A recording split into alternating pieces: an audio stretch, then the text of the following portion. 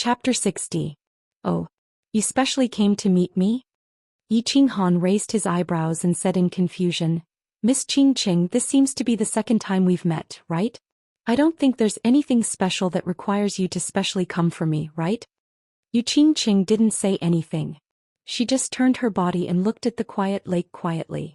The light eyebrows on her forehead frowned slightly and said with some resentment, Since it's the second time we've met, I wonder what Qingqing did wrong? What made young Master Han hate Qingqing so much? Hate? Where did this come from? Yi Qinghan was slightly surprised and didn't understand. At the same time he sent a telepathic message to Xiao He and asked him to go play at the side. He didn't want his trump card to be seen by Yi Qingqing. The reason why a trump card was a trump card was because others didn't know about it. Yi Qingqing rolled her black pearl-like eyes. She was a little blaming and a little annoyed. This rolling of her eyes didn't look ugly at all.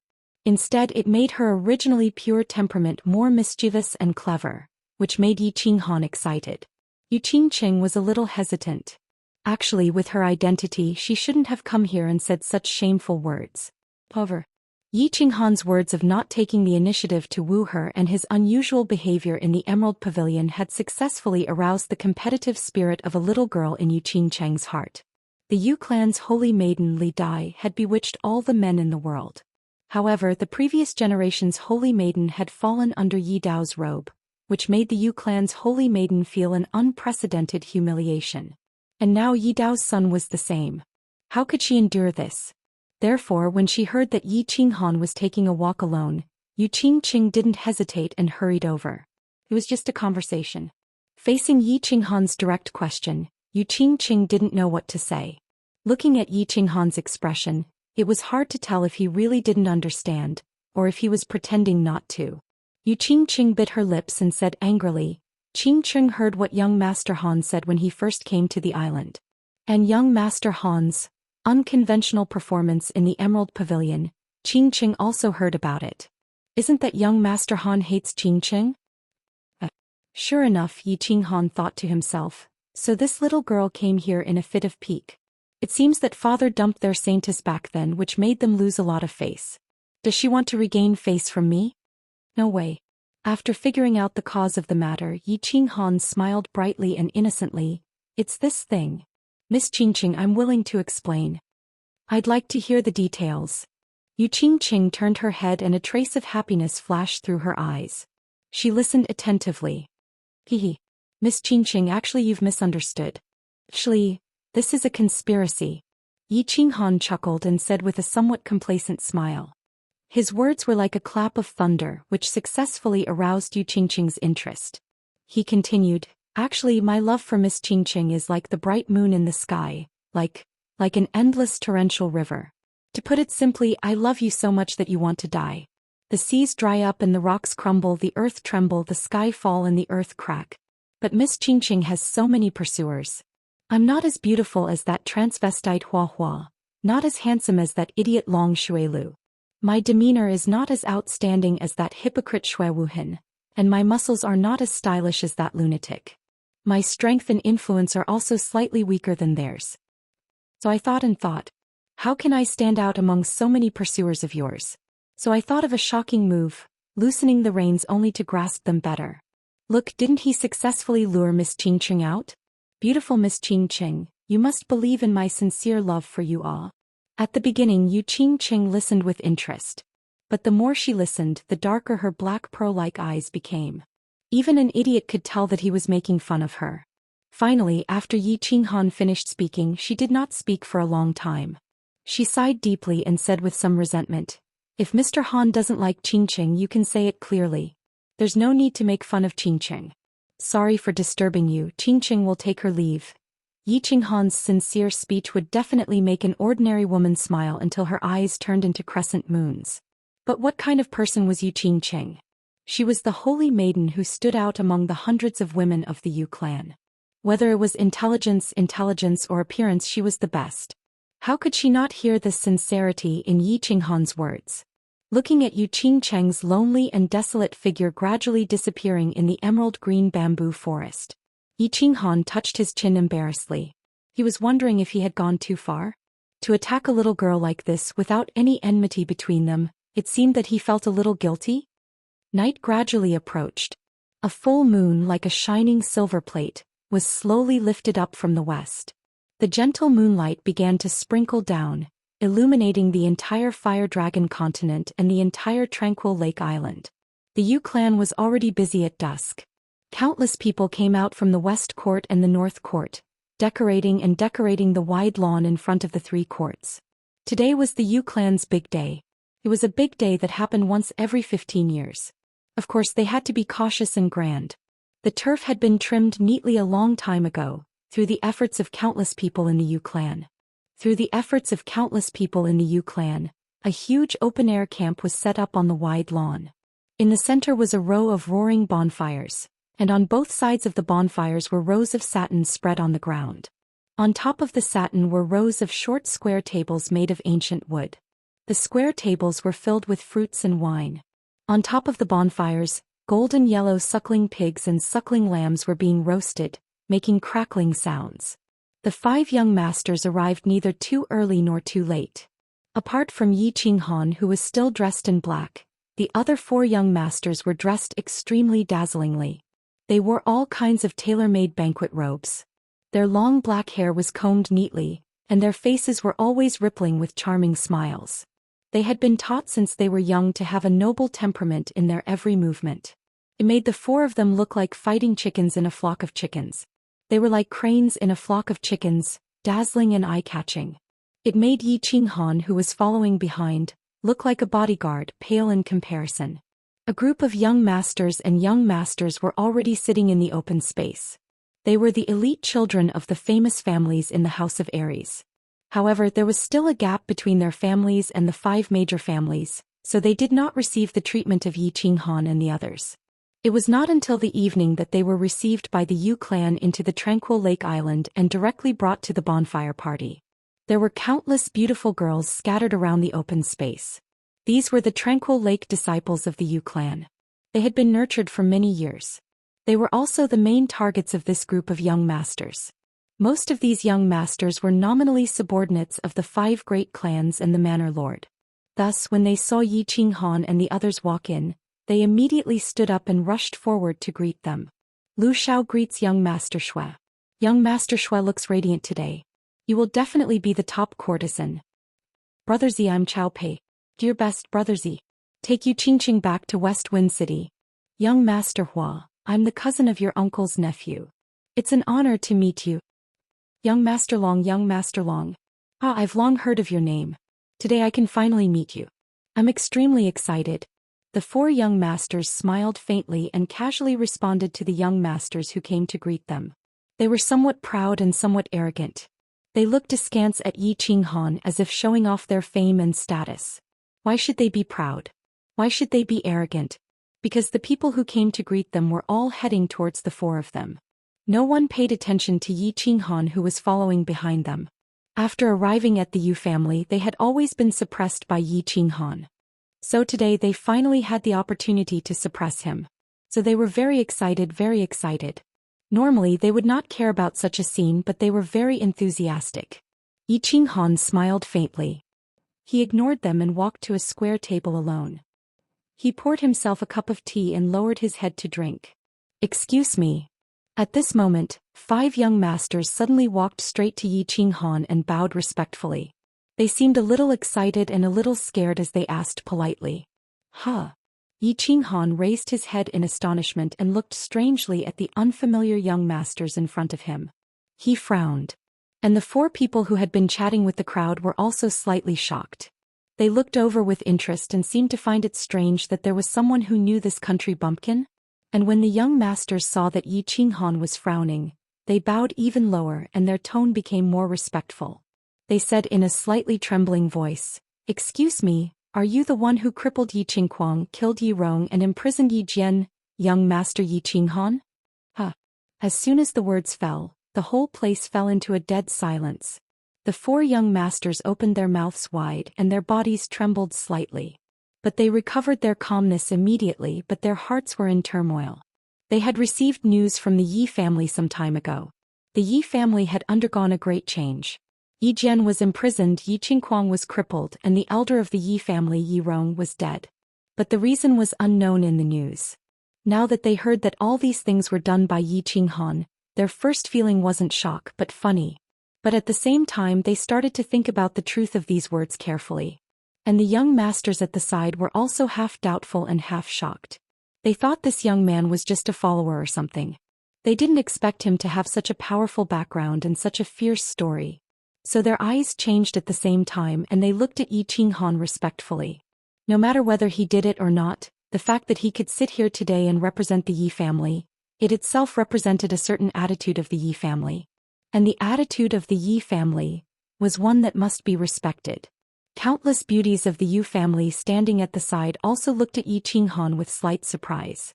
Although they already knew that this skinny young man dressed in black, who didn't look particularly outstanding, was the popular young master of the Yi family. And they also heard some rumors indirectly, that this young master actually didn't even care about the saint of the Yu family, Yu Qingcheng. But this was the first time they heard that Yi Qinghan had actually done such a big thing. Yi Jian, Yi Rong, and Yi Qinghuang were all famous people in the House of Aries. Of course they had heard about it. But now all of them were actually crippled and destroyed by this ordinary young man.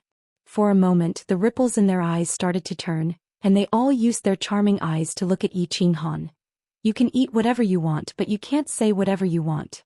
I am Yi Qinghan. What's the matter? Yi Qinghan was a little angry. He looked at the 5 idiots in front of him with some reproach. How could these things be spoken carelessly here? Dongfang Dao Nangong Chong Sima Fu Xiaogong Dugujian, greet young master. The 5 of them didn't say much but they all knelt down in front of everyone. Their eyes were actually filled with hot tears, and they put on a good show of searching for their master. What are you all doing? Get up, can you give me an explanation? Yi Qinghan was a little confused. He frowned and stood up. The 4 young masters were dumbfounded. This Yi Qinghan actually did something like this. Wasn't he stealing their limelight? However, it seemed like Yi Qinghan wasn't acting, so they continued to watch seriously from the side. On the other hand, the young masters at the side were in an uproar. They all knew these people and they had some dealings with them. They were the top 5 young masters among the young masters of their level. Regardless of whether it was martial strength, talent, or intelligence, they were all top-notch. Now they actually recognized him as their master in front of everyone. One had to know that this recognition was no joke. This was a master that they would follow for life. Chapter 61. At Yi Qinghan's words, the 5 people quickly stood up. The young master in the middle, who called himself Dongfang Dao, stepped forward and said respectfully, "Young master, have you heard of Master's dripping blood guards? We are the descendants of the 5 guards. When Master died, our clans were suppressed by Yi Jian. In recent years, the patriarch has gone into seclusion and the young master is still young, so our 5 clans did not dare to act rashly and could only live in seclusion. Now that young master's power has been extinguished, the old patriarch has come out of seclusion again. Of course our 5 clans will come out again. After obtaining the consent of the patriarch, we will come to serve young master." The dripping blood guards? Yi Qinghan suddenly understood. His father Yi Dao had used his unparalleled charm and peerless strength to subdue 5 strong men. They were known as the dripping blood guards. But when his father died on the god-slaying mountain, the 5 experts also died, so Yi Qinghan did not know how to react for a while. Now the 5 people who suddenly appeared were the descendants of the 5 masters. At this time Yi Tianlong must have played a part in the show of searching for his master. It seemed that Yi Tianlong had spared no effort in order to win back his heart. After figuring out the situation, Yi Qinghan nodded, pointed to a row of square tables behind him and said, "Well, you sit behind me, we'll talk in detail later." The 5 people nodded, sat respectfully at the back and remained silent. Yi Qinghan did not care about the gazes of the crowd. He sat down alone and began to drink tea. He was not overly intimate with the 5 people behind him. On the one hand, the identity of these 5 people had yet to be confirmed. On the other hand, even if there was no doubt about their identity, he still had to examine their strength and character. He did not intend to take 5 wastes or 5 villains to participate in the sect battle. After watching the excitement, getting to know each other and flattering each other, everyone lost interest and took their seats. There were 3 rows of square tables in the Yu clan forming the word door. The seats above the door were obviously for the Yu clan or the older generation. Yi Qinghan and the other 4 sat in the first row on both sides of the door. The rest of the young masters knew that their statuses were different, so they consciously sat behind them. Congratulations, young Master Han, you've gained another 5 strong generals. Feng Zi sat next to Yi Qinghan and raised her wine glass. Hua Chao, Long Shuilu and the rest quickly raised their glasses too. Although Yi Qinghan had promised not to take the initiative to attack, it didn't mean that he couldn't cause trouble, right? Therefore, the 4 of them would try to curry favor with him whenever they had the chance, even though Yi Qinghan didn't really like it. Same to you. Yi Qinghan nodded and raised his glass. As everyone chatted and chatted, the doors of the north court of the Yu clan finally opened under everyone's hopeful gazes. The first to come out was a beautiful middle-aged woman. Her age couldn't be determined and her figure was still graceful. Her skin was rosy like a young girl's, but there were faint crow's feet at the corners of her eyes, which made her look a little old. Behind the beautiful middle-aged woman was a tall man dressed in green. The man's eyes were like a bull's, bulging as if they were about to jump out. Behind him were 3 old men. They walked to the front with a smile and naturally sat down at the top row of square tables. Greetings, 5 grand elders. Everyone hurriedly stood up. The rules of the Yu clan's summer fire festival were held and judged by the 5 grand elders of the 5 clans. They all knew this, so they weren't surprised.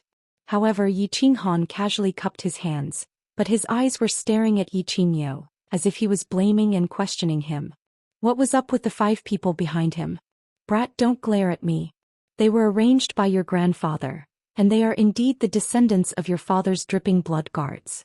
There are no problems with their character and strength, so make good use of them. Yi Qingyo squinted his eyes, smiled and transmitted his voice.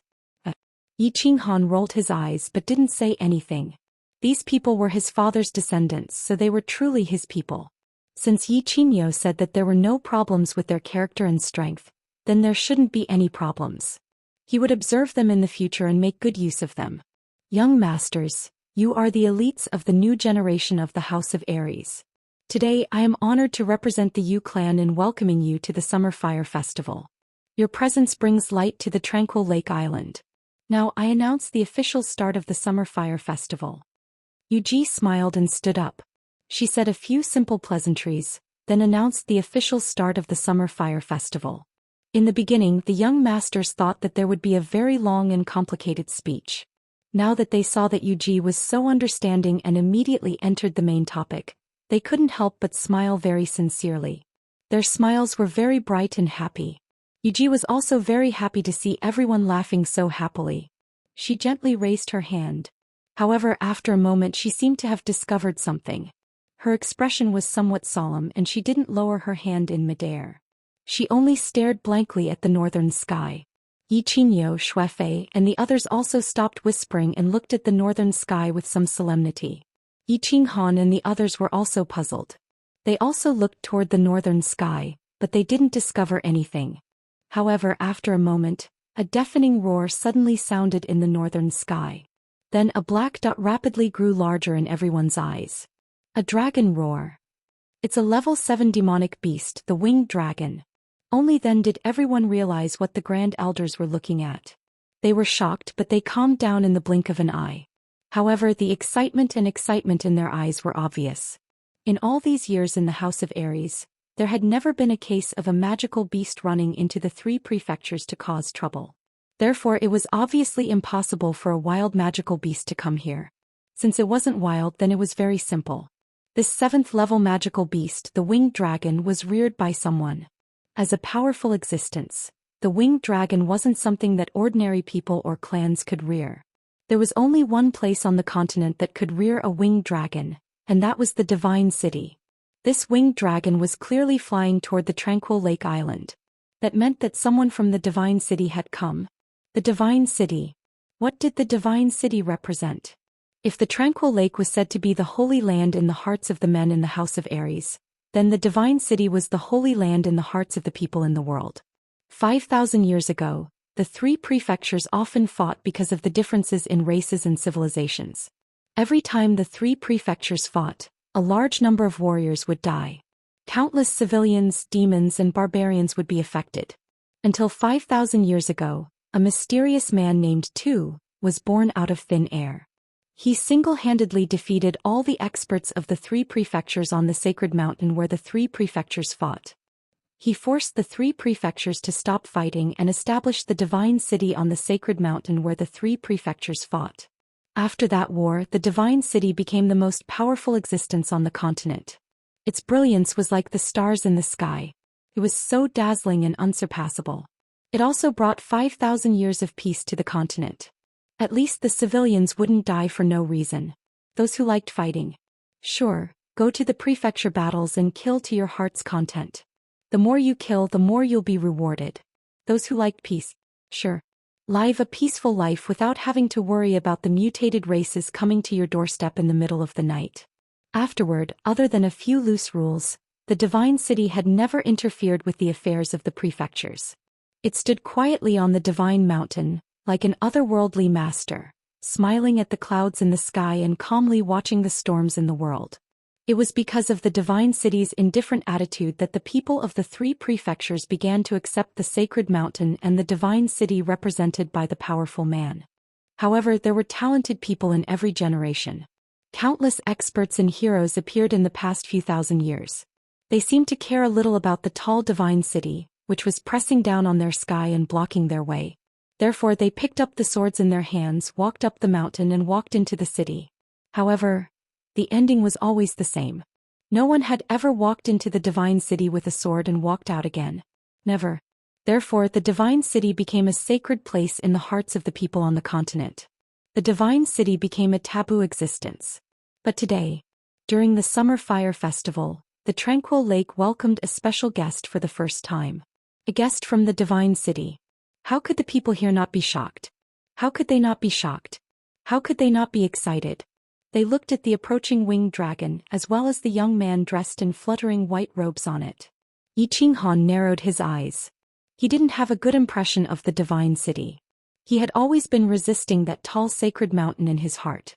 It was as if that mountain was too high, so high that the people on the continent couldn't even lift their heads. And now the divine city actually sent a young man to the tranquil lake.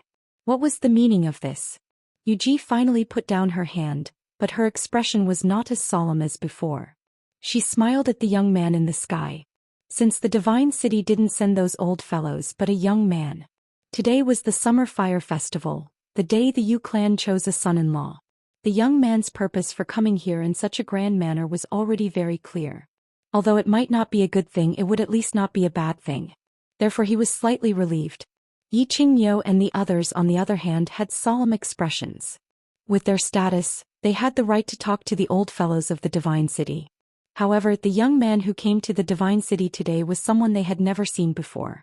Moreover, he was so ostentatious and brazenly coming to steal women. How could they not be worried? How could they not be angry? Feng Zi Huahua and Long Shuilu looked a little gloomy. Another strong opponent had come. And from the looks of it he looked pretty good. Most importantly, he had a mountain behind him. Meanwhile, Shui Wuhan wasn't as cultured and refined as he used to be. His expression wasn't gloomy either. Instead, there was some inexplicable joy and excitement. Yi Qinghan didn't care. He continued to drink his wine with a lazy look.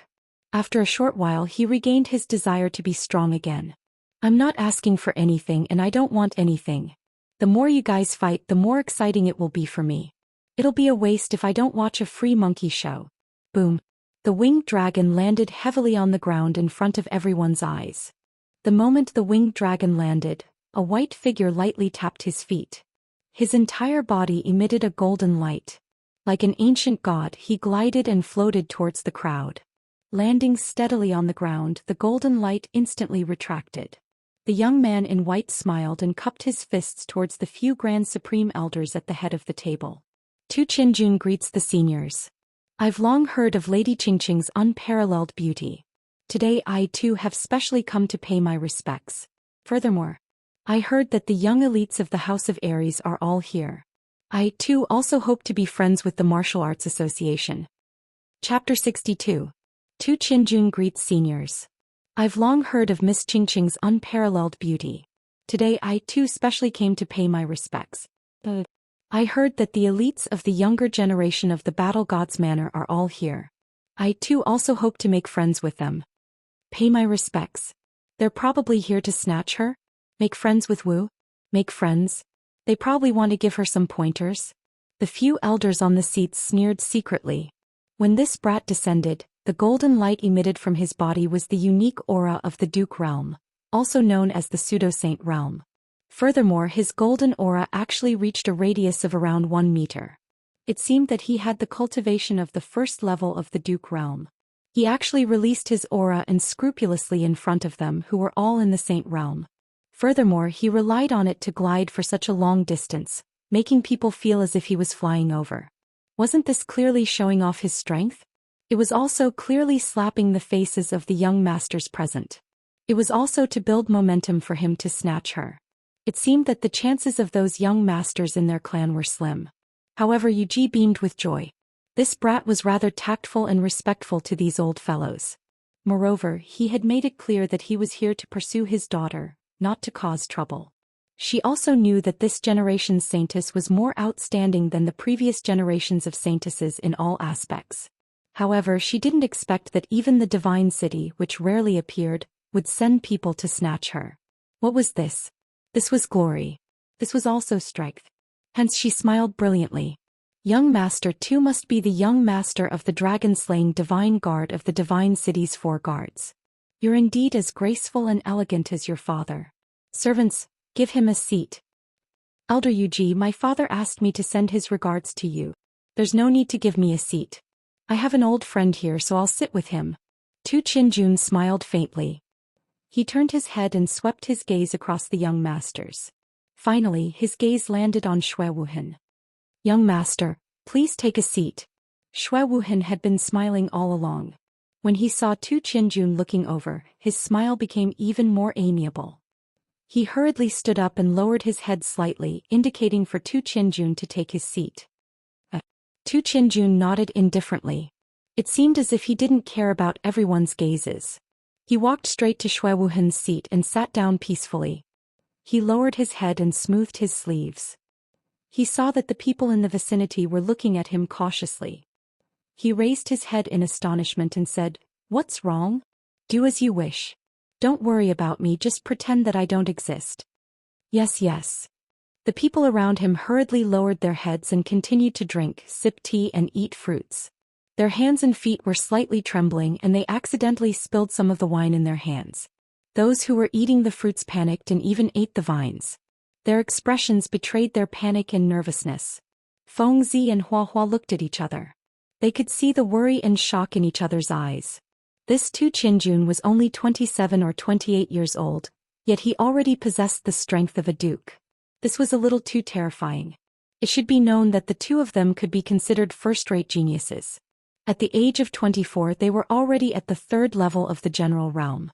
Coupled with their family's secret arts, their combined strength was only at the 1st or 2nd level of the martial realm. It was fine if they couldn't match up to him in terms of power. After all, the divine city's glory was built through generations of battles. If they couldn't match up to him in terms of strength, then it would be a little embarrassing. Long Shuilu was also silently drinking his strong wine at the side. He occasionally glanced at Shui Wuhan, who was whispering beside Tu Qinjun, and a trace of mockery and loneliness flashed across his eyes. It was obvious that he was a little envious that Shui Wuhan had actually made friends with a young master of the divine city. However, he also looked down on Shui Wuhan's flattering behavior. Of course, it was mostly because he couldn't eat the grapes, so he said that the grapes were sour. Tu Qinjuan's appearance suppressed the entire crowd. Relying on the tall mountain behind him and his astonishing strength, he descended like a deity, instantly enveloping the entire lake's light on his body. In a battle between two armies, the most important thing was momentum. Without momentum, this battle would only end in defeat. Yi Qinghan didn't show any expression, even though he was a little displeased with Tu Qinjuan's attitude, which was even more arrogant than Yi Qinghuang. However, he didn't intend to carry Yu Qingqing to bed today, so he didn't feel like he was facing a love rival. However, he hated Shui Wuhan's flattering attitude even more than Long Shuilu. This brat usually looked like a dog, but deep down he was really a dog. Clap clap. When Yuji saw that everyone's mood had somewhat calmed down, she clapped her hands twice, and began to serve the pastries in front of the main course. Along with the clap of her hands, the door of the west courtyard opened and 12 red-clothed women walked out. It just so happened that this red dress was very similar to the dress that they wore when they entertained Yi Qinghan and the others in the Jadeite pavilion in the morning. The upper body was a thin tube top, and only the lower half of the white and tender beautiful breasts were covered, revealing a plump snow-white semicircle. The lower body was a gauze skirt, and under the uneven hem was a pair of perfectly straight and slender white legs. On their feet were pairs of long leather boots that covered more than half of their calves. The only difference was that today on their smooth abdomen, which didn't have any extra fat, hung a small purple bell. Snow-white skin, captivating red dress, and the purple ring around their waists. These three colors actually fused and intersected, evolving into a strange charm. The dance was somewhat similar to the belly dance of Yi Qinghan's previous life, but it was clear that no one would appreciate such a beautiful and artistic dance. They only stared with bulging eyes at the group of women, who were constantly swaying because of their twisting bodies, as well as the limitless scenery under the gauze skirt that was blown up by the wind from time to time. Yi Qinghan and the others as well as the few old fellows above were still fine. Their identity and status didn't allow them to be too out of line, but the other young masters didn't have so many misgivings. All of their eyes were bulging so much that they were actually bigger than Yi Qinghan's. Under the reluctant gazes of the crowd, the 12 women silently retreated, while the young masters were silently thinking of ways to snatch one from the Yu clan. Although the Yu clan's summer fire festival was mainly for the Saintess to choose a man, almost every time after the matter of the Saintess was settled, the Yu clan would choose a portion of the young masters with relatively higher aptitudes, strength and influence, and gift them the 12 tranquil lake women of the Yu clan. Although it was called gifting, it was actually no different from selling them. Every Yu clan woman would be exchanged for a large amount of resources and treasures. However, these young masters who managed to snatch the Yu clan women wouldn't hesitate at all. Moreover, their clans would also be willing to use a large amount of treasures to exchange for the Yu clan woman. Of course, this wasn't just because the tranquil lake women of the Yu clan were unparalleled in the world. Any man who married a tranquil lake woman would obtain the most pleasure and satisfaction in the body. It was also because if the young masters of these clans could marry a tranquil lake woman, then their clans would automatically obtain the friendship of the Yu clan. They would receive a large share of the Yu clan's intelligence, martial power, and resources, until the woman died. It could be said that the reason the Yu clan women could stand tall in the House of Aries for 1,000 years was also because of this marriage alliance policy. Oh, so that's how it is. This marriage alliance policy was thought up by the genius of the Yu clan. How brilliant! Yi Qinghan exclaimed in admiration as he understood many things he didn't know before from Feng Zi's soft explanation. Feng Zi nodded as well. Her eyes were filled with admiration. The founder of the Yu clan, the Moon Queen. A miraculous woman who made the ancestors of the 4 great clans, the Wind Lord, the Flower Empress, the Snow Marshal, and the Night Emperor, fall head over heels for her. Back then, her martial power and cultivation reached the peak of the Sage realm, half a step into the divine realm. According to the clan's records, this woman naturally rejected the 4 great ancestors. She walked into Silver Moon City alone and created the Yu clan. Stop talking. The dishes are about to be served. You have to perform well later. I'll cheer for you. Yi Qinghan saw Yuji raise her hands and clap her hands again. He knew that Yu Qingqing was about to go on stage. He quickly nudged Feng Zi and looked behind Yuji. Hearing this, Feng Zi immediately straightened her body and sat up straight. She looked forward very seriously. As Yuji clapped her hands lightly, the sound of a guzheng rang out from West Court. She was playing an unknown song. Not many people present understood this. They only felt that the sound of the guzheng was like the whispering of young girls at first. It was pleasant to listen to. Then the tune changed rapidly like the torrential rain in summer. Water droplets fell onto a jade plate. It was very crisp. Then, it changed to the sound of an ancient spring in the mountains flowing between the cracks of a rock. It was very pleasing to the ear. Finally, it changed to the sound of an armored horse's blade. It made people's blood boil. Even though everyone present was uncouth, they were gradually moved by the pleasant sound. For a moment, their hearts felt very ethereal and very peaceful. In the end, when the sound of the guzheng turned into the sound of a blade, everyone felt like they were in a battlefield of 10,000 people. Their blood boiled. Buzz. Just as everyone's blood was boiling, the sound of the guzheng suddenly stopped. Everyone looked in the direction of West Court in surprise. They saw a peach-colored figure floating out from West Court. The peach-colored figure was a woman. She wore a peach-colored palace dress, and her face was covered with a peach-colored silk scarf. There was even a bright peach blossom on her head. The woman had a sword in her hand. Her left hand was held diagonally below, and her right hand was in front of her. She held a small and exquisite guzheng in her hand. She leaped down from the sky. Her palace dress flapped in the wind, making her look like a fairy from beyond the heavens. It was unknown whether it was because of the strong wind or the woman's own will, but when the woman landed on the ground, the peach-colored silk scarf on her face actually fluttered with the wind, revealing a devastatingly beautiful face. Her black pearl-like eyes contained a smile that was both charming and seductive. Her delicate nose was tall and straight, and the corners of her small mouth were slightly raised. Her red lips were slightly parted, inviting people to kiss them. Below her slender white neck, there was a piece of white jade that was half covered and half covered. When it contrasted with the peach-colored palace dress, it was so soul-locking. Her white waist was actually so small that it couldn't be grasped. Her entire person was like a fairy that had fallen into the mortal world. She made people feel that she couldn't be profaned, that she couldn't be violated.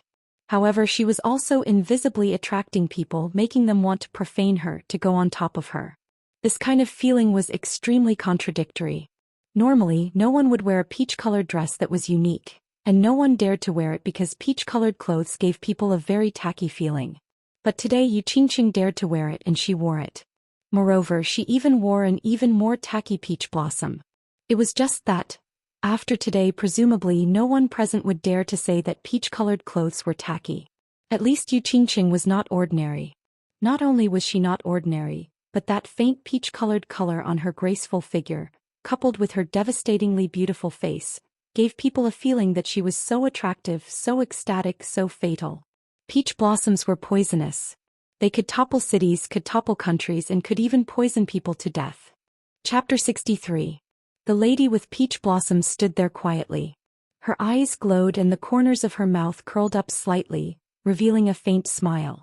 Then she placed the zither on the ground. Her 5 slender and elegant fingers danced wildly, emitting a few clanging notes. The long sword in her left hand formed a flower and she actually began to play and dance. She played a hurried and rhythmic marching song. Although there would be occasional breaks as she played and danced, the special reverberation of the zither didn't make people feel that there was a break. Instead, they felt that the rhythm was different and it was very dynamic. The dance was a sword dance and it was very good. Sometimes it was hard, sometimes it was soft.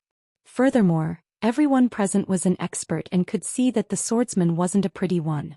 Aside from being pretty, one could see the formless murderous aura that accompanied the sword dance. The sword was a killing weapon, a yang weapon of extreme yang. The woman was a beauty, a woman who was as gentle as water. But today the combination of the beauty and the sword was actually so perfect. Accompanied by the clanging sound of the zither, everyone felt as though they were on a battlefield filled with corpses. A peerless woman who had lost her lover was killing people with a sword. Moreover, the way she killed people was so beautiful and moving. The sword dance ended and the song also ended. However, the young masters were still immersed in that moving scene just now. It was like a dream or an illusion and they were intoxicated. Only when Xianxia bowed slightly and returned to Yuji's side to sit down did everyone suddenly come to their senses. They applauded in unison. Lady Xianxia can topple a nation. This trip of Qinjuan's was not in vain. This dance can raise a great white. Tu Qinjuan's eyes sparkled. He picked up a large cup of wine on the table and shook it at Xianxia. He raised his head and laughed as he drank it. His actions and tone were extremely elegant and flawless. Xianxia smiled faintly and nodded without saying anything. Lady Xianxia's sword dance is unparalleled in the world. No one in the world can compare to you in playing and dancing at the same time. This dance should raise a large jar. Fengzi hurriedly stood up and said not to be outdone. She raised a large jar of wine and drank it all in one go. She didn't stop at all and drank it all without leaving a drop. Seeing that Fengzi didn't even gasp for breath after finishing a jar of wine, Hua Hua and Long Shuilu, who were about to raise their cups, were dumbfounded. This lunatic is indeed a lunatic. How can we endure this? We can't possibly offer 2 jars, right?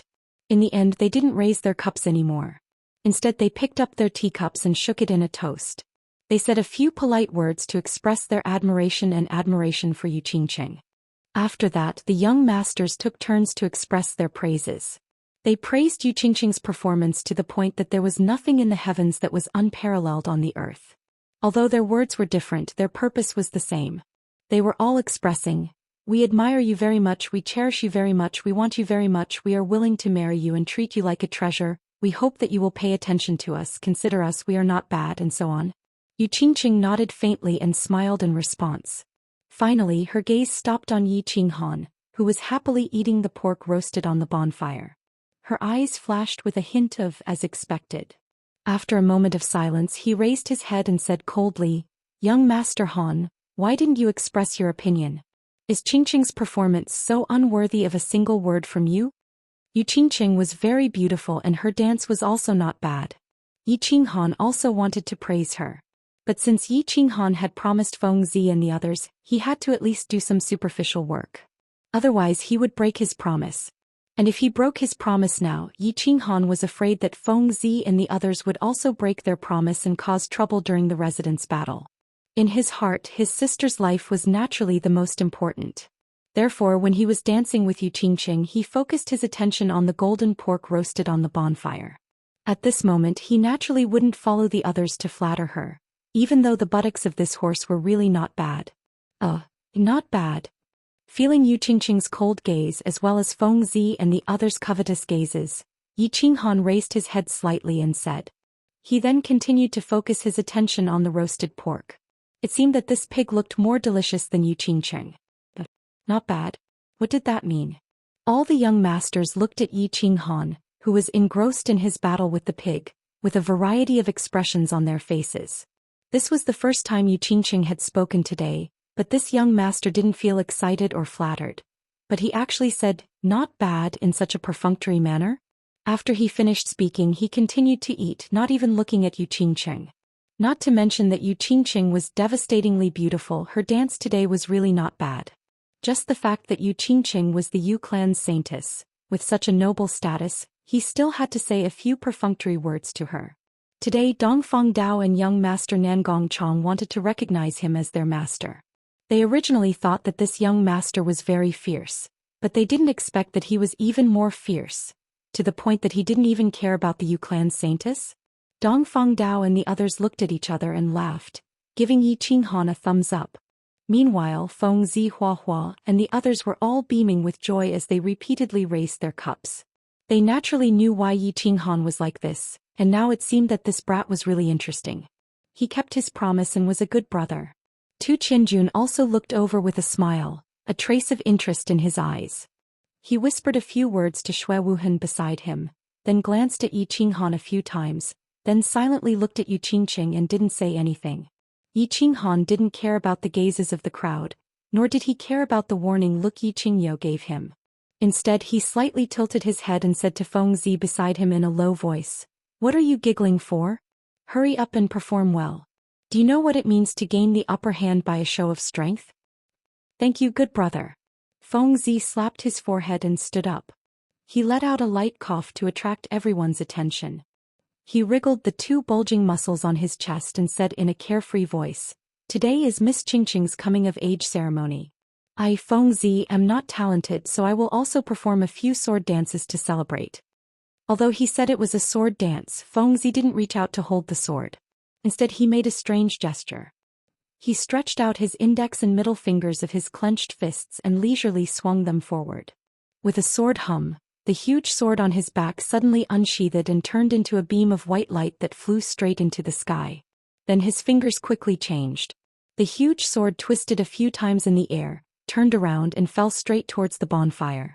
When it was about to touch, Feng Zi quickly changed his gesture again. The huge sword actually made a circle around the bonfire, pierced through a suckling sheep and flew towards Yu Qingqing. It flew to the table in front of Yu Qingqing and stopped. After shaking a few times, the suckling sheep was actually split into 7 or 8 pieces and fell onto the jade plate on the table. After this was done, Feng Zi withdrew his hand gesture and the huge sword returned to its sheath.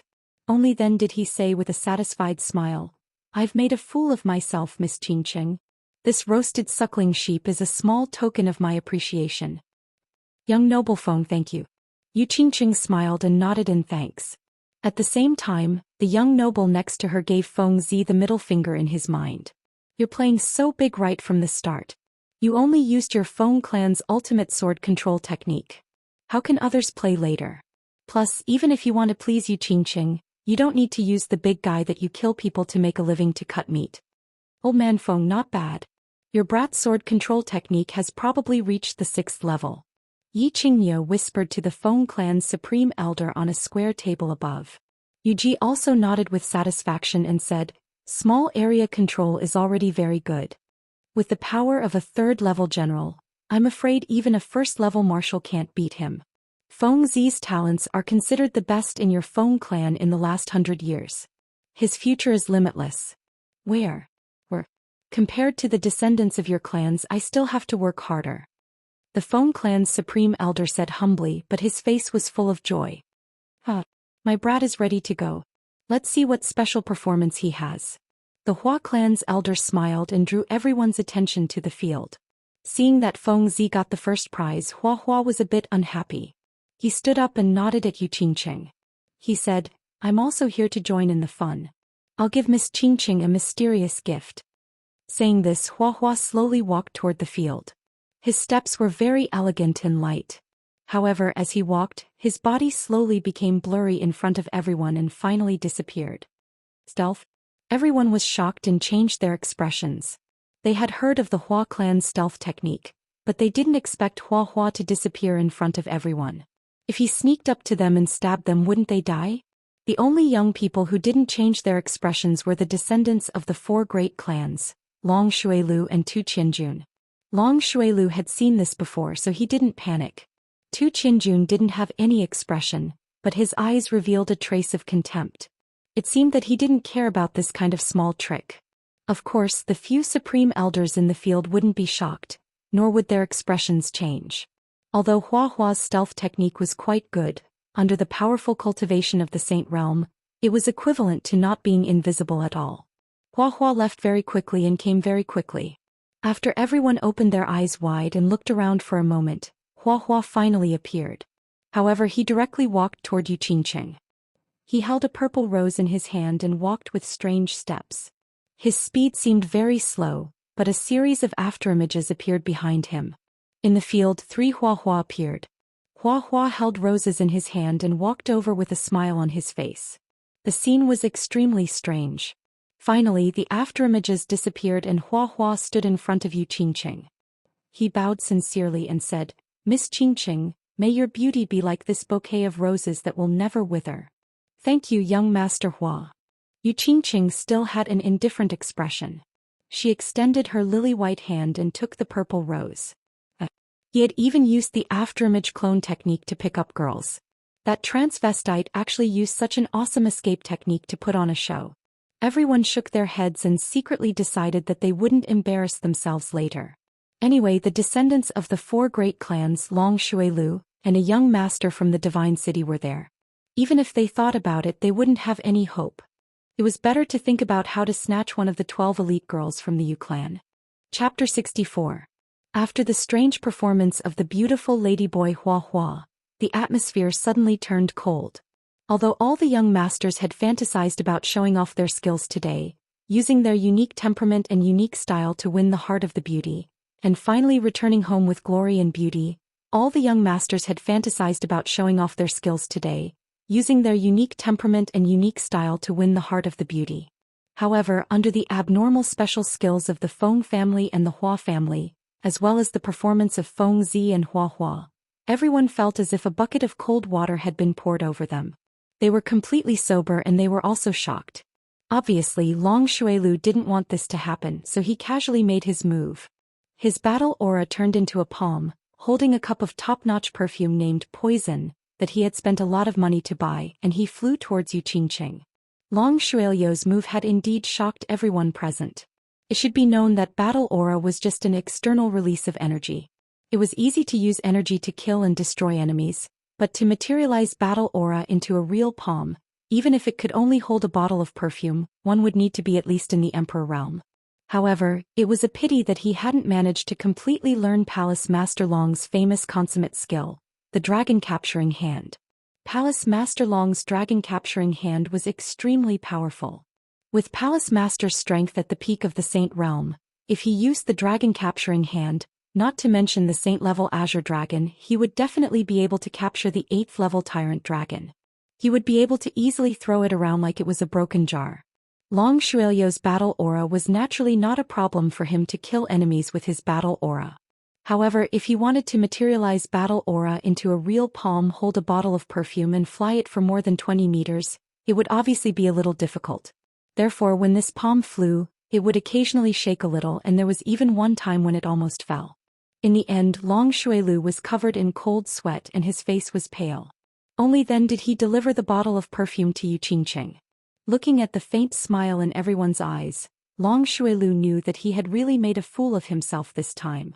After that, some young masters seemed to feel that there was still hope, and used their last bit of strength to fight. They all went up one after another, each displaying their own unique skills. For a moment it was very lively and brilliant. On the other hand, there were only 3 people who should have made a move but didn't. One of them was the dazzling young master of the Divine City, Tu Qianjun, who rode on a winged dragon. The other one was Xue Wuhan, who was sitting respectfully beside Tu Qianjun. The last one was Yi Qinghan, who had silently finished off the suckling pig and started to wipe out the fruits on the table. It seemed like Tu Qianjun wanted to make the last move and suppress everyone with his skill. However, Xue Wuhan looked like a slave. He sat respectfully beside Tu Qianjun. It seemed like he didn't want to make the first move. On the other hand, Yi Qinghan didn't seem to be interested at all. It was as if he felt that the beautiful lady on the table was not as delicious as the plates of fruits on the table. The last young master's childish performance didn't garner any enthusiastic applause. The rest of the young masters finally recognized a fact. The ultimate skills that they were so proud of were so lowly and childish in front of the 5 clans and the Divine City's young masters. Therefore, they decisively expressed their silence and gave up. They didn't want to embarrass themselves and make a fool of themselves. Wu Hen, don't you want to go up and play? Tu Qianjun swept a glance at Yi Qinghan. He had been eating fruits with his head lowered. It seemed as if he would never be full. Tu Qianjun raised his eyebrows after he confirmed that no one else was going up. Young master is here. What is Wu Hen going to do? Make a fool of myself? Xue Wuhan shook his head and said. His tone was a little respectful, a little flattering and a little humble. Tu Qianjun let out a long laugh. He proudly stood up and coldly swept his gaze across everyone. His eyes didn't have the same look of interest as before.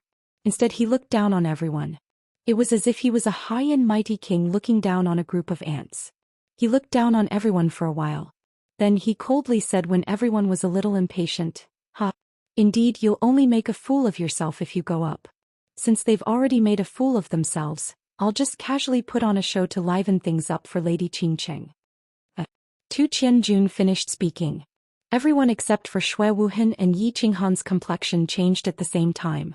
This was a slap to their faces. This was a naked slap to their faces. What did he mean by, I've already made a fool of myself? What did he mean by casually put on a show? The complexions of the older generation didn't look good either. Slapping the faces of their descendants was equivalent to slapping their old faces. You've come from the Divine City, and your strength is very heaven-defying. But you should at least leave some face for us old fellows. Yu Qingqing's complexion didn't change after hearing Tu Qianjun's incomparably arrogant words. She looked at Yi Qinghan, who was still eating grapes without the slightest change in expression. Then her complexion became a little richer. Her black pearl-like eyes flashed and she instantly smiled. Then she used an unprecedentedly sweet and soft voice to say, Young Master Tu, please. Qingqing will wait and see. Feng Zihua and Long Shuelyo's complexion changed completely. They became a little deathly gray and looked very unsightly. Today was the Summer Fire Festival. It was the day that Yu Qingqing would choose her man. Strength, influence, and performance were all fake in this bonfire party. The most important thing was Yu Qingqing's attitude. Because the final decision was still in her hands. Originally, when they were performing, Yu Qingqing's attitude was always lukewarm. But now, Tu Qianjun's performance had not even started, and Yu Qingqing had already expressed her attitude. One could imagine what this meant. Since Miss Qingqing wants to see, I'll also learn from them and perform a few acrobatics for you to watch. Tu Qinjun looked at the blackened faces of Feng Zihua and the others. He seemed to find it very interesting and continued to mock them. As soon as he finished speaking, the expressions of the old fellows sitting in the seats of honor, except for Xue Fei, all changed. Acrobatics? When did the unique skills of the great clans become acrobatics? The expressions of the Feng and Hua clans' Grand Supreme Elders were the worst. Yi Qingniu and Yu Ji's expressions were not very good either. The 5 great clans were of the same breadth and branch. Humiliating one clan was equivalent to humiliating all 5. And now it was very obvious that Tu Qianjun had actually humiliated all of them. Us old fellows are looking forward to young Master Tu's performance. The Feng clan's Grand Supreme Elder spoke. His tone was full of anger. Elder Feng, there's no need to be angry. I don't mean to question your clan's imperial sword technique. I just feel that the disciples of your clan don't seem to be using the imperial sword technique very well. It just so happens that I have also learned 2 moves of the imperial sword technique. Elder, please appraise them. Tu Qinjun smiled faintly. It was as if he did not see Feng Zi's true purple face and his explosive muscles, as if they were really going to explode. He just casually waved his hand and did the same action as Feng Zi just now. Following his hand gesture, the meat cleaver in front of him actually trembled strangely. Then, under the astonished gazes of everyone present, it soared into the sky. Then it elegantly danced in the sky. Finally, it imitated Feng Zi and fell straight down. It pierced through a suckling pig and flew to the sky above Yu Qingqing. Once it was in the sky, the meat cleaver suddenly sped up and turned into an afterimage. It continuously shuttled through the body of the falling suckling pig. Finally, it landed at the same time as the suckling pig and stabbed diagonally into the body of the suckling pig. All the young masters looked at the suckling pig on the table that was as good as before. They also looked at the meat cleaver that was stabbed into the suckling pig and was constantly shaking. Although they were a little shocked that Tu Qianjun actually knew the Feng clan's unique skill and that he seemed to be dancing very elegantly, they still had some doubts in their hearts.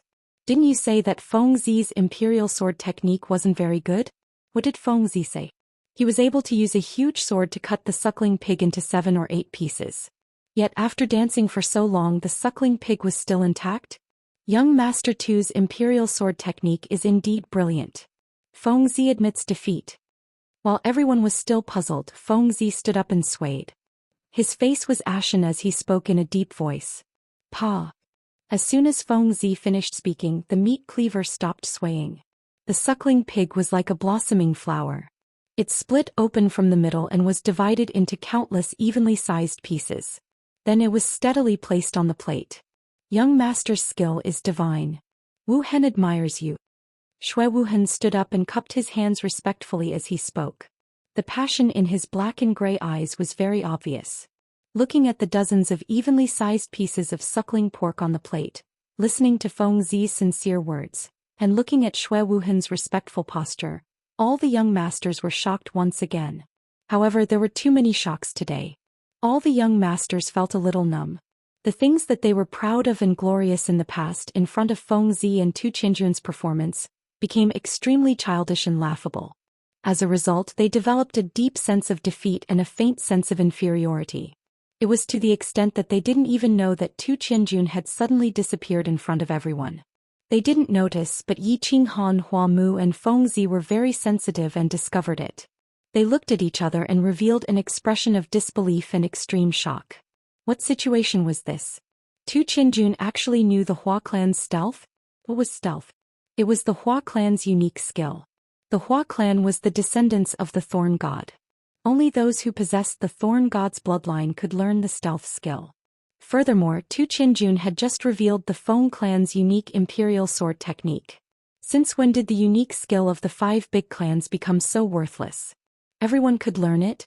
Could it be that the people in the divine city were also descendants of the ancient gods? And they had all the bloodlines of the 5 ancient gods? Yi Qinghan's eyes flashed. He couldn't understand it no matter how he thought about it. Finally, he looked at Yi Qingniu, who was at the top of the seats. Feng Zi and Hua Mu also looked at the grand elders of their clans. There's no need to be surprised. The people in the divine city are all descendants of the ancient gods. I'll explain the specifics later. The unique skills of the 5 big clans that they know are all imitations. They might seem good at the beginning, but in the later stages, their power and destructive power will be very different. Yi Qingniu and the few grand elders passed on the information to answer their questions. However, seeing that Tu Qianjun was using their clan's unique skill to sweep across their faces, they felt very uncomfortable and their faces darkened. Young Master Tu disappeared? At this time the people present finally realized that Tu Qianjun had disappeared. They all looked around, their faces full of confusion and disbelief. Although their abilities were the weakest among them, Tu Qianjun had actually disappeared right under their noses. This was too terrifying. After a while, Tu Qianjun finally solved their doubts. He suddenly appeared on the stage holding a bunch of red roses that were a few times bigger than Hua Mu's. It was the same stealth and the same afterimage clone technique, but his stealth seemed to be more thorough than Hua Mu's. His afterimage clone technique was actually more than 10 meters long, and the number of clones was more than double that of Hua Mu's. Miss Qingqing, I think that red roses represent love more. Isn't that right? Tu Qianjun stood elegantly in front of Yu Qingqing holding a big bunch of red roses. His body leaned forward slightly and his face was full of confidence and a proud smile. Young Master Tu is very considerate. Yu Qingqing reached out and took the red roses. She looked at Yi Qinghan, who had his head lowered and seemed to be thinking about something. She opened her mouth and smiled. Her neat white teeth, tender red lips and intoxicating smile made everyone's heart skip a beat. Tu Qianjun swept his gaze over all the young masters below. He was very satisfied with their shocked and frustrated expressions. He waved his hand in a confident and unrestrained manner and said with a smile, "Hee, these are just some small tricks. Since young Lady Qingqing likes them, I'll show you one more trick and give you a small gift. I hope you like them." Small tricks. Faced with Tu Qianjun's naked humiliation, Feng Zi and Hua Mu remained silent and lowered their heads slightly. Although their elders had already explained it to them, they still couldn't accept that they had lost to an outsider in the consummate skill that they were so proud of. Long Shuiliu's expression was a little bad, but he was still slightly better. He even felt a little proud. At least he hadn't been slapped in the face, so he felt like the pot calling the kettle black. However, in the next moment his face turned completely ashen. He saw a hand, a huge palm. At this moment, a huge palm flew towards the outside of the field. Closely after that, it caught that huge pterosaur and threw it into the open plain. Dragon catcher hand. Tu Qianjun actually knew the dragon catcher hand and it looked like he was using it very well. Although the winged dragon definitely wouldn't resist its master. However, such a huge winged dragon was actually caught by him from such a long distance. A small palm was holding a bottle of perfume, and it was flying unsteadily at such a close distance. Furthermore, a single person was able to grab a winged dragon so quickly and steadily. Even a blind person could see that the dragon catcher hand was like heaven and earth. They weren't on the same level at all. Evidently, compared to Feng Zi and Hua Mu, Tu Qianjun's slap in the face seemed to be more severe and thorough. This little worm doesn't have any special use. It can only bring people flying. I'll give it to Miss Qingqing as well. You can play with it when you're free, Tu Qianjun said indifferently as he retracted his hand and placed it behind his back. Chapter 65. The open space of the Tranquil Lake Island was very lively, noisy, and interesting. The Tranquil Lake Summer Fire Festival that happened once every 15 years had become even more interesting because of the appearance of a young master. Not only was this young master's strength outstanding, he definitely had the strength of the top 3 on the Earth list. Furthermore, he seemed to be omnipotent. He was very familiar with the ultimate skills of the Feng family and the flora and fauna ancient gods. Even the famous ultimate skill of the Divine War Abode's #1 expert, Manor Master Long, seemed to be executed beautifully by him. He was also very generous. He could easily give away a level 7 magical beast, the pterosaur, which was rare even among the 5 families. Most importantly, he came from the Divine City. The Divine City was undeniably the holy land in the eyes of the people of the continent. It had protected the 3 clans of the continent for thousands of years, allowing countless people to live and work in peace and contentment. Countless people didn't need to worry that war would happen to them. The city on the high and mighty Divine Mountain had played the most important role. Today, the young masters from various places in the House of Aries finally had the opportunity to see the elegance of some people from the Divine City. They weren't disappointed. Whether it was in terms of temperament, grace, or strength, he suppressed all the young masters present, and many people were convinced. Didn't you see that the Shui family's young master, who was usually high and mighty, was like a dog in front of him? All the young masters were very excited. They were happy that they could see the peerless elegance of the Divine City's young masters. They were secretly happy that the Divine City's young masters had the ability to suppress the usually high and mighty descendants of the 5 families. They naturally thought that only the Son of God from the Divine City was worthy of the goddess-like fairy up there, and only he could possess her. This was too much. Looking at the big guy in front of her full of ferocity and arrogance, Yu Qingqing knew that she had gone too far. Tu Qinjuan's gift was a bit too much. Yu Qingqing was in a dilemma. A level 7 magical beast, the Divine City's special mount. This was not a small gift. Accepting his gift was equivalent to admitting that she was leaving with Tu Qinjun. Originally, Yu Qingqing saw that Yi Qinghan had been acting like this and didn't care about her at all. She wanted to anger him and provoke him a little. It had always been her unconvinced mentality of a little girl causing mischief. At this moment he realized that he had gone a little overboard, so he didn't know how to end the situation. Young master too is considerate. Such a big guy, even if you give it to the Yu clan won't be able to raise it. Young master, you should keep it first. If Qingqing chooses you in the end, it won't be too late to give it to her then. In the end it was Yu Ji who expressed her stance and solved Yu Qingqing's problem. If it was Yu Ji who said this, there would naturally be no problem. If it was Yu Qingqing who said it, there would naturally be a problem. Therefore Tu Qinjun nodded his head and didn't force him too much. He put away the winged dragon and happily chatted with Shui Wuhan. Some people were happy and some people were unhappy. Feng Zi's face was gloomy. Flowers and grass were silent. Long Shuelio's handsome face seemed to be a little twisted. Yi Qinghan was still eating his fruit silently. His meaning was obvious. It's none of my business. I will definitely not get involved in this matter today. Old Nyo, you have to get back your face today. Although the Grand Elder didn't seem to have any change on the surface, he was secretly transmitting his voice to the Grand Elder. His tone was somewhat displeased and dissatisfied. Old Nyo asked your kid to go show off. Didn't you say that your kid is very awesome? Don't you want this girl, Qingqing? The Grand Elder of Flowers and Grass also transmitted his voice over. Yi Qinghan drank his tea silently. His bulging eyes glared at the two of them, and then coldly swept a glance at Yi Qinghan, who seemed to have fallen asleep at the side. Originally he was still anxious about why Yi Qinghan wasn't going up to show off. Now it seemed that this kid was very smart. And now the Feng clan and the Hua clan's elders were transmitting their voices. It was very obvious that they wanted to drag the Yi family down with them. He wasn't an idiot. Of course he wouldn't do such a stupid thing. Young Master Han, you have to get back your face. Feng Zi's face was gloomy for a moment, then he came over and said in a low voice. Flowers and Grass ears twitched, and his beautiful eyes quickly turned a few rounds. He also came over and said, That's right, brother. You have a lot of ideas. Help us get back some face. We, the 5 great clans, are of the same branch. Slapping our faces is also slapping yours. Yi Qinghan spat out a melon seed, grabbed another one and continued to eat. He didn't even look at Feng Zi or Flowers and Grass. Only when the two of them couldn't wait any longer and were about to repeat their request and emphasize their clear intentions did he say indifferently, What does it have to do with me? Isn't Shui Wuhan from the 5 great clans? Ask him to go up. This kind of scum, I'm blind. Feng Zi glanced at Shui Wuhan, who was talking and laughing with Tu Qinjun, and revealed an expression of disgust. In the future, there will only be the 4 great clans in our generation.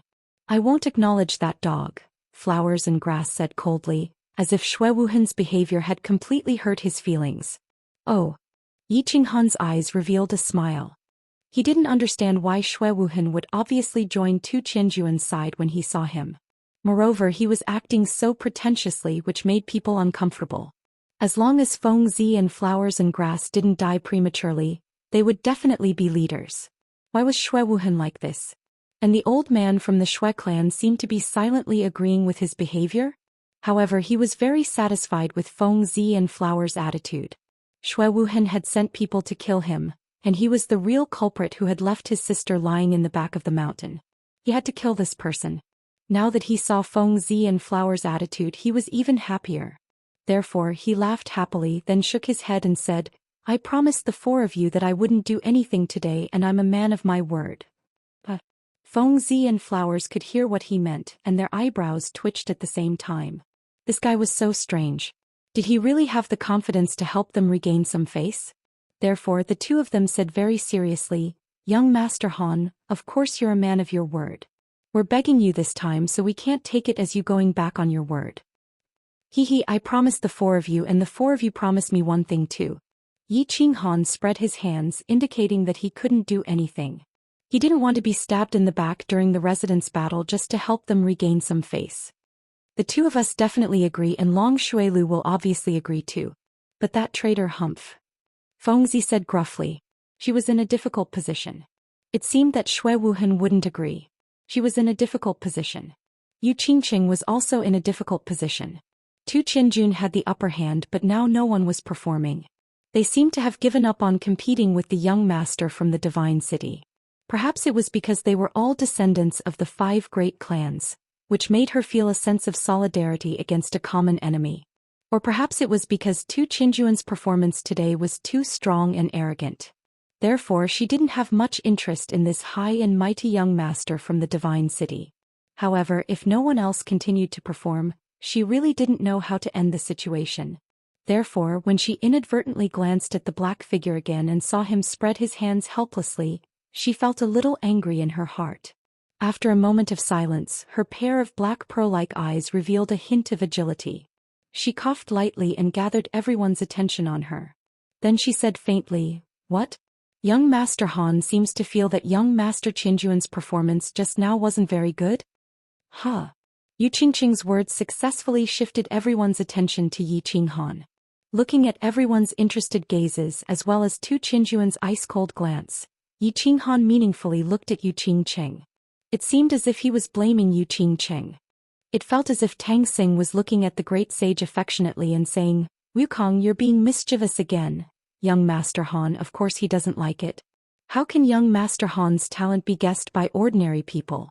Moreover, he also wants to show off, but he's worried that Shui Wuhan and young Master Shui won't agree? Feng Zi's eyes brightened as soon as Yu Qingqing's words fell. She hurriedly stood up and said with a big grin, Oh, Wuhan, what's the matter? Tu Qinjuan's eyes flashed coldly as he asked Shui Wuhan in a low voice. Shui Wuhan laughed and hurriedly explained in a low voice, as if he didn't care about the disgusted looks from Feng Zi and Hua Hua. If that's the case, agree to him. I want to see what tricks he can play. Tu Qinjun snorted coldly and said disdainfully. Yu Qingqing's black pearl-like eyes turned and understood many things. She couldn't help but feel even more furious at the black figure. This also made her even more determined to humiliate Yi Qinghan. Thus she said in an even more resentful tone, Why doesn't young Master Shui agree? There's no such thing. After receiving Tu Qinjun's instructions, Shui Wuhen stood up in a heroic manner. He then turned his head to look at Yi Qinghan. Then he said with a faint smile, Since young Master Han also wishes to display his incompetence, Wu Hen will wait and see. Young Master Han, do your best. Don't worry about the rest. Long Shuilu stood up at this time. It was obvious that he was telling Yi Qinghan, Go ahead, I'll support you for the time being. Tu Qinjun had thoroughly slapped him in the face, making him temporarily forget that Yi Qinghan had knocked him out with a punch. He stubbornly believed that it was a duel, and that his skills were inferior to Yi Qinghan's, so he lost. It wasn't particularly shameful. Moreover, Dragon Fifth had told him that Yi Qinghan had also held back at that time. Otherwise he would have lost his life. Therefore, when faced with the current situation, he immediately stood up and supported Yi Qinghan. If Yi Qinghan performed well, then it would help him regain some face. If Yi Qinghan didn't perform well, then he could also vent his anger from being knocked out by Yi Qinghan. It would be a win-win situation, so it would be a waste not to do it. Little Han, if you're confident, then go up and do it. This brat is making me, old ox, very unhappy. Yi Qingyo's voice immediately rang in Yi Qinghan's ears. Yi Qinghan awkwardly rubbed his nose and sighed deeply. He stood up, stretched his body comfortably and yawned lazily. After attracting enough attention, he leisurely said, You're right, you're right. I've always believed that the Yu Clan's Summer Fire Festival choosing men through the performances of the young masters is a very wrong way of doing things. It's a bit like a beautiful female monkey asking a group of male monkeys to dance a flirtatious hula dance. Depending on which monkey danced well, it would decide which monkey could sleep on its bed at night. Yi Qinghan's opening sentence caused an uproar among the crowd. Many people in the crowd spat out a mouthful of wine at the same time. His words offended almost all the young masters who had performed, including the goddess-like young lady Yu Qingqing. Fengzi and Hua Hua lowered their heads in embarrassment, but they were cursing in their hearts. Meanwhile, Tu Qianjuan's expression didn't turn gloomy because of Yi Qinghan's words. Instead, he looked at Yi Qinghan with interest as if he was looking at a very interesting toy. Yu Qingqing's beautiful eyes narrowed. This brat was too hateful. Every time he opened his mouth he would say words like, choosing a man, and sleeping with him. He even compared her to a female monkey. Although he said it was a beautiful female monkey, it was still unforgivable. Yi Qingyo's mouth was wide open from laughter. This brat was pleasing to the eye no matter how he looked at him. This aura, the sense of humor, he was as flirtatious as when he was young. The rest of the grand elders were also slightly stunned, and they shook their heads in unison. Seemed like Yi Dao's son was even more of a hooligan and wanton than Yi Dao in the past. Yuji lowered her head and pondered. She seemed to be thinking deeply about the deep meaning behind Yi Qinghan's words. Looking at everyone's unfriendly gazes, looking at Yu Qingqing's angry eyes, looking at Tu Qianjuan's interested expression, and looking at Xue Wuhan's mocking expression, Yi Qinghan laughed mischievously. Without waiting for everyone to fly into a rage, Yi Qinghan leisurely walked out. He rubbed his hands and continued, "Of course, this comparison isn't appropriate. In fact, I think that your performance just now was even uglier than a monkey's dance. Don't deny it first. I think that the way men fight over a woman can actually be divided into two types. The first type is pure martial strength. Everyone fight in the arena and then fight an elimination match. Isn't that more direct? And I personally think that the things passed down by your clan's ancestors aren't for you to perform, but to kill your enemies on the battlefield and to save your life in the face of death. The other type is pure artistic performance. Though, I don't think there's such a thing as artistic in this world. However, everyone think about it. The martial strength that you rely on to survive and fight is actually used for performance. The martial strength that you rely on to survive and fight is actually used for performance, and other than showing off your strength and special skills, as well as feeling good about yourself, what else is there in your performance? That's why I feel that your performance is inferior to a monkey's dance. No matter what others are dancing is pure art. It's not like the abstract performance of a monkey's dance that was passed down from your clan's supreme martial strength. I really don't feel comfortable watching it. And I'm a person who likes to be more direct and say whatever is on my mind. Of course, the young masters here are all elites and their hearts are as broad as the ocean. I think everyone won't mind. I've already talked big today. If I don't perform a bit, I reckon that you won't let me off. So I'll just perform a dance to liven things up for everyone. Of course, it's a very pure hula dance. Chapter 66. This guy has a sharp tongue and is quite eloquent. But he's only at the first level of the general realm? An 8th grade beast? His strength is nothing much, it's a pity. Tu Qianjun smiled coldly as he shook his head and said to Xue Wuhan, who was standing beside him. Compared to you, he's obviously worthless. It's just that this brat has some tricks up his sleeves. Wu Hen had secretly suffered some losses from him before. Xue Wuhan smiled slightly. His tone and expression were both respectful without the slightest flaw. He's only a flea that can jump high, it's nothing much. If you can survive this battle, you can go to the Divine City and follow me from now on. Tu Qianjun was very satisfied with Xue Wuhan's attitude. He looked at the fervent look in his eyes and said indifferently, Thank you, young master. Hearing Tu Qianjun's words, Xue Wuhan's eyes emitted a fervent light. He was extremely excited and was about to kneel down to Tu Qianjun to express his respect and gratitude. Unexpectedly, Tu Qianjun waved his hand casually. He could only stand up embarrassedly and stood behind Tu Qianjun even more respectfully. Looking at Yi Qinghan, who was still speaking with fervor and assurance, Xue Wuhan's lips curled into a mocking smile. His body trembled slightly and his fingers turned white from clenching his fists. expressing the excitement in his heart. He met Tu Qianjun by chance 10 years ago when he was traveling outside. At that time Tu Qianjun was still a 15 or 16-year-old playful child. He often escaped from the Divine City to play. Coincidentally, he discovered Tu Qianjun's identity, so he started to curry favor with Tu Qianjun secretly. He often brought him out to play, fawned on him everywhere and satisfied all of his requests. Today he finally received Tu Qianjun's reward. He finally had the chance to enter the tall divine mountain and enter the divine city. Of course he was extremely excited. Although he entered as a subordinate or even a servant, he didn't regret it. On the contrary, he was extremely ecstatic. This was because he had accidentally learned a huge secret from Tu Qianjun, a secret that could change his fate. Only by entering the divine city could he reach the heavens in a single bound, change his fate, and obtain a huge opportunity. The monkey is going to dance.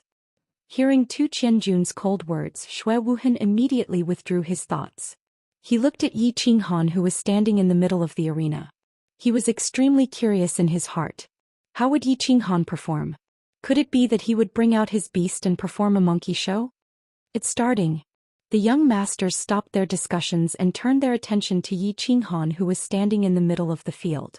They wanted to see how this arrogant young man would react. Yi Qinghan walked to the center of the field lazily. After whetting everyone's appetite, he did not make his move immediately. Instead, he suddenly made a special move. His body shook and he raised his head. His spine suddenly became straight and he put his hands behind his back. His expression was solemn and there was a hint of vicissitudes in his life. His eyes gradually became deep, and his eyebrows inadvertently furrowed slightly. It was as if a young warrior had turned into a middle-aged poet in dire straits. Yi Qinghan's instantaneous change in temperament had indeed shocked everyone. His ability to change his expression was too fast. Furthermore, he was acting as if it was really the case. Bring the wine.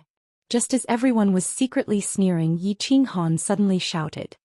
He maintained his original posture, but he stretched out his hand and waved it towards Feng Zi's square table. Feng Zi chuckled and lightly patted a jar of wine on the table with one hand. The wine jar flew steadily towards Yi Qinghan. Not a single drop of wine spilled on the table, nor did it explode. Yi Qinghan did not turn his head. It was as if he had eyes on his back. Before the wine jar touched his hand, he turned his palm into a claw. He easily grabbed the wine jar, leaned back slightly and gulped down mouthfuls of wine. Under the illumination of the moonlight, the colorless wine turned into a lustrous white. At this moment, the lustrous white wine spilled out from the wine jar and flowed down violently like the Milky Way. It flowed into Yi Qinghan's mouth, onto his face, onto his clothes and onto the lawn. Instantly, the strong fragrance of the wine filled the entire space. "Ha, a good wine. Bring me my sword." When the wine jar was almost finished, Yi Qinghan let out a long laugh. With a wave of his hand, he flung the wine jar towards Feng Zi. Then he pointed at Dugujian, who was behind his square table. Dugujian smiled. He picked up his sword with his left hand and slapped the hilt with his right hand. His silver long sword shot out like a bolt of lightning, heading straight for Yi Qinghan's face. At this moment, Yi Qinghan seemed to be a little drunk. His body swayed slightly, but he continued to look at the sky with narrowed eyes, as if he did not notice the sharp sword shooting straight at him. His body swayed just enough to let the silver sword slip past his face. Then he reached out with one hand. His movement seemed slow, but he firmly grasped the hilt of the sword. Then he took a small step forward and raised the sword above his head. He reached out with his other hand and grasped the scabbard, slowly pulling it open. Clang! The gorgeous silver scabbard was pulled out in an instant, revealing the dazzling blade. The sword was 3 feet long and 4 fingers wide. Under the moonlight, the cold blade glowed with a cold light. He casually flung the scabbard into the ground, sinking about 3 inches into the soil. Yi Qinghan reached out with his finger and slowly slid it across the silver blade. His eyes were focused and affectionate, as if he were looking at the woman he loved. Everyone present quieted down. It was as if Yi Qinghan's series of actions had brought them into a strange scene. In the Fire Dragon continent, literature and art had never been valued. Therefore it had never been developed. This was the first time they had seen such a performance. It was novel, exciting and also a dreamy feeling. Yi Qinghan paid no attention to everyone's expressions. He only stared intently at the sword that was raised in midair. It was as if the sword was the only thing left in his world. After a while he suddenly moved. He held the sword in his right hand and stabbed it forward. His body quickly followed and he quickly flicked the sword a few times. Then his body suddenly stopped and he suddenly shouted, watching the sword by the lantern while drunk. After saying that, his body quickly danced again. He danced like a fast sword. His movements were clean and neat and extremely gorgeous. As he danced, he used a special rhythm to sing, watching the sword by the lantern while drunk. Dreaming of returning to the Horn camp. 800 miles away, the sound of 50 strings flipping over the walls, the soldiers on the battlefield in autumn. The sword danced faster and faster. Then it gradually slowed down. However, it was a blur in everyone's eyes. The seemingly slow sword could only be seen flashes of white light. At this moment there was a sudden change in the scene. The wind started to blow on the tranquil lake island. The whistling summer wind made everyone's robes flutter. However, everyone was immersed in Yi Qinghan's novel and unique sword dance and blood-boiling poem. They didn't notice anything. However, the few old sage realm fellows in the seats of honor seemed to have sensed something. They frowned and looked around. The horse moves as fast as lightning. The bow shakes like a thunderbolt. Accomplishing the King of War's affairs, winning fame in life and death. What a pity! With Yi Qinghan's slow and fast recitation and the flashing sword dance, the wind grew stronger. While no one was paying attention, the concentration of the heaven and earth spiritual qi on the tranquil lake island reached a terrifying level. Perhaps after a while or perhaps after a long time, Yi Qinghan slowly came to a stop. Amidst the crisp sound of the sword, Yi Qinghan held the sword with one hand. He raised his head slightly and closed his eyes as he stood there quietly. Strangely, the sudden gust of wind that blew on the tranquil lake island also disappeared without a trace, as if it had never happened. The entire place was so silent that even the sound of a pin dropping could be heard. Looking at the young man standing alone in the center of the field, that young and inexperienced face filled with vicissitudes of life, and the majestic melody that no one had heard before echoed in their ears, everyone fell into a deep silence. The sudden gust of wind and the inexplicable strange atmosphere in the field made everyone feel as if they had experienced a fantastic and magical journey. It was as if they had arrived at an ancient battlefield. Everyone had transformed into a warrior, wielding their swords and killing without leaving a trace. Unfortunately, in the end they were defeated and the entire army was annihilated. They were left standing alone on the battlefield with their hair gradually turning white. Yuji widened her eyes and looked around with a solemn expression. It was as if she was carefully sensing the difference in the surroundings. The few Grand Supreme Elders looked at each other and saw a trace of surprise and shock in each other's eyes. Tu Qinjun stared blankly at the sky. No one knew what he was thinking. Shui Wuhan squinted his eyes slightly. Fengzi and Huahua opened their mouths wide. Long Shuilu licked his lips. Dugujian and the other four were filled with excitement. The young master's blood was boiling, and their faces were as red as the first tide. Yu Qingqing's eyes were blurry and rippled with extraordinary splendor. Watching the sword by the lamp when drunk, blowing the horn in my dream to link the camp. Everyone felt as if a young man was caressing the sharp sword and falling into a drunken sleep. Then when they woke up at dawn, they heard the majestic horn sound from all the military camps. The first two lines were filled with emotions and emotions. 800 miles away, the sound of 50 bowstrings flipping over the wall, the soldiers on the battlefield in autumn. Everyone felt as if they had arrived at a battlefield where tens of thousands of people were fighting. They saw the mighty military camps with axes and halberds standing upright and pointing to the sky. Flags fluttered and the soldiers' armor shone brightly. Coupled with Yi Qinghan's swift sword that was as fast as the wind, the hot-bloodedness hidden in the depths of everyone's hearts was completely stimulated. The horse gallops as fast as lightning, the bow shakes like a thunderbolt. Accomplishing the king's affairs, winning fame in life and in death. The last part of Yi Qinghan's sword dance was sometimes fast and sometimes slow, and the tune was also sometimes high and sometimes low. It made people reminisce about the soldiers' invincible heroic spirit, which was still fresh in people's minds. Before and after death, they left behind the good name of building an immortal country for the nation. The words were filled with patriotism and passion. These two lines meant that the poet saw that he had achieved success and was proud of himself. as he cheered happily. Even the tune was relaxed and majestic, raising the emotions of the lyrics to the highest point. And the last line, "Pity happened in vain." The tip of the pen suddenly changed, causing the emotions to plummet from the highest point.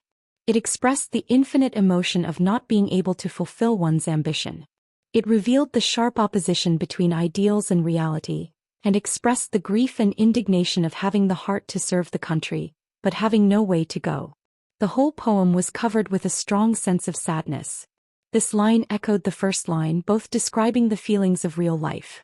It formed a strong contrast with the dream in the middle, and powerfully expressed the grief and indignation of having the ambition to serve the country. A brand new sword dance, a tune that no one had heard before, a poem that made people's blood boil and filled with emotion. The cadence of the recitation matched with the bewitching sword dance. Although there were many parts of the poem that the audience did not understand, and some of the words did not understand the meaning, it did not hinder the audience from appreciating this performance. It did not hinder the shock and baptism in the depths of their souls. They did not know why, but their hearts felt intoxicated as if they were in a dream. After a long time, it was unknown who gave the first applause, but a moment later the applause was like a surging tide. They had never thought that a man's sword dance could be like this and that a man could also sing. Moreover, he could sing in such a way that resonated with people's hearts. Tu Chenjun nodded and came back to his senses. Then he started to clap lightly. Although the light in his eyes was still arrogant, there was also a faint hint of admiration in it. Yuji sighed slightly. Her expression was cautious and she did not clap. Instead she pondered for a long time. Suddenly she stood up and walked in front of Yi Qinghan with quick steps. She bowed respectfully and said respectfully, "Young Master Han is very talented. Yuji has danced for dozens of years and has also taught for dozens of years. Only today did I realize that I was a frog at the bottom of a well. This old one is ashamed. Yuji is willing to take young Master Han as her teacher and follow by your side. I hope that young master does not dislike me." Chapter 67. Yi Qinghan was dumbfounded. He stared blankly at the beautiful middle-aged woman in front of him, looking into her sincere and longing eyes. He did not understand what had happened. He had not planned to appear today. Just as he had said, this performance was no different from a monkey dance. However, Tu Chenjuan's powerful performance and his undisguised slap to the 5 great clans made him very displeased. Thus he casually imitated a famous sword dance from his previous life to break the ice. However, he did not know whether it was because of the beautiful scenery of Tranquil Lake Island, or because he had recalled the events of his previous life and the white-clothed woman at the back mountain of the Yi family, or perhaps because he had drunk a jar of wine that made him slightly tipsy. The more he danced, the more intoxicated he became. The more he sang, the more passionate he became, to the point that he himself sank into it. In the end, after he finished his performance, he was still immersed in his dream. Then he was awakened by Yuji's sincere words. He knew that the beautiful middle-aged woman in front of him was actually old enough to be his grandmother. He also knew that Yuji was the Yu family's grand elder and one of the 2 saints of the Yu family. However, he did not know why this expert, who was on equal footing with Yi Qingyo, wanted to take him as her disciple just because he sang a very ordinary song and danced a very ordinary dance. Yi Qingyo and the others were also dumbfounded. They looked in disbelief at Yuji's sincere face. After confirming that she was not joking, they all fell silent and sank into deep thought. They thought of the sudden gust of wind just now and seemed to have connected something. Tu Chenjun was also dumbfounded. He looked seriously at Yuji for a while and also fell silent. The light in his eyes continued to shine. Although he did not understand what had happened, he had acutely sensed that the spirit chi of heaven and earth above Tranquil Lake Island had become much thicker. Moreover, the gust of wind just now seemed to confirm a certain guess in his heart. He began to narrow his eyes to observe the changes in the scene. Feng Zihua and the other young masters were also dumbfounded. They did not know what had happened. Didn't he just dance and recite a poem? Although they also felt that the dance was not bad and the song was very interesting. Even the grand elder of the Yu family had gone to take him as her disciple, right? Yu Qingqing was stunned as well. She silently looked at elder Yuji, whom she respected. She actually wanted to acknowledge a junior as her master? Then she seemed to have thought of something. She thought of that strange gust of wind just now, and a dazzling light burst forth from her eyes. At this moment, a voice transmission suddenly rang in her ears. She listened carefully, and after a moment of silence she suddenly stood up and said in an unusually determined tone, "Young masters, I hereby announce the end of this summer fire festival. This time I have chosen only one guardian, and he is Yiqing." Hearing the determination in Yu Qingqing's melodious voice, looking at her peerless face and pearl-like eyes, Yu Qingqing's heart sank. Except for a few old fellows, everyone present was once again collectively dumbfounded. The Yu clan's Tranquil Lake Island's Summer Fire Festival was held once every 15 years. They were very cautious and serious every time. Furthermore, the saint would always choose 2 guardians for the Summer Fire Festival and observe them for 3 years before deciding who would be the saint. This rule had been passed down for countless years without exception. It was just that the previous generation's Saint Yu Yan was deeply infatuated with the peerless elegance of the Yi clan's genius Yi Dao. She actually broke the rule and chose only one person. In the end, Yi Dao didn't become the saint's son-in-law. Instead, he fell in love with Yu Shui, a popular artist in the Yu house. He abandoned the Yu clan's saint and lifelong guest elder position and returned to the Yi clan with Yu Shui. In the end, the saint Yu Yan lived in seclusion and passed away quietly. Now it seemed that Yu Qingqing was going to break this rule again. Not only did she end the Summer Fire Festival early, but she also personally announced the result that the man she chose was Yi Qinghan. Why weren't the young masters stunned? How could they not be shocked? Although Yi Qinghan was a disciple of the Yi clan, his strength was not bad. However, among the young masters present, there were obviously a few whose reputation and strength seemed to be higher than his. Most importantly, Tu Qianjun was a young master of the Divine City. No matter how one looked at it, Tu Qianjun was more outstanding than Yi Qinghan. Now there was actually a dark horse. Yu Qingqing chose Yi Qinghan and even removed the position of the other protector. This completely severed everyone's hope. There wasn't even a trace of hope left. This poisonous peach blossom had bewitched everyone and made them infatuated. Now this peach blossom actually bloomed early, and it bloomed because of one person. Was it because that person performed a rather interesting dance? This reason was obviously not sufficient, and it couldn't convince everyone. Therefore Shui Wuhan obviously expressed his dissatisfaction. He carefully looked at Tu Qianjuan's gloomy face and stood up. He closed the folding fan in his hand and frowned. He cupped his hands and said, "Young Lady Qingqing, isn't this decision a little too rash? I think it's better to be cautious with such a decision." He. Yu Qingqing, who was wearing a peach blossom and a peach-colored palace dress, knew that there would definitely be people who would oppose and question her decision. However, she didn't expect that the first one to speak was actually Shui Wuhan, who had been low-key for the whole night. Furthermore, his high-profile appearance wasn't for himself, but for Tu Qianjun, who was beside him. A trace of disgust flashed through Yu Qingqing's heart. Furthermore, it was displayed on her face without any concealment. She coldly said, "Young Master Shui, are you lecturing me?" Once Yu Qingqing's words left her mouth, Shui Wuhan's complexion changed. Even Shui Fei, who was sitting at the head of the table, looked a little pale.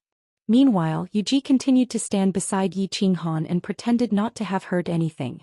Shui Wuhan saw that Yu Ji's complexion was the same as before, but Tu Qianjuan's complexion was getting worse. Yu Qingqing's pearl-like eyes were coldly staring at him, waiting for his reply. He could only summon up his courage and awkwardly said, "I don't dare. It's just that I feel that it's better to ask your clan's elders for such an important decision. This decision. I have considered it very carefully." After a moment of silence, Yu Qingqing faintly said, "As for the elders' opinions, I can tell everyone that I have just received a sound transmission. The meaning of this sound transmission is exactly the same as my decision. And the person who sent this sound transmission is our Yu clan's clan leader. I think everyone should be satisfied with this explanation." Yu Qingqing's words were like a bomb that exploded in the field. The Yu clan's clan leader had always been elusive and rarely appeared in front of the common people. However, her peerless beauty and peerless strength, as well as her charming techniques, had been circulating in the House of Aries for a very long time. Today she actually sent a sound transmission to Yu Qingqing. It seemed that this clan leader valued Yi Qinghan very much. Qingqing is right. The clan leader has also sent a sound transmission to me.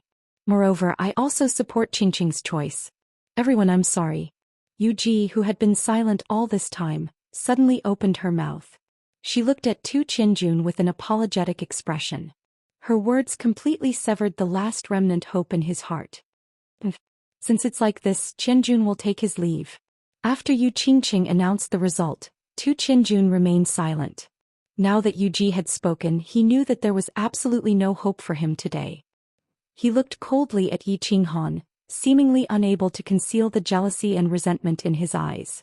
After he finished speaking, he directly leaped onto the winged dragon.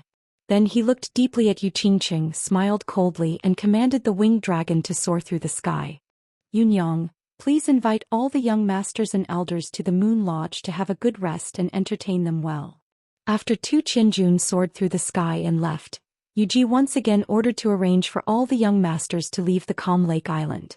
It was the same for every summer fire festival. Once the summer fire festival ended, apart from the man chosen by the Holy Maiden, no one else was allowed to stay on the Calm Lake. Everyone looked at Yi Qinghan, who was standing quietly in the field with complicated expressions. Some were envious, some were jealous, some were resentful, and most of them were puzzled. However, since their master had already given the order, it wasn't appropriate for them to ask too much. They could only think of a way to snatch one of the 12 Calm Lake girls. Young Master Han, congratulations. You're very good, brat. Although I'm very jealous and resentful of you, at least the fertile water didn't flow to the divine city. I'm still very happy about this. Fengzi walked out with a cup of wine and stood in front of Yi Qinghan. She raised her head and drank it in one gulp. Her expression was a little lonely and disappointed. No need. Yi Qinghan shook his head slightly and pushed Fengzi's body away. He looked at Yu Ji and said very seriously, Elder Yu Ji, you've forgotten something. I don't think you've asked me, the person involved, for my opinion. I didn't agree to be your clan's son-in-law. Chapter 68. Ugh. Everyone who was just about to leave suddenly turned their heads as if they had seen a ghost in broad daylight when they suddenly heard this. They blinked their big eyes, trying to see if Yi Qinghan was drunk, or if he had a fever and was talking nonsense. Seeing Yi Qinghan's incomparably serious expression, everyone knew that he was actually serious. Stinking brat, what did you say? Ever since Yu Qingqing announced the results, Yi Qingyo had been grinning from ear to ear. Just a moment ago he was still chatting with the Feng clan elder. When he suddenly heard Yi Qinghan's words, he glared at her, his eyeballs almost popping out of their sockets as he angrily rebuked her. Yu Qingqing blushed when she heard this. Yi Qinghan's sword dance today made her think that Yi Qinghan's previous actions were all to loosen the reins only to grasp them better.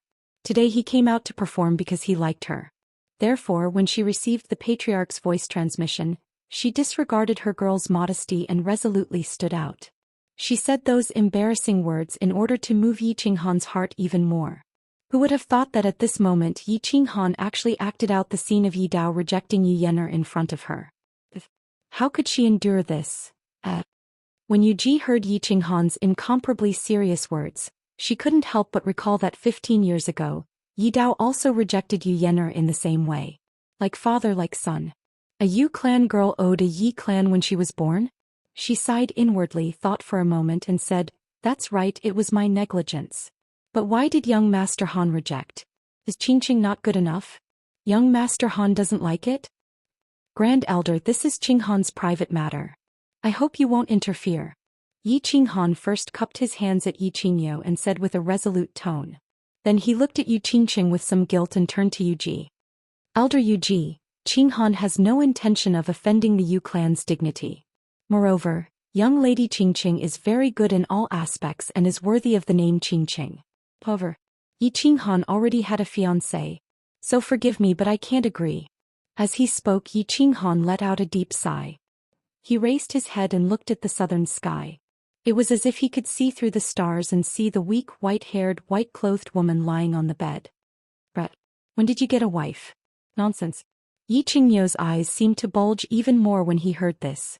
However, halfway through his words, he saw the desolate expression on Yi Qinghan's face and seemed to think of something.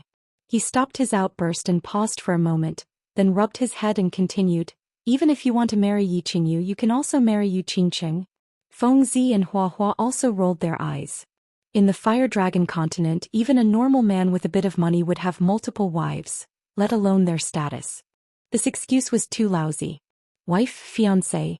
That's the only reason? Yuji looked at Yi Qinghan in shock. She thought to herself, even if you want to reject, you have to find a reason. In the Fire Dragon continent, the strong were respected. It was normal for a man to have multiple wives. So she immediately said, "It's all right. Qingqing, I think she won't mind. Also, I think that if you marry Yu Qingqing, it will be very important for your future career development. I think your fiancé at home will also agree to this marriage. Am I right, Elder Green Bull?"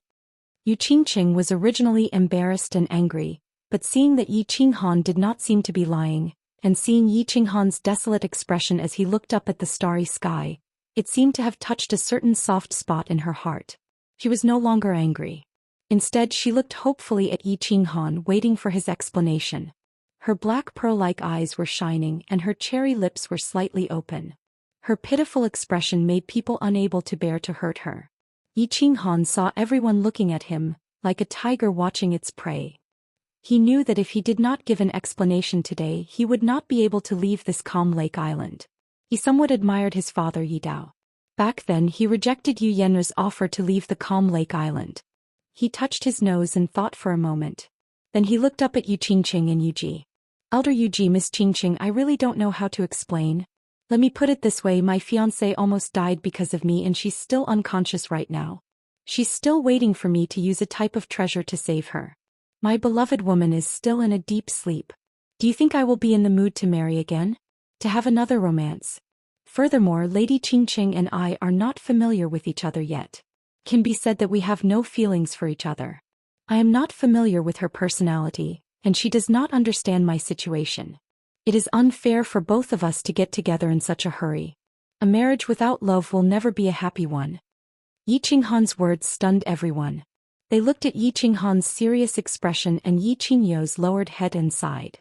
In the end, everyone believed that Yi Qinghan really did have a fiancé who was in a coma at home. They also felt admiration for his persistence. However, towards the latter part of Yi Qinghan's words, all the young masters raised their middle fingers in their hearts. Feelings, love? Was there such a thing? In the minds of the men of the Fire Dragon continent, the feelings and love of a woman were all nurtured in bed. Wouldn't a man treat a beauty like Yu Qingqing as a treasure if they slept with her? Wasn't love something that came out of nowhere? However, Yi Qinghan's novel words had a completely different feeling in Yuji and Yu Qingqing's ears. Looking at Yi Qinghan's deep eyes and feeling the emotions from this little man's heart, Yu Qingqing's initial admiration for Yi Qinghan completely turned into the ignorant heart of a young girl at this moment. Yuji was like a mother-in-law looking at her son-in-law. The more she looked at Yi Qinghan, the more satisfied she was. This man was willing to reject a beauty like Yu Qingqing for the woman he loved. His temperament was rare. As for love and feelings, she had always believed that once a woman of the Yu family married over, the man's heart could only revolve around her. With Yu Qingqing's seduction arts and the skills she had learned to serve men since young, she believed that no man would not fall under her skirt. If that's the case, I don't think this is a problem. What do you think? Yuji pondered for a while and came up with a compromise. If you want to save your fiancé, we won't object. Furthermore, our Yu family will do our best to help you achieve this goal. But, you have to promise me, give Qingqing a chance and also give the Yu family a chance. You two get along well. If your fiancé is cured and you two get along well, then you two get married. How about that? Feng Zihua and Long Shuilu looked at each other, each of them seeing deep jealousy and envy in the other's eyes. They had encountered similar situations before. Some small families had done the same thing in order to form a marriage alliance with them. Only, when did the Yu family's saintess become so worthless? Giving a woman to Yi Qinghan and still afraid that Yi Qinghan wouldn't want it, they still had to coax Yi Qinghan. Not only did they offer very generous conditions, they even sent their daughter to dress Yi Qinghan for a period of time. They clearly said, if you like it then you can keep it. If you're not used to it, it's fine, you can just return it. Little sister Yuji, how can we do this? Sigh. This little brat, it's all because we didn't teach him well. Old brother feels guilty. Yi Qingyo rubbed his hands and said with some embarrassment, but he couldn't hide the smile in his eyes, causing the two old men from the Feng and Hua families to almost explode. Like this. Yi Qinghan also rubbed his hands, but he was truly embarrassed. He looked at the peach blossom with some shame and said very sincerely, "This is very unfair to young Lady Qingqing. What virtue does Yi Qinghan have to make the Yu family treat me like this?" The moment Yi Qinghan said this, the surrounding young masters all booed. This brat was too good at pretending. Did he want everyone in the Yu family to kneel and beg him? They had seen shameless people, but they had never seen someone so shameless. Feng Zihua clenched his fists. If not for the Grand Elder being present, he would have already rushed up to beat him up. Cough, cough. Yi Qingyo coughed rapidly and kept winking at Yi Qinghan. Seeing that Yi Qinghan was unmoved, he was so angry that he stomped his feet. Yu Qingqing looked at Yi Qinghan's sincere eyes and felt a sense of tenderness in her heart. She didn't seem to think that Yi Qinghan was pretending and acting at all. She had been trained to serve men since she was young and how to read their expressions. She didn't feel that Yi Qinghan's words were from the bottom of his heart. Furthermore, her current mood was that if Yi Qinghan's acting skills were so superb, she would rather be deceived. So she bit her lip and said softly with a red face, "I am willing." Yi Qinghan lowered his head helplessly. He couldn't be so heartless to a beauty who was treating him like this. If he still dared to refuse such conditions, he would definitely be beaten into a pig's head by everyone present. After thinking for a moment, he ignored the murderous gazes of the crowd and rubbed his chin. He spoke again in embarrassment. "I am very confused. Although I am very outstanding, it is not enough for the Yu family to treat me like this. Can you tell me the reason?" The young masters once again booed in unison. Shameless, so shameless. However, they were still very curious. Just what did the Yu family see in Yi Qinghan? Forgive me for keeping this a secret for now. You will know in the future. Yu Ji and Yu Qingqing looked at each other and said with a smile. Then she smiled slightly and looked at Yi Qinghan coquettishly. She said in a soft voice, "Have you considered the matter of taking me as your master just now? Of course you are extremely important to the Yu family." Yu Qingqing also smiled and said in her heart. Seeing Yu Ji move to Yi Qinghan's side like a child, she smiled even more happily. The peach blossom on her head seemed to bloom even more brightly with her smile. Chapter 69. The silvery moon hung high in the night sky. Although it was already late at night, the entire Ecstasy City was still bustling with noise. This was a city without night. City Center Moon Tower. All the young masters and great elders were politely escorted here by the Yu family to rest. The summer fire festival was over. Other than the Saintess's guardian, no man could stay at the tranquil lake. This was a rule left by the founder of the Yu family, the Moon Queen. The Yu family had followed it for generations, and this time was no exception. The Moon Tower was divided into 3 parts, covering an area of dozens of hectares. It was said that there were 9,900 rooms inside. The front yard was used to entertain guests from all over the world. The middle yard was made up of 9 pavilions of different sizes, used to entertain distinguished guests. The backyard was where the manager of the Moon Tower lived. The Moon Tower was the top entertainment place in the entire House of Aries, or rather the entire continent. The front yard took up 2/3 of the Moon Tower with 3 floors and 9,000 rooms. Every day, thousands of guests came from all over the world to spend their semen and crystal coins here. This brought a steady stream of wealth to the Yu family. The Yu family was undoubtedly the wealthiest among the 5 major families. Yi Qinghan sat quietly in one of the pavilions, listening to the manager of the Moon Tower explain the situation of the Moon Tower in detail. He looked calm on the surface, but he was secretly speechless. Tonight he did not stay on Tranquil Lake Island. Instead, he followed the crowd to the Moon Tower. It was not that he was pretentious and did not want to sleep on Yu Qingqing's bed, which all men on the continent wanted to sleep on. In fact, he was just like any other man. He could not resist the temptation of the poisonous peach blossom. In Barbarian City, he went to the bed of that coquettish lady boss without any hesitation. However, he felt that Yi Qingyu had been sleeping in the Yi family's back mountain for him. Now that he had gone to someone else's bed after leaving the Yi family, he would definitely not forgive himself. Moreover, the peach blossom was indeed poisonous. He was afraid that he would never come down from that bed. Therefore he left in a hurry and went to the Moon Tower. The Yu family treated him very well. The pavilion was only opened when the Yu family received their most respected guests. The decorations inside were the best in the continent. Yi Qinghan secretly glanced at them. Even the chamber pot behind the screen was carved out of jade. Yunyang had accompanied him all the way here and had even introduced the situation of the Yu clan to him along the way. Presumably, the higher-ups of the Yu clan had already given him a position as a guest elder. Young master, let's rest here tonight. If you need anything, you can just call the maids outside. They will satisfy all your requests. Yun Yang's expression was respectful, and her attitude was very respectful. She knew how much her family valued the youth in front of her, so when it came to etiquette she could not be picky at all. Alright, sorry for troubling you, Yun Yang. Go and do your work. Yi Qinghan smiled and nodded, indicating that he was satisfied with her service. Yun Yang bowed again and retreated. The room returned to silence. Yi Qinghan scratched his head and sat on the tea table. He poured 2 cups of tea and said to the person behind the screen, Elder Azure Ox, since you're here, come and have a cup of tea. Hehe. A tall figure walked out from behind the screen. As he walked over, he constantly complimented the decorations in the room. His mouth made clicking sounds as he sat in front of Yi Qinghan without any trace of politeness.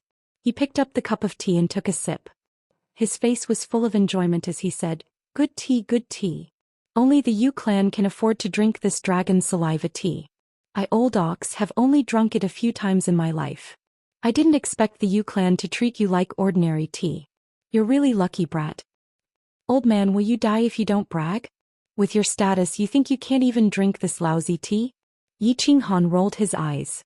He had always held a grudge against the old fogies of the Yi clan.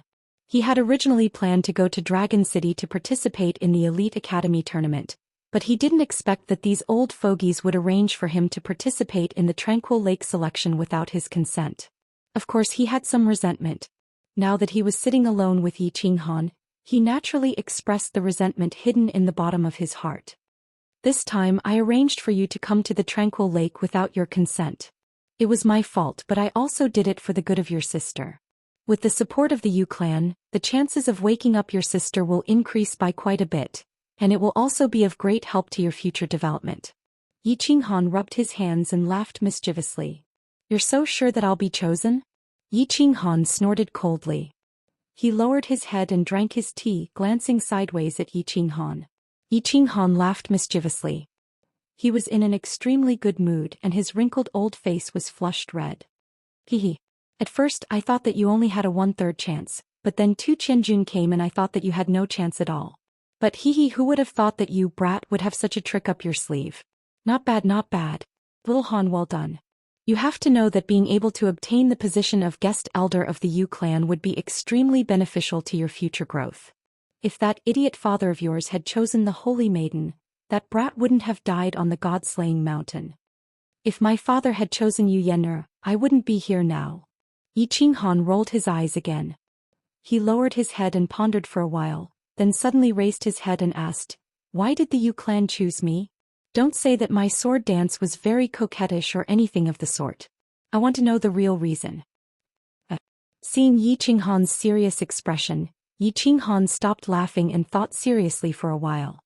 He frowned slightly and said, I don't know the specific reason, but do you remember that when you were performing that sword dance, you brat were actually able to draw upon the spirit chi of heaven and earth? Do you remember that sudden gust of wind? At that time I was completely silent and didn't know anything that happened outside. I only know that I performed that dance very comfortably. My whole body was very relaxed and my mind was very calm and serene. It seemed that I was in a very good state. Yi Qinghan also frowned and tried hard to recall what happened at that time. Hehe. Yi Qinghu rubbed his round head and became all smiles again. He said, That's the feeling. I don't know what kind of dog shit luck you have, brat. Did you know that at that time, you entered the state of soul silence that all martial artists dream of? A martial artist's first layer of cultivation is physical cultivation, which includes the tempering of battle chi and the internal body. The second layer is soul cultivation. Of course, with your current strength, your soul is too weak. Basically, your soul can improve along with your battle chi. However, once you enter the Emperor realm, your soul must cultivate alone, and soul cultivation is extremely difficult. When you performed that sword dance on Tranquil Lake Island, your mind was completely silent and drew upon the spirit chi of heaven and earth. This is an extremely rare state. The martial artists of our level call it the state of soul silence. As long as you can enter this state often, your cultivation will definitely advance by leaps and bounds. Furthermore, the most important thing was his soul. In this state, his soul cultivation would increase at a rate that was 10 times faster. The Yu clan attaches great importance to soul cultivation, and all of their special techniques are based on the soul. Why do you think the Yu clan values you so much? Soul cultivation? The Yu clan's seduction technique? Yi Qinghan was a bit confused and blurted it out subconsciously. **T. The Yu clan's special technique is a spiritual attack, and they are most famous for their illusion attacks. Back in the day, the Moon Queen's illusion could make experts at the peak of the Sage realm directly commit suicide. The Moon Queen was the only martial artist at that time who could enter the state of soul silence. Her soul cultivation could be said to be at the peak. The Yu clan's seduction technique is just something that the younger generation of the Moon Queen created to make money. You have to remember, in the future, you have to try your best to enter the feeling you had when you were dancing on Tranquil Lake Island. That state will be correct. This time you have only been in there for a short time, so you might not be able to feel the benefits to your cultivation. You will understand in the future. Remember, you have to try more and try to find a way to control this state. You have to be able to control the state of soul silence. With the help of the Yu clan, you will be the second Moon Queen or even surpass her. Yi Qinghan stood up and said cautiously. His eyes did not seem to hide the admiration and love he had for Yi Qinghan. Tranquil Lake Island, North Court. In an elegant room, Yu Qingqing looked respectfully at a white figure in front of her. Her eyes were filled with respect and adoration. The white figure's back was facing Yu Qingqing, leaving behind a curvy back and a head full of black hair. Qingqing, I want you to choose Yi Qinghan. You won't blame me, right? The white figure did not turn around. He only spoke lightly. His voice was cold, but it was very pleasant to the ears. Clan leader, of course Qingqing won't blame you. Actually, among so many young masters, only Yi Qinghan has a special characteristic that can attract Qingqing. Qingqing is very satisfied with this ending. Yu Qingqing lowered her head and pondered for a moment. Suddenly she raised her hand. Her black and shiny eyes flashed, and a hint of gentleness appeared at the corner of her mouth as she spoke softly. That's good. I can tell you that in the entire continent's thousands of years, Yi Qinghan is the second person to enter the soul silence state. The Moon Queen said in her last words that she entered this state for the first time in her 30s. And how old is Yi Qinghan now? This child's future is limitless. It is very likely that he will be the first person to walk out of the Fire Dragon continent. Therefore, the Yu clan must seize this opportunity. Since you also like him and he doesn't hate you, then tomorrow you should go with him to Dragon City. For the sake of the Yu family and your future, do your best to capture his heart. The white figure's voice was still cold, but her words revealed a bit of emotion and excitement. Yes. Yu Qingqing nodded lightly. Her eyes were filled with joy and longing for the future. Her black pearl-like eyes occasionally flashed with light that was as dazzling as the stars in the sky. Moon Tower Square Pavilion. Xue Fei sat on the bench with a gloomy face. He looked at Xue Wuhan, who was standing respectfully in front of him. After a long silence, he sighed deeply and said, "Your thoughts are not wrong. It's just that your actions are too radical. This will cause the Xue clan to be ostracized by the 5 great clans. Forget it. Since things have already reached this point, I can't say whether it's a blessing or a curse. Since you want to walk the path of Tuqianjun, then keep walking. I hope you're right. Wu Hen is right. To walk out of the well that is the Fire Dragon continent, there is no other way but to borrow the power of the Divine City. As for the 5 great clans, as long as I can reach that step, the 5 great clans can be destroyed at any time. Second Grandpa, you must believe me." Xue Wuhan said lightly, but the arrogance and insolence in his words were unmistakable. "Forget it, let's not talk about this anymore." Xue Fei sighed as he stared at the stubborn Xue Wuheng. Suddenly, a vicious glint flashed across his eyes as he scanned his surroundings. His lips trembled as he spoke in a low voice. "Yi Qinghan, since you've already formed a grudge with this person, then you must protect yourself in the sect battle and think of a way to secretly eliminate him." "Yes." Xue Wuhan's eyes flashed with a trace of ruthlessness and he nodded heavily. Chapter 70. The next day before dawn, a row of luxurious carriages appeared in front of the Moon Tower. The pedestrians who had woken up early were shocked to see such a long line of carriages. Luxurious carriages were not rare in Ecstasy City, but it was the first time they had seen such a long line of luxurious carriages. However, when they saw the flags of the 5 major families fluttering on the carriages, they thought of the upcoming elite mansion battle and suddenly realized that it was not so strange. 30th night, 17th night, and the Grim Reaper squad were in a good mood. They had stayed in the Moon Tower of Ecstasy City for a few days and enjoyed the warm hospitality of the Yu family, which ordinary guests could not enjoy. Anyone would be in a good mood. Most importantly, the top-notch hospitality was paid for by the Yu family. Therefore, when they saw Yi Qinghan's delicate and pretty little face, they all smiled at the same time, a little coquettishly and a little fawning. The carriages were already slowly moving toward the north gate of Ecstasy City.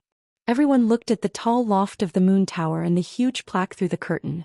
Their hearts echoed with the promise that Yi Qinghan had made when he boarded the carriage. They could not help but feel excited. As long as you can come back alive, I will let you stay in the Moon Tower for a month. And whoever contributes the most in the Elite Mansion battle will be given a month's special package. Now, let's go kill. A month's special package. 30th night and 17th night thought of Yi Qinghan's words and could not help but feel excited. Special package. They had only enjoyed the first-class package once this time. The first-class package was enough to make them want to die, and it was enough to make them remember for a lifetime. Now he actually said that he would give them a special package. And for a month. Yi Qinghan's move was too ruthless. If he did this, people would die. Of course, they felt that Yi Qinghan's proposal was very good and very feasible. Looking at the Grim Reaper squad, who kept poking their heads out of the carriages as if they had taken aphrodisiacs, 30th night sighed helplessly. At the same time he admired Yi Qinghan, who was sleeping soundly in the carriage. Although they couldn't enter Tranquil Lake Island, they heard about their young master's glorious deeds on the island. Young master was even more ferocious than young master's father. Although young master's father Yi Dao had also rejected the previous generation's saintess and left in a huff, the Yu clan did not do anything. And now the young master had also rejected the saintess of the modern era. However, the Yu clan was still trying their best to coax him. They were almost crying and grabbing the young master's trousers to ask him to accept this saintess, Yu Qingcheng. Why did he say that? Wasn't the 5 Yu family carriages hanging behind the caravan a very good proof? The Ecstasy City was not far from the Dragon City, only 5 to 6 days' journey. The carriages of the 5 clans and Long Shuelio's carriage were traveling on the broad road silently. Perhaps those young masters were too tired last night, or for some other reason, they had been sitting in their carriages silently for the first day. They didn't come out, even eating and defecating in their carriages. On the second day the young masters began to come out to get some fresh air while eating. Huaxia, Fengzi and Long Shuelu had rested for a day and a night.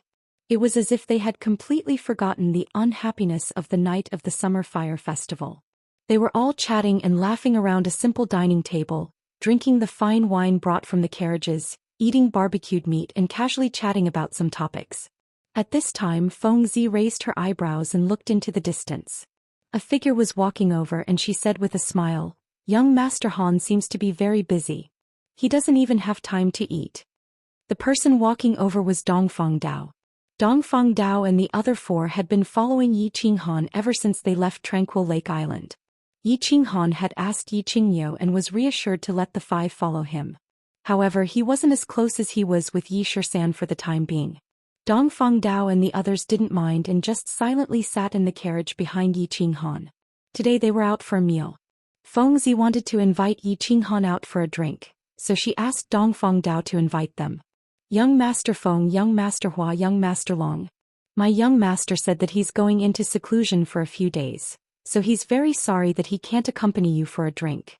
He said that he wants me to apologize on his behalf. After this cultivation he'll punish himself with a jar of wine as an apology." Dongfang Dao seemed to have changed from the status of a young master to a servant. In just one day he had completely accepted his status as a subordinate of Yi Qinghan, and his tone and etiquette were completely that of a servant. "Dongfang Dao, you're a talent. Are you willing to be a subordinate of the Yi family?" Fengzi waved her hand, indicating that she didn't mind this matter. Instead she looked curiously at Dongfang Dao. He had only found out from the information sent over by his clan today that Dongfang Dao and the other 4 and their clans had always kept a low profile. However, the shocking thing was that all 5 of them were at the 3rd level of the general realm. At this age, with this level of strength, They were all characters who could dominate a region. And looking at Dongfang Dao's expression today, it seemed that he was very willing to be Yi Qinghan's servant. That's right. Brother Dongfang, with the strength of the five of you, you are all dazzling geniuses no matter where you go. If the five of you follow me, I will serve you as an elder brother and a state scholar. Why should I follow Yi Qinghan as a servant?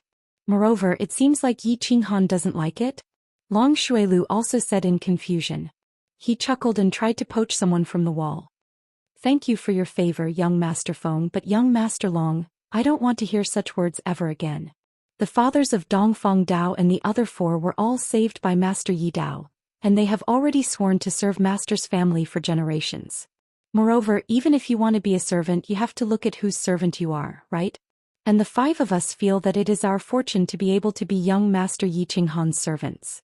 Dongfang Dao's expression was still calm, but when he heard the word servant from Long Shuilio's mouth, a blade-like sword light appeared in his eyes. He cupped his hands and left calmly after speaking. He walked to the side and silently ate with Nangong and the others. Long Shuilu was choked by Dongfang Dao's words. He rubbed his nose embarrassedly and picked up his wine to drink. Brother Shuilu, if it were me, I wouldn't have said what you just said. You probably haven't seen the information on what Yi Qinghan has done in the Yi family. Yi Qinghan is very fierce. The reason why Dongfang Dao and the other four are so loyal to him is probably because of Yi Qinghan's performance.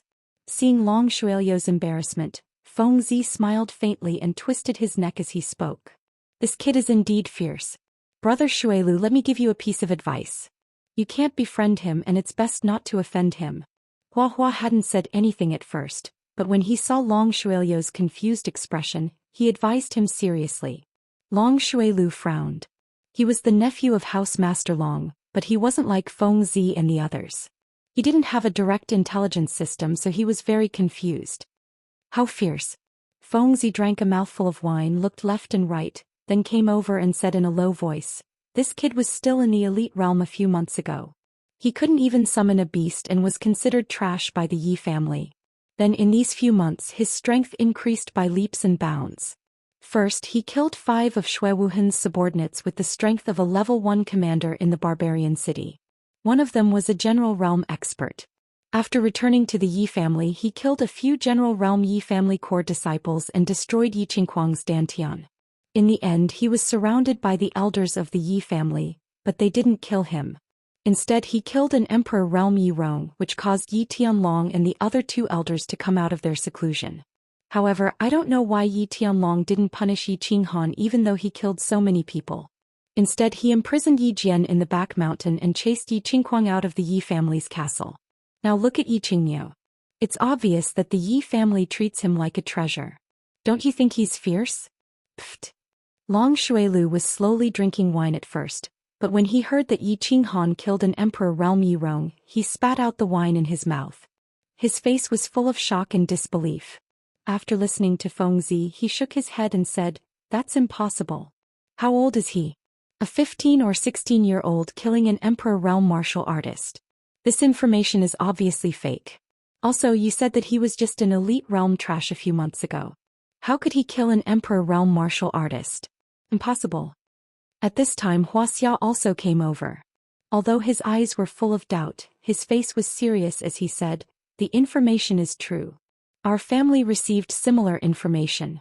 Although we don't know the details, it is true that Yi Qinghan killed Yi Rong.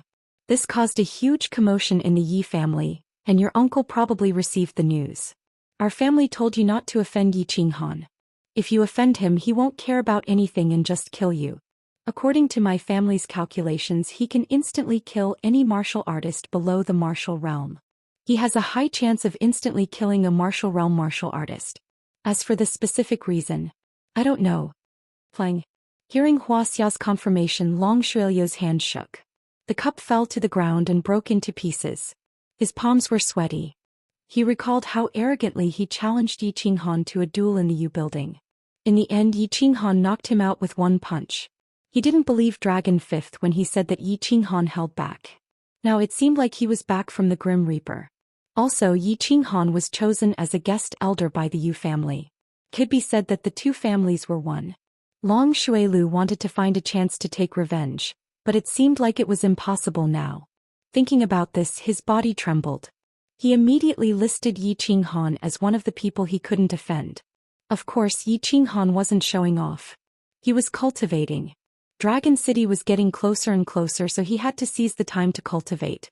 Although he had entered the first stage of the general realm for a few days, he hadn't even learned the symbolic battle aura release of the general realm.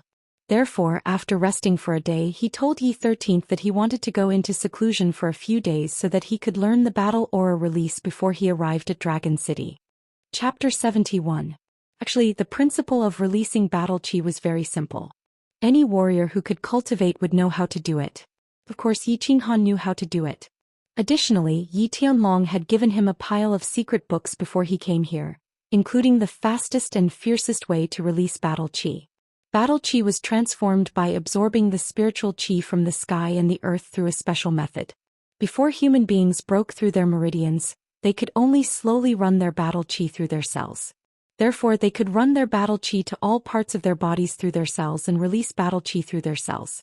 However, before human beings broke through their meridians and formed their dantian, they had too little battle chi in their bodies and their running speed was too slow.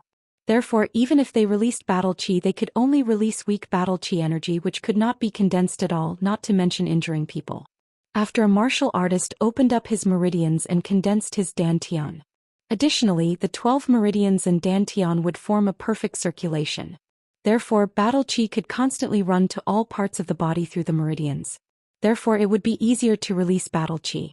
Additionally, the released battle chi could be constantly replenished and condensed into terrifying energy crystals, which could injure the enemy or cause severe damage through energy explosion.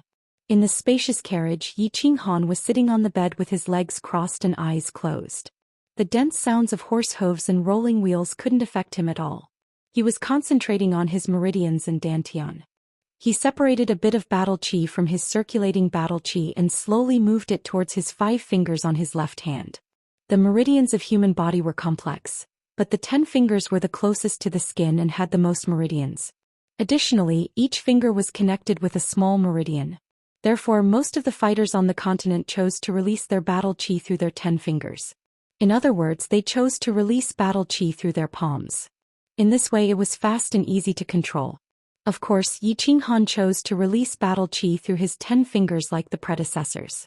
A small amount of battle chi slowly overflowed from his 5 fingers and gradually condensed in his palm. Yi Qinghan dared not be careless. He constantly released battle chi through his 5 fingers and maintained the consumption of battle chi in the air. Through his palm and fingers, he constantly condensed and integrated the battle chi in his palm. Buzz. The battle chi in Yi Qinghan's palm was constantly compressed and integrated with the weird gesture of his palm and fingers. In a split second, the battle chi in his palm suddenly bounced up like an elastic rubber ball and disappeared in the air under Yi Qinghan's weird gesture. It seems that the most difficult part of releasing battle chi is to control it. Yi Qinghan slightly opened his eyes and looked at his empty palms as he muttered inside. He didn't feel discouraged at all even though he failed in releasing his battle chi for the first time. It didn't require too much technical content. It mainly depended on the proficiency of controlling the battle chi in the palm of one's mind. There was no shortcut to this thing. One could only constantly release battle chi, constantly control it, gradually master it, and gradually master it. Yi Qinghan continued to close his eyes and continued to practice the external aspects of battle chi. 2 times, 3 times, 50 times. 1 day, 2 days, 4 days. On the evening of the 5th day, Yi Qinghan finally walked out of the carriage. He stretched his rusty waist and let out a long breath. He turned to look at Feng Zi and the others who were sitting not far away and smiled as he jumped out of the carriage.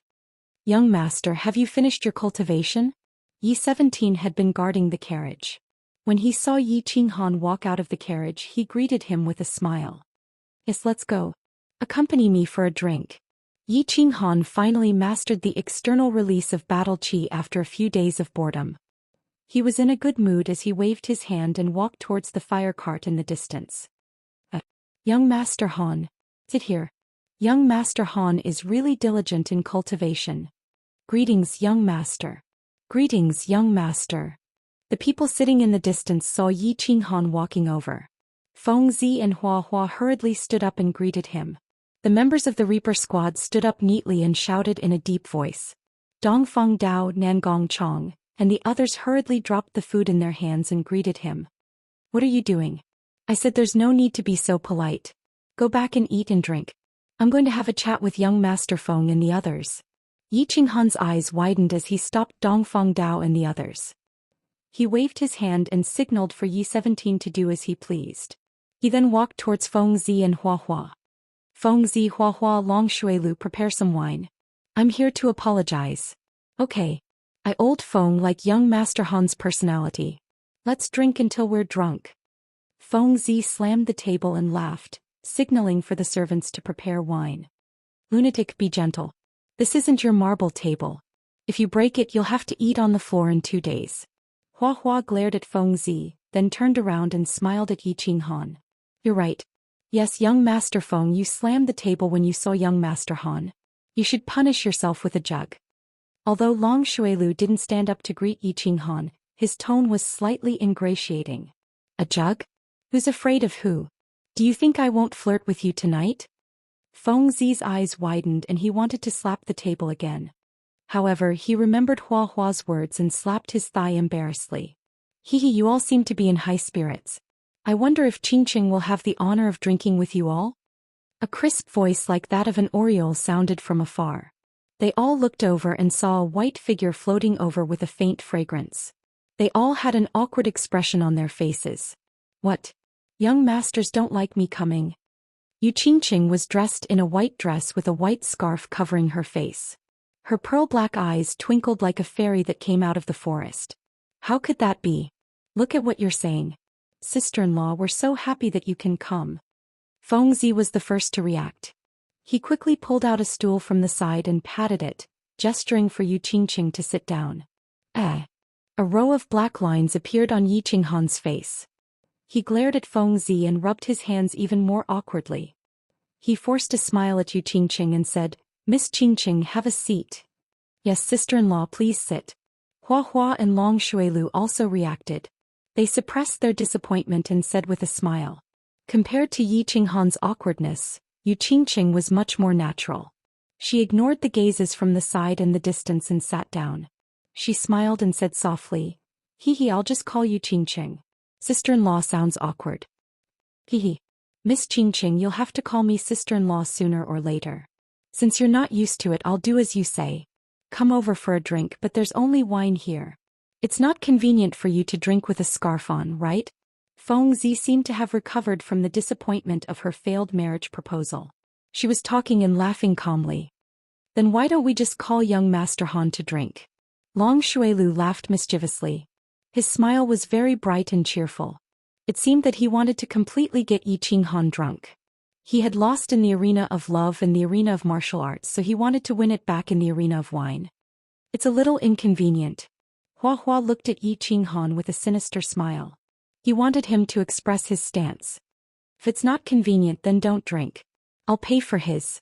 Come, I'll punish myself by drinking this jar first. Yi Qinghan's lips curled up. He raised the jar of wine in his hand and raised it to the few of them. Then he raised his head and drank. The people of the Fire Dragon continent had been practicing martial arts since they were young, so their bodies were not bad. Everyone knew how to drink, which didn't require much skill. Yi Qinghan found it strange too. He didn't know if it was because the wine in this world didn't contain much alcohol or because his body was really good. He had never drunk wine since he was young, but after drinking in the barbarian city, he realized that if he really drank wine, it would be like drinking water. No matter how much he drank, he didn't feel drunk. Come on, who's afraid of who? Feng Zi glared at him, not showing any signs of weakness. Hua Hua, Long Shuilu, and the others also rubbed their palms together, ready to go all out. They couldn't win against Yi Qinghan in love, but they didn't believe that the three of them couldn't win against him. A battle without gunpowder began. Because Yu Qingqing was at the side, there was no foreplay, and the battle went straight into a hand-to-hand fight. The three of them were obviously on the same side and they wanted to deal with Yi Qinghan together. Yi Qinghan wasn't afraid to fight. First he drank 3 jars of wine with Feng Zi, and Feng Zi was drunk until he didn't know what was going on. Then under Hua Hua's fearful gaze, Yi Qinghan and Hua Hua drank 3 jars of wine, and Long Shuilu fell under the table. At this time, Yu Qingqing had been staring at Yi Qinghan with her bright black eyes. Finally, she saw Long Shuilu fall to the ground, and Yi Qinghan's face was only a little red, but his eyes were still as clear as before. Then she giggled and said, "Your Yi family has a secret drinking technique?" No, it's just that I have a good physique." Yi Qinghan rubbed his bulging belly and slowly stood up. He let out a burp and stood up shakily. He was about to walk out of the room. "What are you going to do? Do you need me to go with you?" Yu Qingqing was slightly stunned and asked with concern. "No, I'm going to relieve myself. I drank too much." Yi Qinghan's indistinct voice reverberated along with the sound of her leaving, causing the half of Yu Qingqing's face that was not covered to be boiling hot. She reached out to summon Yi Shisan and told him to take care of Yi Qinghan. Then, like a jumping little rabbit, she hurriedly walked back to her carriage. Chapter 72. Dragon City was located in the center of the House of Ares, and was rumored to have existed since ancient times. According to the legends, in ancient times, there weren't 3 major prefectures, and the 3 clans all lived together in a chaotic manner. Although there were occasional disputes, there were no major wars. Then an ancient great emperor appeared on the continent. He called himself the Dragon, and he led 3 generals from the 3 clans on expeditions to the east and west, finally unifying the continent and establishing the Fire Dragon Empire. Then he established Dragon City, and divided the continent into 3 prefectures, with 3 generals from different clans appointed as prefectures. And now Dragon City was the capital of the Fire Dragon Empire. The legends might not be trustworthy, but the prosperity of Dragon City was unquestionable. The city walls were more than 20 meters tall and more than 10 meters wide, and wrapped around the entire Dragon City like a dumpling. There was a moat dozens of meters wide, and the water inside was turbulent and unfathomable. This city wall is too majestic. This was the first time Yi Qinghan had come to Dragon City. Through the curtain of the carriage he looked at the tall, green and towering walls. It was as if he was seeing the great wall of his world for the first time, and he was deeply shocked. The carriages entered Dragon City without any obstruction. The prestige of the 5 great clans wasn't challenged in this aspect. Even the rows of prefectural soldiers at the city gates wore respectful and envious gazes. They stood to the side respectfully and watched the carriages advance. After the carriages entered Dragon City, they parted ways at an intersection. Each clan had a manor in Dragon City. Last night, they had agreed that they would go back and rest for the night, and gather at the city lord's mansion the next morning. The Yi family's manor was in the east of the city. After traveling from the city gates for an hour, the carriages stopped in front of a large bronze gate. There were rows of people standing in front of the gate. They had probably received the news and were waiting here in advance. "Greetings, young Master Han." Yi Qinghan alighted from the carriage and saw a group of people kneeling on one knee in front of the gate, and a middle-aged man standing in the middle with a smile. "I am Yi Ping. Nephew, you must have had a hard journey." The middle-aged man was about 40 years old. He looked scholarly and had a gentle expression, and he had the demeanor of an elder. Yi Qinghan greets Elder Yi Ping. Yi Qinghan had already obtained information about Yi Ping from Yi Shisan. He knew that Yi Ping was from the same generation as his father Yi Dao. He was a collateral descendant of the family and had a good relationship with Yi Dao in his early years. He was now at the 2nd level of the Emperor realm and had been guarding the Dragon City all year round. He was one of the elders who held real power in the family. He wasn't at the same level as the city lord like Night Rod.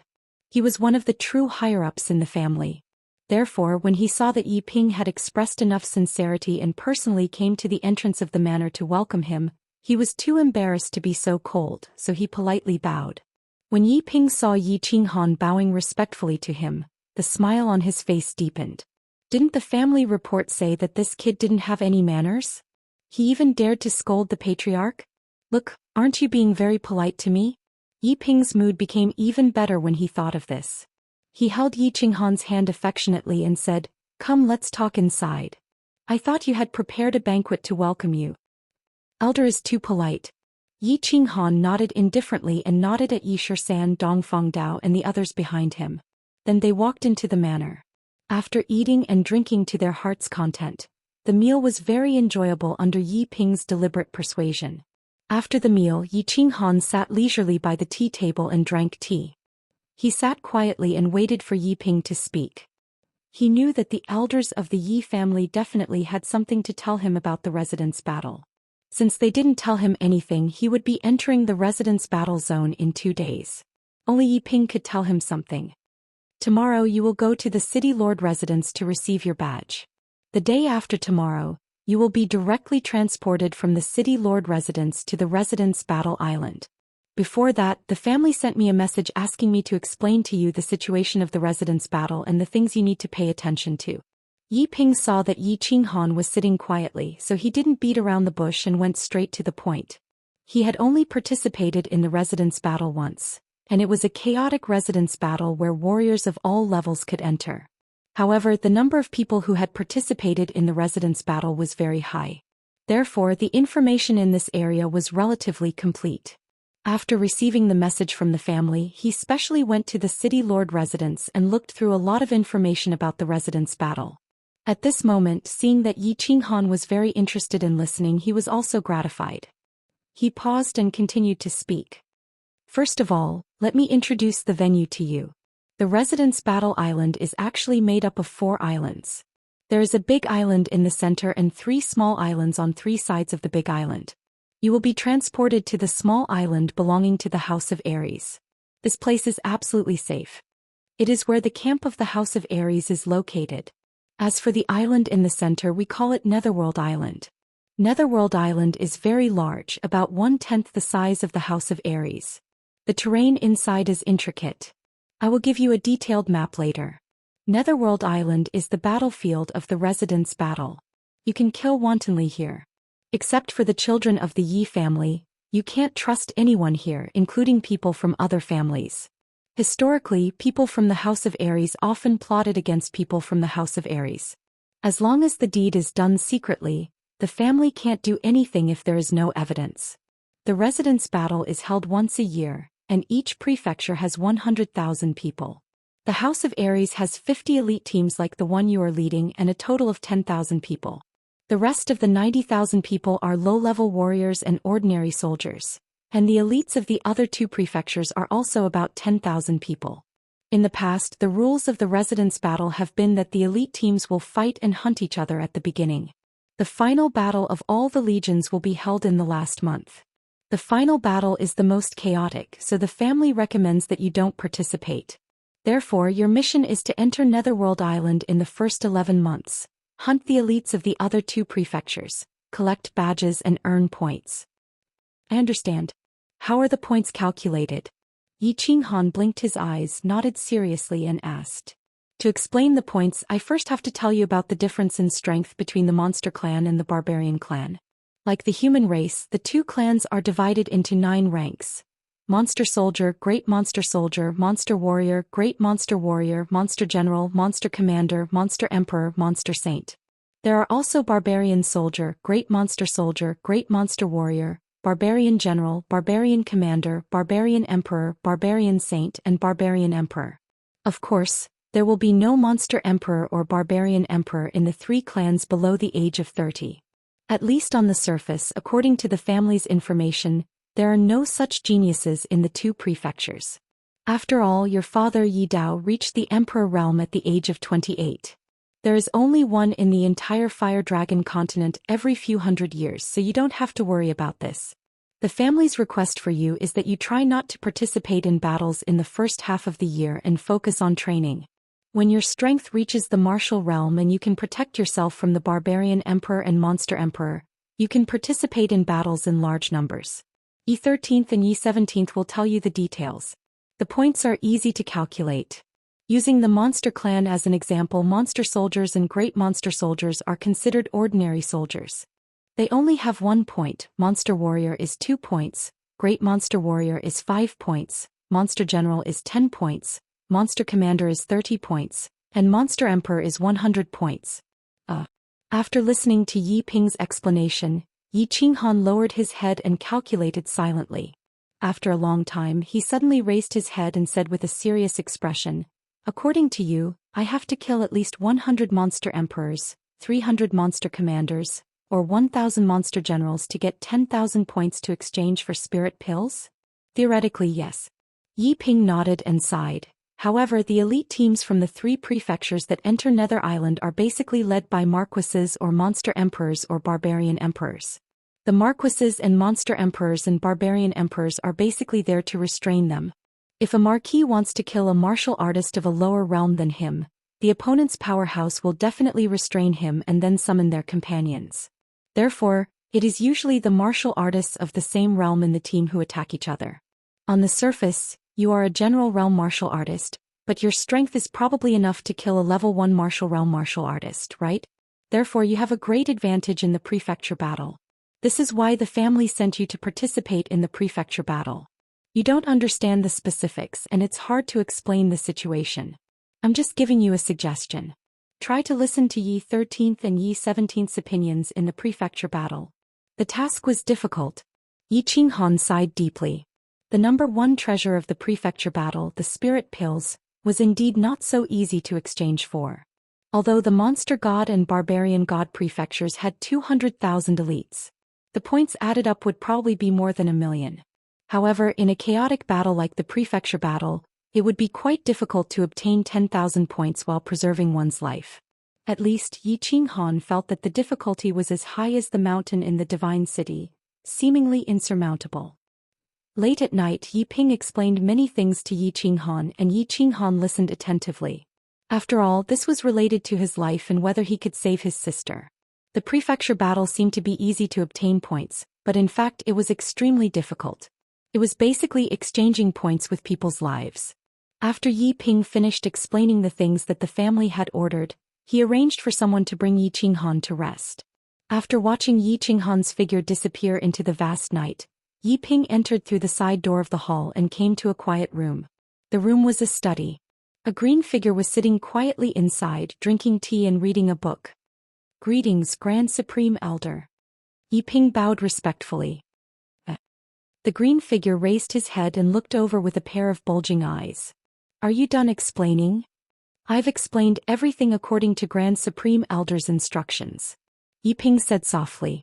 After a while he asked with a puzzled expression, "Grand Supreme Elder, there are some questions that Yi Ping doesn't understand.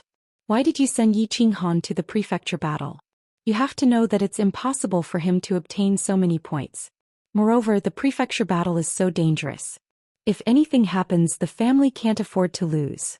Yi Qingyo heard Yi Ping's question and revealed an expression that he knew he would ask. After a moment of silence he sighed and said, "Both the patriarch and I know this. In fact, we don't expect him to obtain 10,000 points. The family has also arranged a few secret teams and experts to secretly obtain points. Moreover, this kid has been chosen by the Yu family's saintess. After a discussion with Yuji, the Yu family has also sent 3 super elite teams to help him obtain the spirit pills. As for why we sent Yi Qinghan to the prefecture battle, I get angry just thinking about it. Isn't it all because of that idiot Yi Jian? If he hadn't caused so much trouble, would the situation be so troublesome now? You don't know how much Yi Qinghan resisted the family after that incident. Could even be said that he completely disliked the family. The patriarch and I had no choice but to use him to save his sister to slowly ease the gap between him and the family. As for the danger, the patriarch said that martial artists who don't experience life and death battles will never become strong. Moreover, 1317 and the Death God team will follow him. As long as they don't act rashly, it shouldn't be a big problem. Moreover, the family has other arrangements, so you don't have to worry too much. Since Grand Supreme Elder and the family have arrangements, Yi Ping is naturally assured. I hope that this kid will have a smooth journey in the prefecture battle. I hope so. Later let 13 and 17 come in. I'll explain to them. 2 deep sighs resounded in the room. It added a bit of melancholy to the summer night. Chapter 73. To the north of the House of Aries' floating snow city was a famous snowy mountain called Xianxia. At the foot of the mountain was a small city called Xianxia City. 50 years ago, an 18-year-old youth walked out of Green Mountain City. This youth possessed unparalleled cultivation. He walked all the way from the north and challenged the famous young experts of the 5 major clans. He won every battle and declined the recruitment offers from the 5 major clans. Finally, he fought his way into the chaotic prefecture battle 30 years ago. He fought his way through countless demon and barbarian emperors and obtained the highest number of points in the prefecture battle 30 years ago. After that, he went into seclusion for 5 years and came out again to challenge the previous generation's prefecture master of divine battle prefecture. After fighting for a day and a night, he won and became the house master of the House of Aries with unquestionable strength.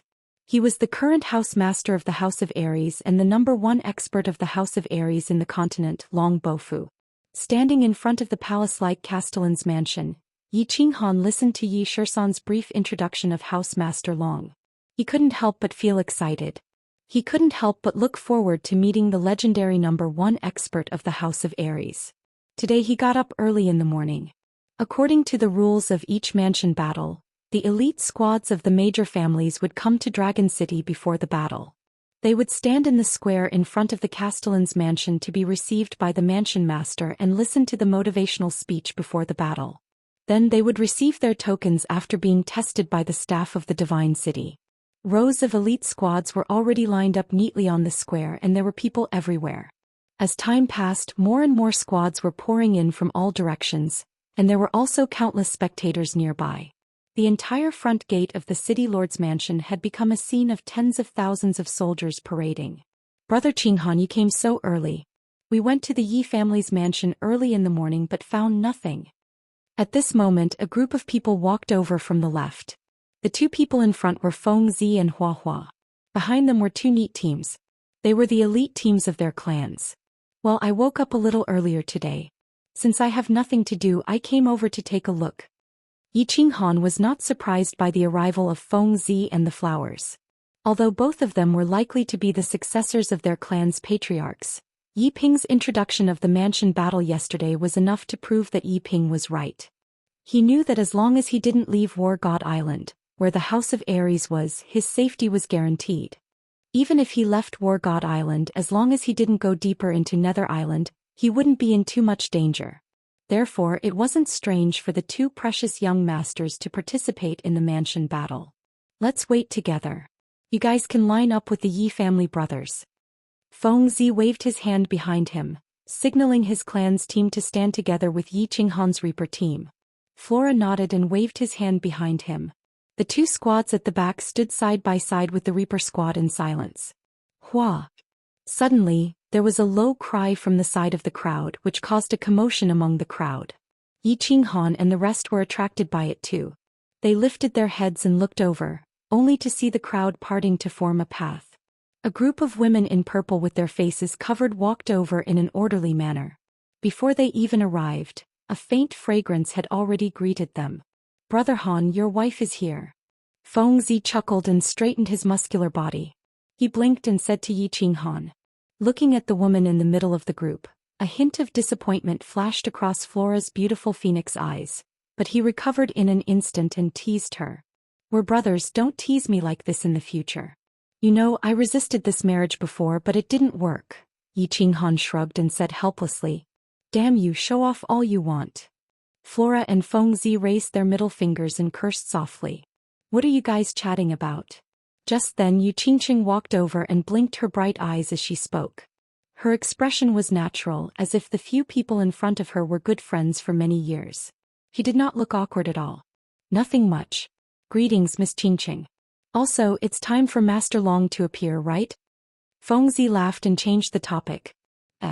Isn't he here?" Yu Qingqing smiled.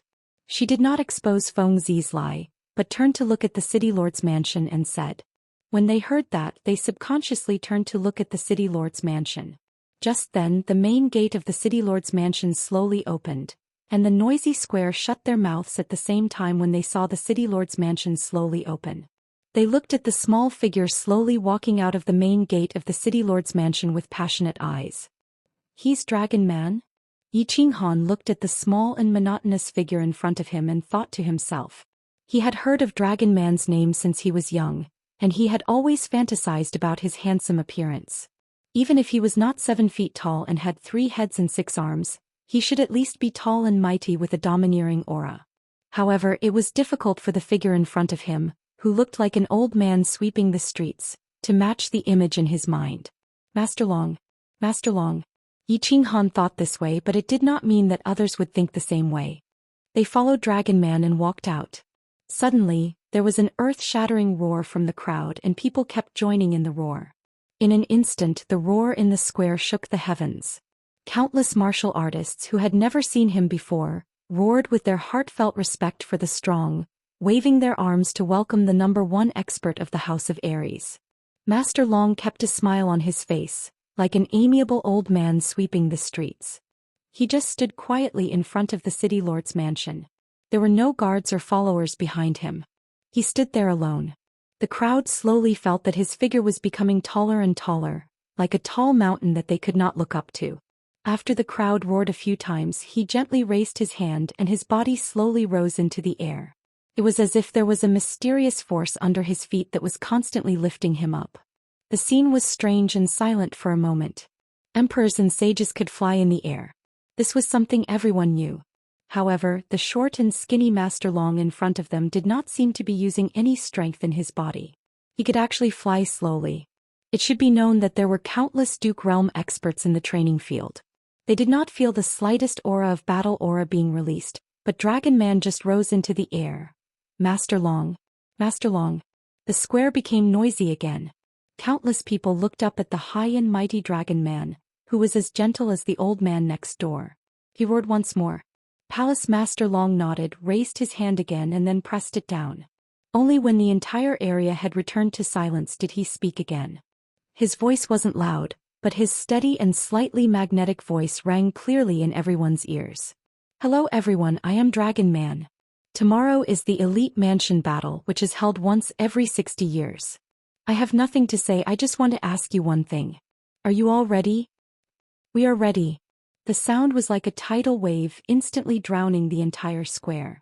Yi Qinghan secretly clicked his tongue. It seemed that Master Long's prestige and popularity in the House of Aries were extremely high. Very good. The demons in the west and the barbarians in the south have also said that they are ready. Then young lads, polish the weapons in your hands and fight. 30 years ago, I and countless warriors used the weapons in our hands to completely beat the demons and barbarians to the ground. Now it is your turn. The glory and dignity of the House of Aries will be in your hands. In 3 years I will be waiting for your return here. Master Long's voice continued to be calm and friendly, but the domineering and confidence in his tone was exceptionally clear. Fight, fight, fight. Following Dragon Man's words, the emotions in the square were completely ignited. Countless people waved the weapons in their hands and roared. After Dragon Man finished speaking, he once again smiled warmly, waved his hand, turned around and then turned into a shadow, disappearing from the Castellan's mansion. Then rows of warriors in white robes walked out of the Castellan's mansion. Each of them held a white crystal pillar in their hands and lined up in front of the square. At this time 3 white-robed warriors appeared out of thin air above the Castellan's mansion. One of the white-robed warriors flew to the front alone and shouted in a deep voice, "Now you will receive badges according to your individual strength. There are 100 crystal pillars in front of you to test your strength. As long as you activate the battle chi in your body and attach it to the crystal pillar, you will be able to test your strength. Then you will receive the badge and activate it with a drop of blood. Now warriors who want to enter the mansion battle line up to receive it." Feng Zi nodded and took the lead to walk towards the white crystal pillar. He stretched out his left hand and battle chi slowly appeared in his palm. Then he touched the white crystal pillar, and the white crystal pillar suddenly changed color, turning a deep yellow. Third layer General Realm, dark yellow badge, activate it with a drop of blood. The white-robed man next to the white crystal pillar said coldly. He took out a dark yellow ring and handed it over. Feng Zi took the ring and put it on. Then he squeezed a drop of blood from his other hand. The ring lit up and a faint battle character appeared on the dark yellow ring. Chapter 74. The white-robed man nodded and looked at everyone with a puzzled expression. He said, "Depending on your strength, you will be given the color of the badge. After you wear it and activate it with your blood, you won't be able to take it off. If you want to take it off, you either have to chop off your finger or die. If there's nothing else, you can go to the Divine City to remove it or come here to remove it." Next. After everyone went to collect their rings, Yi Qinghan watched for a while and understood the rules of the badge. He also understood why Elder Yi Ping said he could hide his strength last night. The white crystal pillar could only measure the level of battle aura. Badges of different colors were given according to the level of battle aura. Ordinary soldiers could only receive white rings, elite martial artists received red rings, commander-level martial artists received orange rings, general-level martial artists received yellow rings, martial artists received green rings, and duke martial artists received cyan rings. The color of each martial artist's ring was different according to their strength. For example, first-level general martial artists received light yellow rings, second-level general martial artists received light yellow rings, and third-level general martial artists received dark yellow rings. On the surface, Yi Qinghan was a first-level general martial artist, so he would definitely receive a light yellow ring when collecting his badge. However, with his overall strength he would definitely receive a dark green ring. That was why Yi Ping said he could hide his strength and kill people of a higher level. Of course, the 5 great clans were actually hiding their strength. On the surface, Feng Zi was a third-level general martial artist, but with his imperial sword technique, his combat strength was probably at the martial level. Not to mention Wuxia, a third-level general martial artist could easily assassinate a first-level general martial artist after he stealthily activated.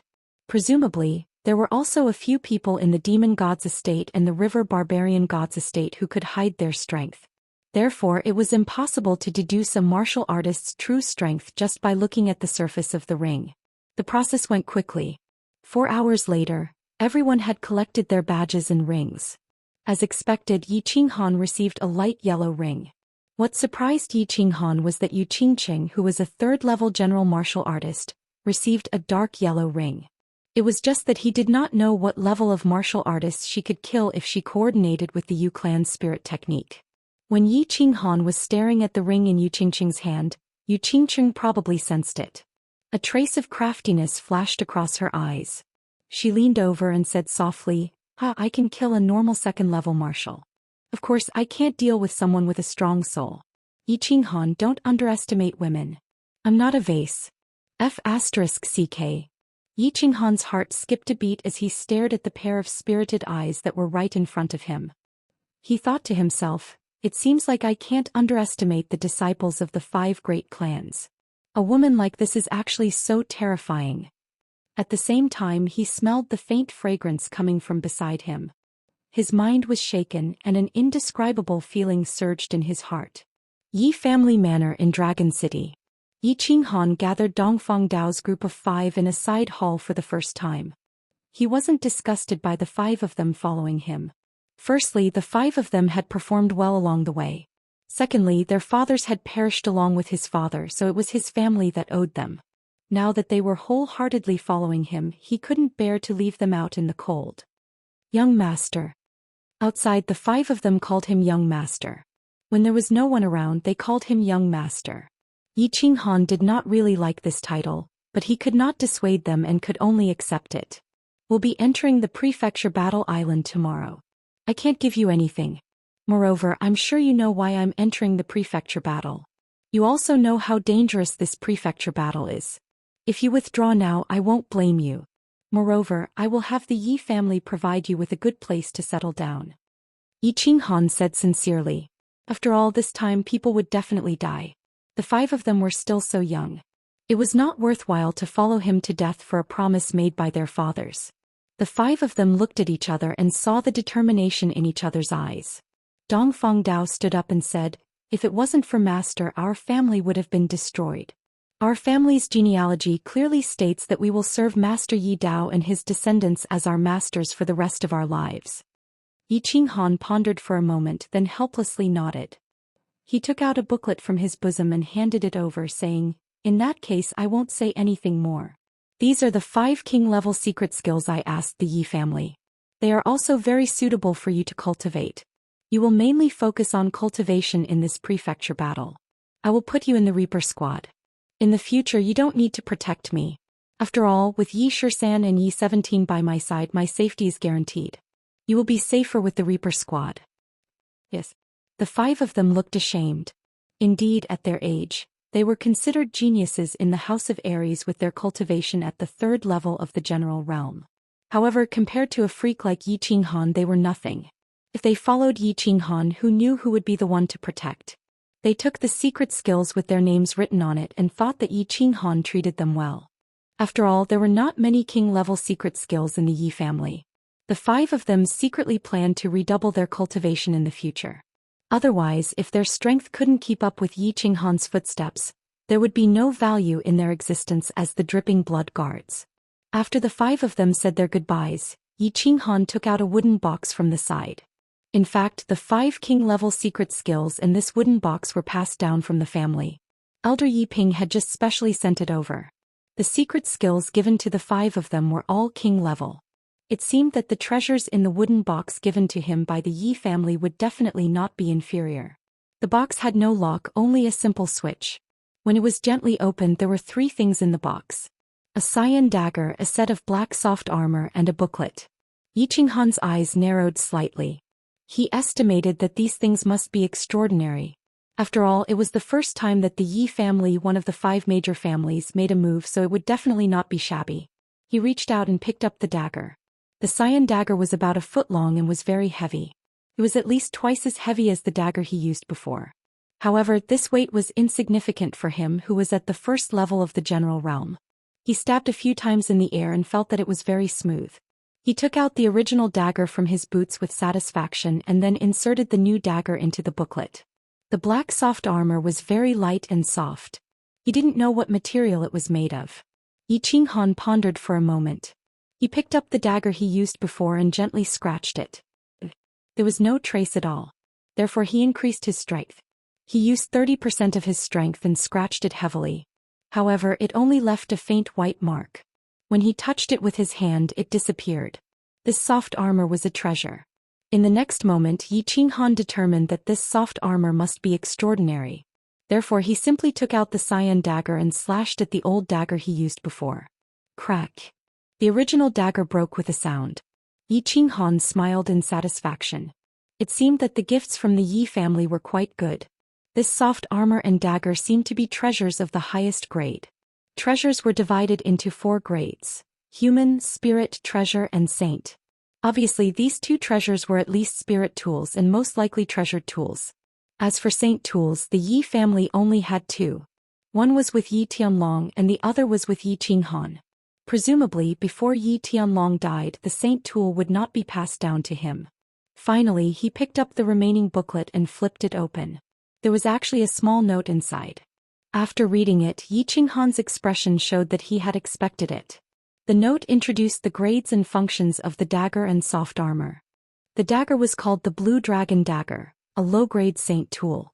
It might not be able to cut through iron like mud, but it was definitely a killing weapon.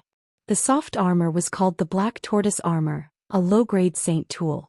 It could block the stab of a low-grade saint tool. In theory, it could block a full-force attack from a level 3 martial. A saint tool. Although the 2 treasures were low-level, not to mention the dagger, the soft armor was definitely priceless. It was definitely a peerless treasure that could save one's life. Only now did he know that saint tools were divided into upper and lower grades. Didn't he know that saint tools were not divided into lower and lower grades? If they were divided, what grade would his bronze ring be? However, when he thought about the bronze ring's automatic healing function, he wouldn't trade it for a few saint tools. He laughed at himself and picked up the booklet. On the booklet there were 3 big words: Shadow Step. When Yi Qinghan saw the small words at the bottom, his expression finally changed. His lips moved and his fingers trembled. After a long time he finally said, "Saint Tier Secret Technique, Yi Ruoshui's masterpiece?" After taking a few deep breaths, Yi Qinghan tried his best to calm himself down. It seemed that his grandfather was willing to go all out for him. Saint Tier Secret Technique and Saint Tool were the family's treasures. Although the Yi family was wealthy, they only had 1 Saint Tool and a few Saint Tier Secret Techniques. Moreover, this was created by Ancestor Yi Ruoshui. Ancestor Yi Ruoshui was a person who could stand shoulder to shoulder with the founding divine ancestor Knight Emperor in the Yi family's thousands of years of history. How could the secret technique he created be simple? Since the Yi family owed him, it was only natural for him to take it. Yi Qinghan told himself that there was no need to be polite. The temptation of a Saint Tier secret technique was too great. Of course, Yi Qinghan wouldn't resist this temptation. Only a fool wouldn't want such a treasure. He couldn't wait to open the secret technique and read it. Shadow step, as the name suggests, is a footwork technique. It's a footwork technique used to avoid the enemy's attack in a small area. There are 3 levels in total. Mastering all 3 levels allows one to go anywhere in the world. The first level requires a general realm cultivation base to master. Go anywhere in the world. Seeing these words, Yi Qinghan felt that the Saint Tier secret technique created by ancestor Yi Ruoshui didn't let him down. A Saint Tier secret technique was indeed a Saint Tier secret technique. Although it wasn't an offensive secret technique, it was more precious than anything else to Yi Qinghan. He didn't lack attacks. Once he used the body fusion technique, a normal martial would definitely die if he got close. This Saint Tier secret technique that didn't care about defense or cultivation base directly attacked the soul gave him a perverse attack method. What he lacked the most right now was a life-saving technique. After all, the mansion battle wasn't a one-on-one battle. When hundreds of people attacked each other, you could instantly kill anyone, but when you killed your enemy, attacks from the side would land on you. In such a chaotic situation, how important was a life-saving technique? Now, it seemed that Yi Tianlong still placed his safety as the top priority. He even passed on such a precious Saint Tier secret technique to him for free. After quickly browsing through it, Yi Qinghan immediately started cultivating. This was a life-saving technique. The earlier he mastered it, the earlier he would be safe. His strength would also improve a lot sooner. The first level looked simple, but it was actually very complicated. First, he had to release his battle chi from the soles of his feet and use it to speed up his footwork. Then he had to continuously practice 18 seemingly awkward footwork techniques. Releasing battle chi from the soles of his feet wasn't difficult because he had experience in releasing battle chi.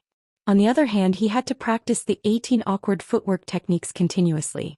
In the end, he had to master them all and form his body's instinctive reaction. After reading through it, Yi Qinghan pondered in silence for a while. Then he started the boring cultivation of releasing battle chi.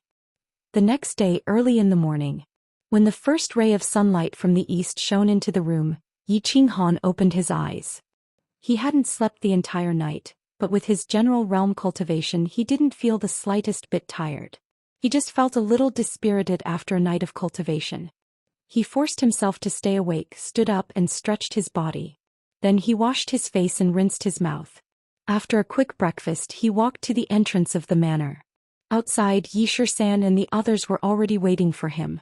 Yi Qinghan smiled and entered the carriage. With a wave of his hand, he signaled for them to set off. The group arrived at the plaza in front of the city lord's mansion. He had long noticed that there were 3 huge teleportation arrays on the right side of the plaza. However, they were guarded by soldiers, so he couldn't get close. Now, if he wanted to teleport to the prefecture's battle island, he had to use the teleportation array. The plaza was already filled with people. Everyone was lining up to enter the teleportation array. Beside the teleportation array, there were more than 10 white-robed people like yesterday. They were constantly activating the teleportation array, sending groups of people over. Young Master Feng and the others are over there. They're probably waiting for you. Yi Shisan's eyes were sharp and he immediately saw Feng Zi Huahua and Yu Qingqing standing near the first teleportation array on the left. They were looking left and right. It seemed like they were waiting for them. Yes, let's go. Yi Qinghan got off the carriage and ordered everyone to follow. He asked the coachman of the Yi family to send the carriage to the manor, and his group walked over to Feng Zi. Young Master Han, did you do something bad last night? Why are you so late? Feng Zi glanced at Yu Qingqing when she saw Yi Qinghan coming over and smiled. To hell with being the second master, I've been practicing for the whole night. Why is there no one at this teleportation array? Yi Qinghan scolded jokingly, looking at the teleportation array with interest. Yu Qingqing laughed and explained, this is used by the 5 great clans. After we finish teleporting, we'll naturally let them use it. Then are we leaving now? Or do we have to wait for someone? Yi Qinghan nodded at Yu Qingqing as a form of greeting and said with a smile. Let's go, we're just waiting for you. Shui Wuhan, that traitor, isn't with us now. He left a long time ago. I heard that Long Shuilu and Long Xinan left first. Long Xinan is the daughter of House Master Long, Huahua said disdainfully. It seemed that the more she looked at Shui Wuhan, the more she disliked him. Yes, let's go. Yi Qinghan nodded, then made a gesture of invitation to Yu Qingqing. Yu Qingqing didn't stand on ceremony. She nodded at the Pink Legion behind her and led her elite team to the teleportation array. The few white-robed people beside the teleportation formation reminded them. Then they inserted a few white crystals into a few corners of the teleportation formation. The teleportation formation suddenly erupted with a dazzling white light. Then with a flash, Yuqingqing's group disappeared.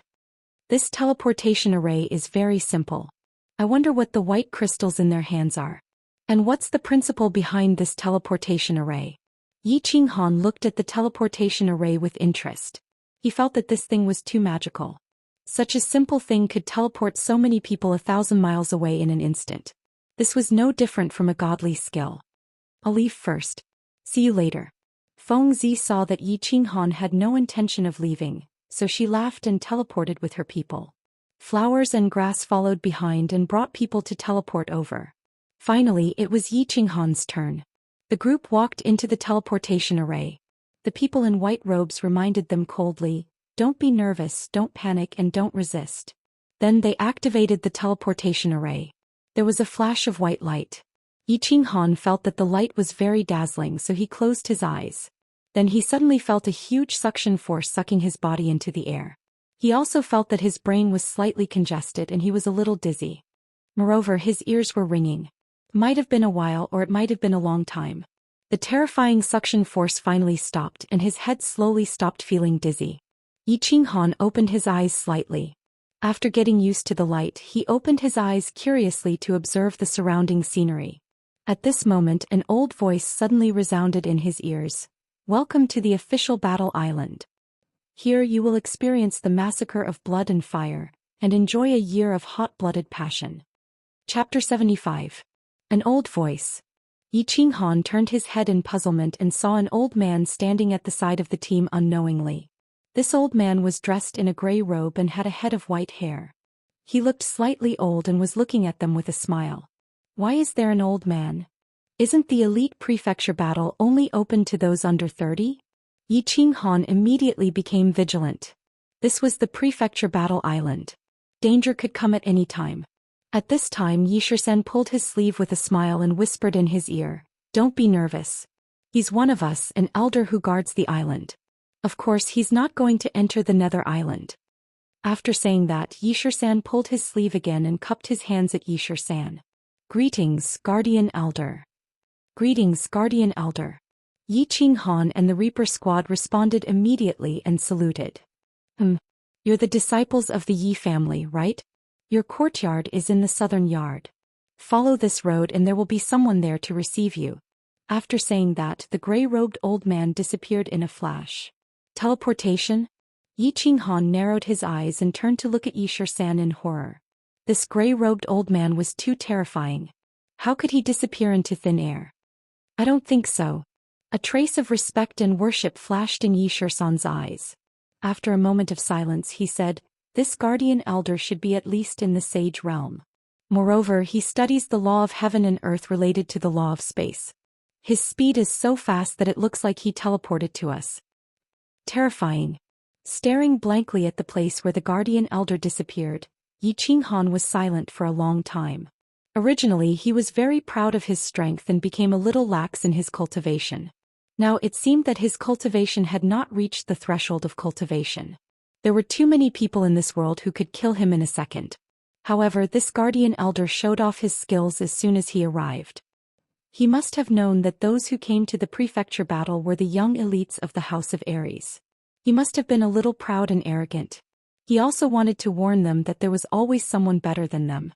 Only by maintaining a vigilant attitude would they not easily fall in the upcoming battle. "Let's go."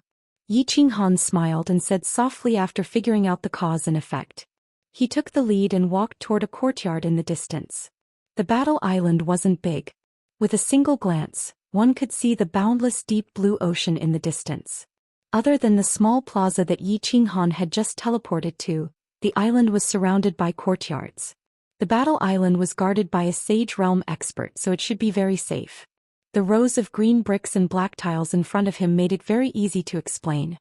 Since the flames of war couldn't spread here, this was the base camp of the Divine Battle Residence, a place for everyone to rest, cultivate and recuperate. Of course, it had to be better and more comfortable. The southern courtyard was not big, but it was very elegant.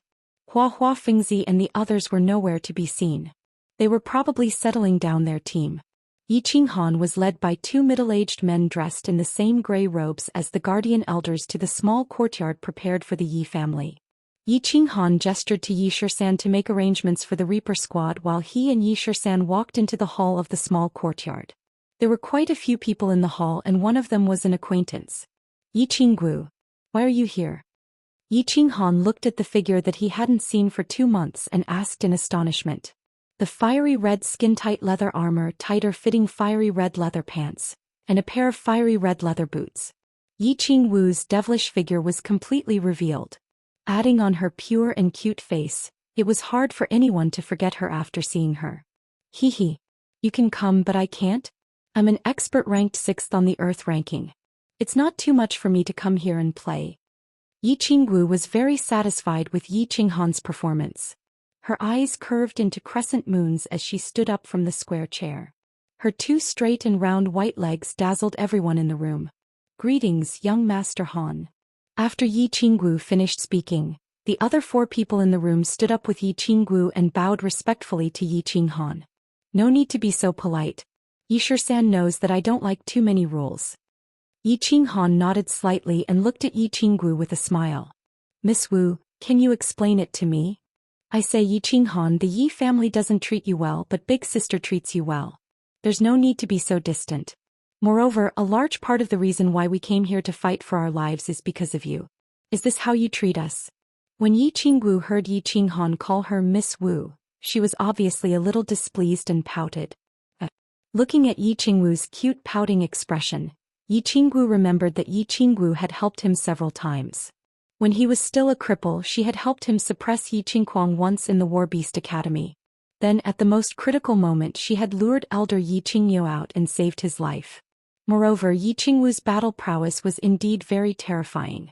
She had cultivated to the 1st level of martial tier at the age of 20, and combined with her 7th grade snow fox, she could probably reach the 3rd level of martial tier.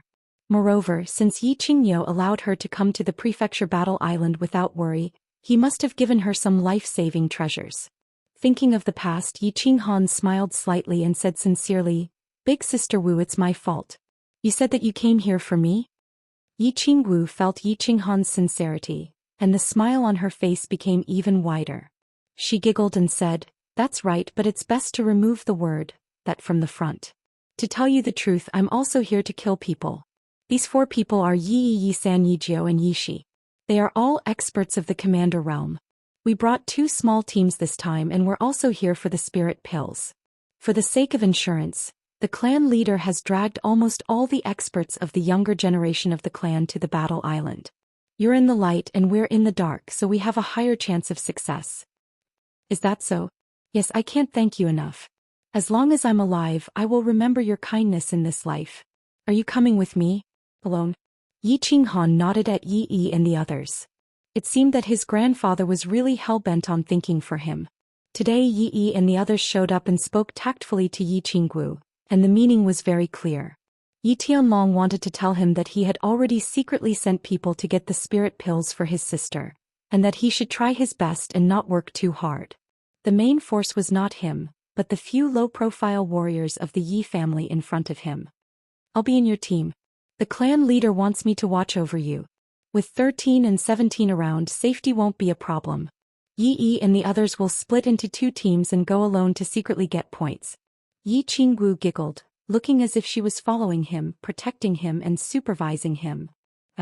Yi Qinghan nodded blankly.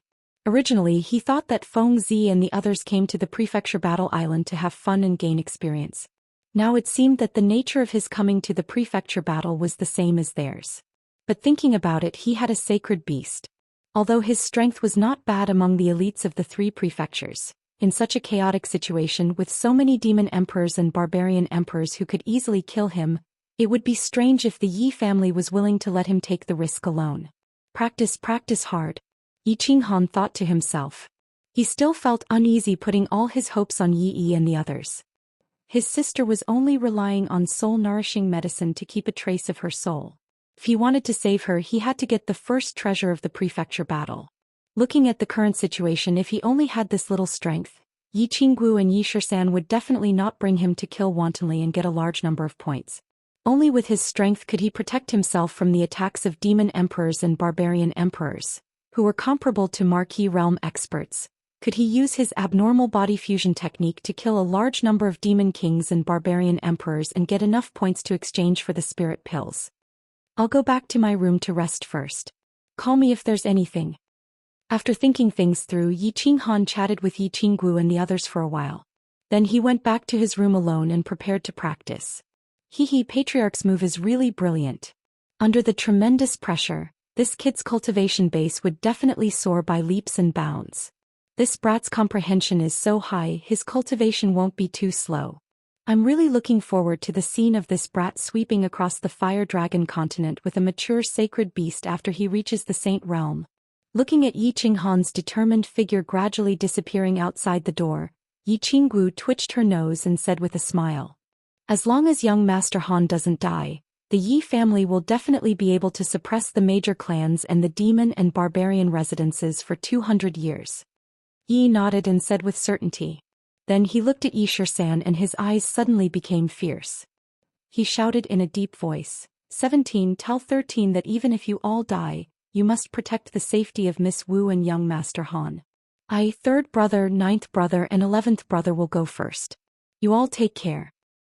Eldest brother, 3rd brother, 9th brother, 11th brother, you all take care too." Yi 17 nodded with a heavy expression. They were all orphans adopted by the Yi family. Among thousands of people, they relied on their amazing talent and diligent cultivation to be given the titles Yi to Yi 30 by the Yi family. But as they continued to carry out missions, only a dozen or so of the 30 of them survived. This mission seemed to be the most difficult and dangerous. Who knew how many of them would survive in the end? His heart was a little heavy and sad. Be careful. Hunt for points under the premise of protecting yourself. The Patriarch has ordered that as long as you complete this mission, the 6 of you will be completely abolished as death warriors. The family will give you the position of clan elder. This is the last mission, so everyone take care. Miss Wu, don't worry. We are the strongest force on the Netherworld Island. After so many years in the wind and fire, no one has taken our lives. I don't believe that a few demons and barbarians can do anything to us. 3rd brother, 9th brother, 11th brother, let's go and kill. Yi laughed and cupped his hands towards Yi Qinggu. He patted Yi 17's shoulder and strode out. Chapter 76. According to the usual practice, the elites who entered the mansion battle would rest on the island for 3 days. After 3 days, the elite team would enter the Netherworld Island and begin their massacre. During these 3 days, Yi Qinghan stayed in his room to train. Under the huge pressure, Yi Qinghan did not dare to relax. On one hand, he trained day and night, cultivating his battle chi to increase his realm. On the other hand, he trained in the life-saving Shadow Step. Before arriving at the Yu clan, he had opened up all the meridians in his body, condensed his Dan Tian, and stepped into the first level of the general realm. After reaching the first level of the general realm, training was mainly to accumulate a large amount of battle chi and compress it into liquid form, storing it in the Dan Tian. This training was a vast and tedious process. If the Dan Tian was a wine bottle, then his current training was to fill the wine bottle with chi and compress it into a drop of water. Continuously filling the bottle with chi and compressing it into water, until the wine bottle was filled with water. Moreover, the Dan Tian became firm and wide under the warm pressure of the water. Finally, it completely combined with the acupoints in the Dan Tian and reached the peak of the general realm. This seemed easy. As long as he trained every day, he would reach the peak of the general realm sooner or later. However, Yi Qinghan did not relax at all because there was a strange beast in his body. When this beast was weak, it did not absorb battle chi and only ate magic crystals. Now that it had reached the growth stage, it did not eat magic crystals and only absorbed battle chi. Moreover, as time passed, it absorbed more and more battle chi. Therefore, Yi Qinghan's daily training was basically only enough for the beast to absorb battle chi. There was not much left. Therefore, in these 3 days, other than continuing to practice releasing battle chi from the sole of his feet, he spent the rest of his time accumulating battle chi. The battle was about to begin. If he ran out of ammunition during the battle, he would really die. Training in Shadow Step required the release of battle chi from the sole of his feet. Because he had experience in releasing battle chi, he had already succeeded. He only needed to be proficient in using it. Dong dong dong. Yi Qinghan was awakened by the knocking on the door. He turned to look at the door and stopped his training. He got out of bed, stretched and opened the door. Young master, it's time to go. Miss Wu asked me to call you out. It was Yi Shisan with a plain square face outside the door. 3 days have passed? Yi Qinghan slapped his forehead. He had been cultivating day and night, causing his sense of time to be a little confused. He felt that 3 days had passed in the blink of an eye. After washing up as fast as he could, Yi Qinghan changed his clothes and followed Yi Shisan out. In the hall, Yi Qinggu and Yi 17 were sitting quietly. Outside the hall, Yi Qinghan walked over. Standing up, Yi Shisan blinked and smiled without saying anything. Yi Qinggu wrinkled her cute nose and said with some dissatisfaction, "Let's go. Everyone has been waiting for you for a long time. We'll gather in the square later. After listening to the guardian elder's explanation, we'll set off for Nether Island." Yi Qinghan was a little ashamed as he looked at Yi Qinggu, who still had a fiery red body. He smiled awkwardly and said, "Yes, let's go." The 4 of them walked out of the hall. The Death God team was already waiting outside the gate of the West Court. Yi Qinghan looked at Dongfang Nangong and the other 4 who were standing in the Death God team. He nodded at them with a smile and waved his hand to signal them to go. The square next to the teleportation array was already full of people. It was a large crowd, but except for a small number of people who were gathered together, the rest were standing in neat rows in the square. Yi Qinghan squinted his eyes slightly. Among the people who were talking and laughing, he saw the strong Feng Zi, the flowers and plants that were more beautiful than women, and Yu Qingqing, who still looked like a white lotus with her face covered. He also saw the handsome Long Shui. However, when he saw the elegant Shui Wuhan with the folding fan in his hand and the gray eyes, an invisible murderous aura surged from his body. Ever since he entered Dragon City, this guy had been avoiding meeting him. It seemed that after entering Battle Island, he had no scruples and was not afraid of meeting Yi Qinghan. Brother Han. Yi Qinghan and the others appeared in the square and attracted everyone's attention. Feng Zi shouted from afar and waved at him. However, when he saw Yi Qinggu, who was standing beside Yi Qinghan, his body obviously stiffened. He looked at Yi Qinggu with a fiery gaze and didn't even look at Yi Qinghan. Yi Qinggu's hot clothes outlined her curvaceous figure. Together with the pure smile on her face, she successfully attracted the attention of all the men on the scene. It also made Yu Qingqing's pure black eyes shrink. Meanwhile, Yi Qinghan's gaze swept to a tall and beautiful girl beside Long Shui. She held a cyan long sword in her hand and had a heroic look on her face. Seeing this girl standing together with Long Shui, he easily guessed her identity.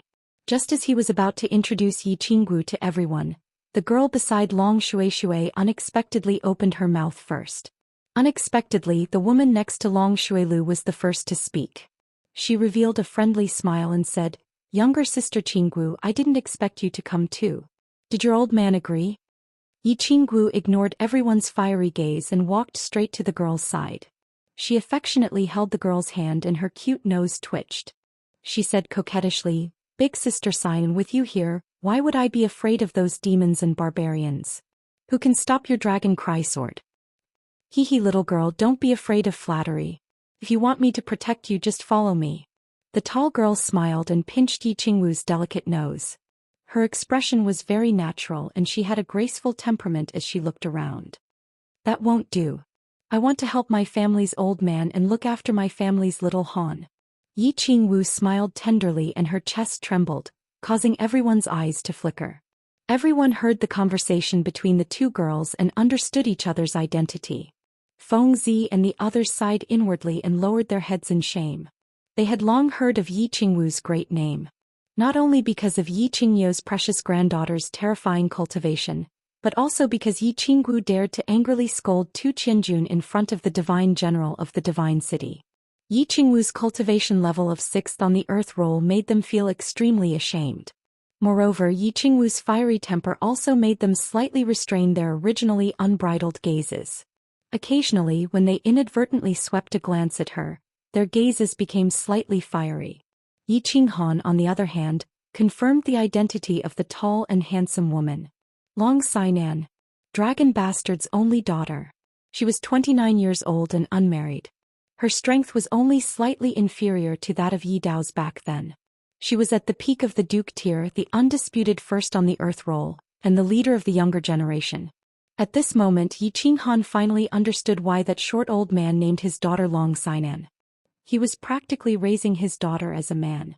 However, although this girl looked valiant and heroic on the surface, she had a different temperament of a mature woman. Yi Qinghan greets Miss Xinan. Yi Qinghan thought quickly in his mind. After confirming her identity, he smiled and cupped his hands in salute. You're too polite. Some time ago, I heard that my little sister Qingqing had chosen a good husband and had always wanted to meet him. I'm very satisfied to see you today. Long Xinan pulled Yu Qingqing's hand and looked at Yi Qinghan with a smile. It was obvious that she was cheering for Yu Qingqing. This is Miss Qingqing's favor. Yi Qinghan is ashamed. Yi Qinghan rubbed his nose awkwardly and said with some embarrassment. He's ashamed. Feng Zi's eyes were blazing as she watched from the side. She curled her lips and was about to say ashamed my ass, but when she saw Yi Qinghan's cold gaze sweeping over like lightning, she quickly stopped and said, very ashamed, very ashamed. Hee, I don't care about what happened in the past. If my sister Qingqing is wronged in the future, Yi Qinghan, I'll get even with you. Long Xinan pretended not to hear Feng Zi's words. She only lovingly stroked Yu Qingqing's hair and said softly, Sister. Yu Qingqing lowered her head and shook Long Xianan's hand, indicating that she should stop talking. Hee. Yi Qinghan didn't know how to answer. He laughed dryly and felt a little embarrassed. At this time there was a sudden ear-piercing sound in the square. Everyone immediately stopped talking and looked up. A man in gray stood in the air above the square. He had white hair and a white beard. On his aged face, a pair of gray eyes were shining with dazzling light. It was the Guardian Elder that Yi Qinghan met when he just entered the Battle Island. Greetings, Guardian Elder. Except for Yi Qinghan's group, everyone present knelt on one knee. Yi Qinghan's group also bowed and shouted in a deep voice. Dispense with the formalities. Today all the elite teams will enter the Nether Island. I represent the House of Ares to send you off. I'll also tell you the relevant rules.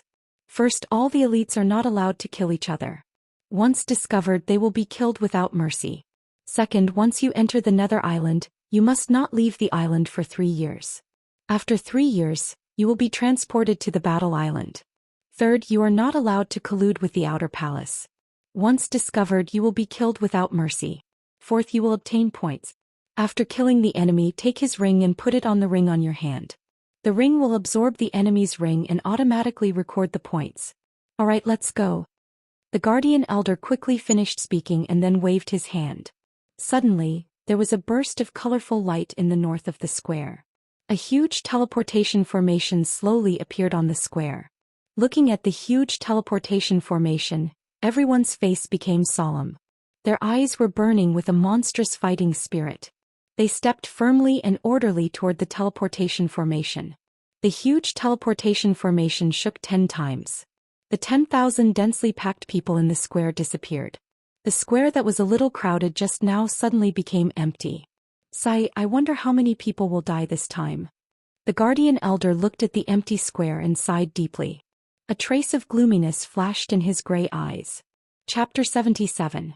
A white light flashed. This time, due to the close distance, Yi Qinghan didn't feel dizzy and ringing in his ears like when he was teleported from Dragon City to Battle Island. He only blinked his eyes and the scenery in front of him changed. In front of him was a strange place. They were teleported to the foot of a tall mountain. It was a flat and wide grassland. There was a small river not far away, and a large herd of antelopes and buffaloes were drinking water by the river. The grassland was lush and unknown wildflowers were blooming everywhere. The scenery was very beautiful. Everyone. Long Xianan's heroic and majestic voice sounded, disturbing everyone's mood of enjoying the scenery. When everyone looked at her, she pointed at the mountain and smiled. Let's enter the temporary base camp and settle down first. We'll have a pre-war meeting later. I'll give you a detailed introduction of the situation of Nether Island, and then we can decide on our future path. What do you think? I agree. Yu Qingqing was the first to nod, but she looked at Yi Qinghan. Agree. Yi Qinghan saw Yi Qinggu looking at him, and knew that she had given him the right to decide. Long Xinan, with her strength at the peak of the Marquis realm list, was undoubtedly the strongest among the 10,000 elites present. Furthermore, the rumors about her in the House of Aries were similar to her strange name. She could compete with men and she was better than them. Her strength and wisdom indeed made countless men blush with shame. As the only daughter of House Master Long, she must have seen most of the top-secret information in the House Master's database. Since she proposed to hold a pre-war meeting for everyone, it would only be beneficial for everyone. Therefore Yi Qinghan nodded in agreement without hesitation. Agree. Long Sainan's proposal was immediately agreed by everyone. It seemed that this woman who was not inferior to men had a high prestige among the crowd. However, among the 10,000 elites of the House of Aries, the 5 major families and Dragon City accounted for 2/3. The young masters of the 5 major families all trusted and liked Long Xinan very much. The rest of the elites were also inextricably linked with the 5 major families. This result seemed to be accidental, but also inevitable. Everyone began to quickly walk towards the temporary base camp halfway up the mountain. This temporary base camp was set up by the Divine Battle Abode after countless prefecture battles. There were a lot of simple bamboo buildings in the base camp. Although they were very simple, they were still habitable. After experiencing countless mansion wars, countless sentries and simple mechanisms were set up in the surroundings so that they could be alerted in advance if anyone approached. Team 1 be on guard. Team 2 and Team 3 clean up the barracks. Team 4 and Team 5 go hunt for food and cook. Long Xinan was obviously used to commanding troops. She skillfully instructed her subordinates to get busy. This time Dragon City had sent a total of 1,000 people. Some of them were Dragon City's own people, while others were temporary additions.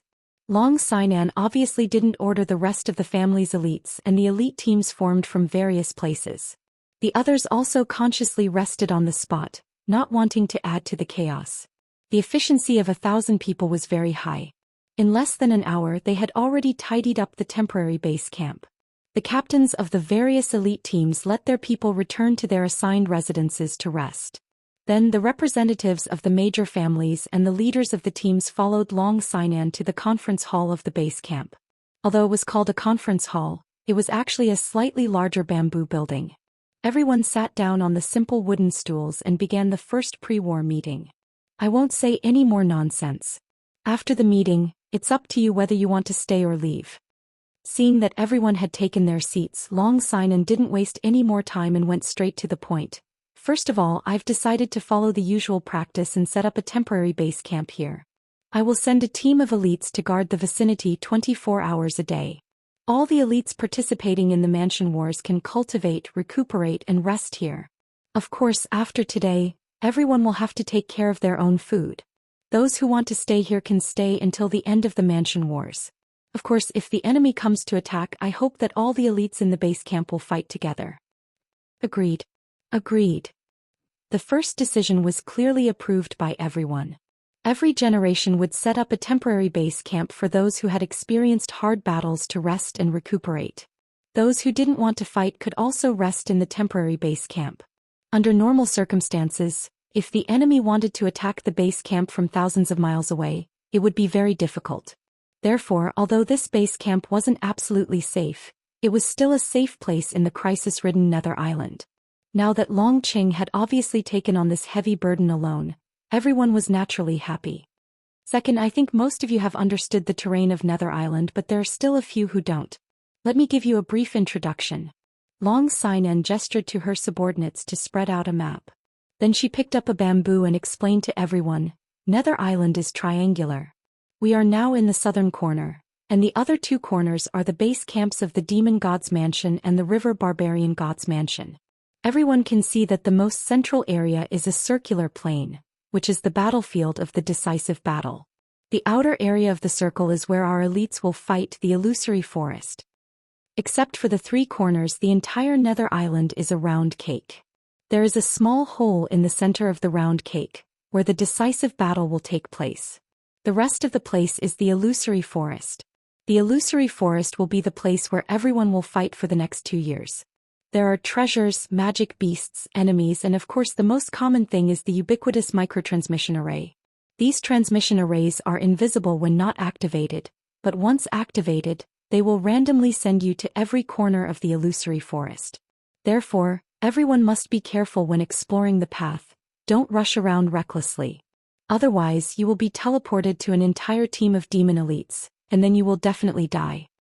There are also magic beasts in the forest. You must be careful if you encounter them. The magic beasts here are at least of the 4th level and the highest are of the 8th level. They can directly kill anyone here. Of course, 50% of the magic beasts have treasures around them. Whether you can get them or not depends on your luck. My advice to everyone is to stay alive first. Many of you may want to use the capital battle to kill people and get points in exchange for a large amount of wealth, treasures, or the position of a city lord. But if you lose your life, you will lose everything. I wish everyone good luck. Long Sanan's words made the people present feel that they had benefited a lot, but also extinguished the fiery hearts of many. Many people came to the capital battle once every 60 years with the mentality of killing people and gaining points. They knew that points represented fame and status. Points could be exchanged for a lifetime of wealth, countless beauties, and the position of a city lord in 500 small cities and 100 large cities. But Long Sanan's words made them realize the fact that if they lost their life, then they would lose everything. Illusory forest. Yi Qinghan carefully looked at the map again. He had actually seen this map before and understood that this was their main battlefield as well as the dangers and treasures it contained.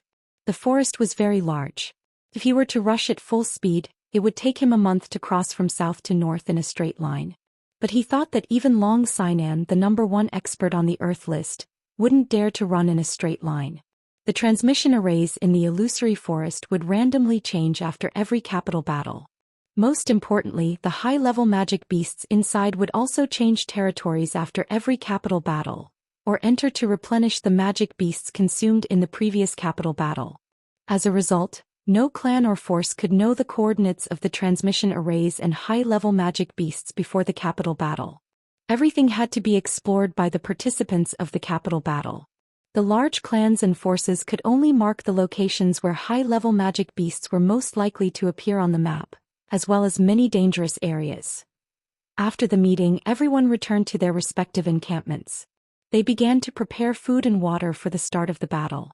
In the afternoon, teams began to leave the temporary headquarters, crossed the small river and entered the illusory forest. The 10,000 elites were the elite teams formed by the various clans of the House of Ares. On the surface, most of them belonged to or were vassals of the 5 major clans and the 6 major forces of Dragon City. In fact, apart from the elite disciples of their own clans, most of the others were only temporary vassals. Once they arrived at Nether Island, they would go their separate ways. The main purpose of the elites who came here was to kill people and gain points, take risks and obtain treasures. If they were to follow the butts of the major forces all the time, they would be the ones to fight when the time came. They wouldn't get a share of the points and treasures. They weren't fools. Of course, they wouldn't do such a stupid thing. Therefore, after arriving at Nether Island, they would either travel in groups or go out alone to try their luck. Of course, this phenomenon was the same in the past capital battles, so the major forces wouldn't blame them. After all, everyone was risking their lives. Moreover, the illusory forest wasn't suitable for large groups of people to travel together. Firstly, it was too big of a target, and secondly, the terrain of the illusory forest didn't allow it. Perhaps half of them would be sent to different parts of the forest by the transmission arrays. After some simple preparations, Yi Yi and Yi San led 400 people into the illusory forest. Yi Qinghan and Yi Qinggu just looked at them from afar, and didn't go over to bid farewell to them. On the surface, they were elite teams formed by 2 small clans in a small city, but in secret they were the Yi family's death warriors, carrying out a secret mission. Chapter 78. The people from the 5 great clans didn't leave. Yi Qinghan, Feng Zi Hua Hua, and Yu Qingqing returned to their base and prepared a large amount of food and water to prepare for war. Shui Wuhan and his team stayed in their base quietly and didn't come out. They seemed to be preparing to stay here for a long time and not enter the psychedelic forest for the time being. In the Feng clan's encampment, Yi Qinghan and Yi Qinggu were summoned by Feng Zi to a large bamboo building. She said that she had something important to discuss. Yi Qinghan realized that Hua Hua and Yu Qingqing were all there as soon as he entered. Seeing that they were smiling at him, he sat down and asked in confusion, "Why did you summon me in such a hurry?" "Good news. That's great news." Fengzi chuckled. His face was glowing as he said excitedly. Hua Hua was also very happy. She blinked her beautiful eyes and said, "It's indeed good news. This is fun." Yu Qingqing's limpid eyes stared at Yi Qinghan for a while before she started to explain. "Our 3 clans have just decided on something. We will transfer the 50 most elite experts from our clans and have them join your team. Of course, after killing someone, all the points will be given to you." There was such a good thing? Yi Qinghan was stunned. It was understandable that the Yu family wanted to help him because of him. However, Fengzi and Hua Hua didn't seem to be that close to them, right? After all, they represented the interests of their respective families. Hence, he looked at Fengzi and Hua Hua in confusion. Yi Qingwu also looked at the two of them with a smile. She seemed to be puzzled by their actions. "Young Master Han, I'm not criticizing you. Why didn't you tell us earlier that you needed points to save your sister's life? If you had told me earlier, I would have definitely gathered all the elites in my family to help you flatten Nether Island." Fengzi looked at Yi Qinghan with some reproach, patted her chest and said heroically, "Hee, a team made up of the strongest elites from the 4 great clans. Our family will be in charge of scouting and assassination, the Yu family will be in charge of elite attacks, the Feng family will be in charge of firepower support, and the Yi family will be in charge of frontal assault. Although he could block such a powerful elite team, it's enough to flatten the entire Nether Island." Hua Hua smiled sinisterly as if he was looking forward to the future, where they would kill Buddhas and gods. Feng Zihua's words caused Yi Qinghan's heart to burn. Indeed, if the 4 great families formed an elite team, it would definitely be incomparably valiant. The Hua family's stealth was the strongest technique for scouting and assassination, while the Yu family assisted with the spirit attack, causing the enemy to fall into an illusion. Then the Yi family would charge forward from the front, while the Feng family would attack with their swords from behind. Who would be able to stop such a powerful team? Most importantly, those present were the treasures of their respective families, so there would definitely be 1 or 2 dukes following them. When all these experts gathered together, and Quan's aggressiveness would definitely be super strong. Yi Qinghan stood up and bowed. His expression was solemn as he said sincerely, I can't return the kindness of the 3 of you, so I won't say any more polite words. This time the Yi family owes your family a favor, and I also owe the 3 of you a favor." "You're welcome. We owed you a favor on Tranquil Lake Island last time, so we're just fulfilling our promise. Also, your wife has already given us 2 of the finest Tranquil Lake disciples of the Yu family. If you want to thank someone, thank your wife. However, since you're willing to owe me a favor, I'm very willing to accept it." Feng Zihua touched his old face, glanced at Yu Qingqing and spoke with some embarrassment. Hua Hua also chuckled and said, "A favor from Yi Qinghan is a good thing, hee." Yu Qingqing didn't seem to mind at all. Her limpid eyes flickered, but she didn't say anything. However, the smile in her eyes deepened. Yi Qinghan didn't say anything either. He just looked deeply at Yu Qingqing and smiled faintly. Yi Qinggu, who was at the side, pouted her lips without leaving a trace. Her eyes flashed with an indescribable look before returning to normal. She smiled and said, "I'll definitely report your kindness to the clan leader. We'll definitely repay you in the future." With that, Feng Zihua and the others became even more embarrassed. They rubbed their heads and said, "Miss Wu, you're too serious. The few of us came to the prefecture battle to have some fun and gain experience. Plus, it's safer for the big clans to be together." Hua Hua stood up and said excitedly, "There's no time to lose. Everyone go back and gather some people. The rest of you can form small teams and guard the temporary base camp. They didn't come with us, so it's very dangerous. Let's practice and coordinate. I can't wait to rush into the psychedelic forest and fight." Feng Zi and Hua Hua came to the prefecture battle island to train. They didn't care about how many monsters and barbarians they killed or how many points they got. After all, they didn't lack power, money, or women. Of course, they didn't care about the things they exchanged for points. Of course, it was impossible for them to get too many points. Yu Qingqing's suggestion was new and interesting to the 2 of them. The strongest elites of the 4 clans formed a super elite team. Not only would their safety be guaranteed, but their combat power would also be unprecedented. Yu Qingqing gave them two of the best beauties of the tranquil lake. Now that Yi Qinghan owed them another favor, they were happy and willing. In the Shui clan's base camp, Shui Wuhan sat expressionlessly with his eyes closed. Old Shi and Old Imo didn't follow him this time. Instead, two young men stood on his left and right to protect him. "Young master, are you sure you don't want to go with the four clans?"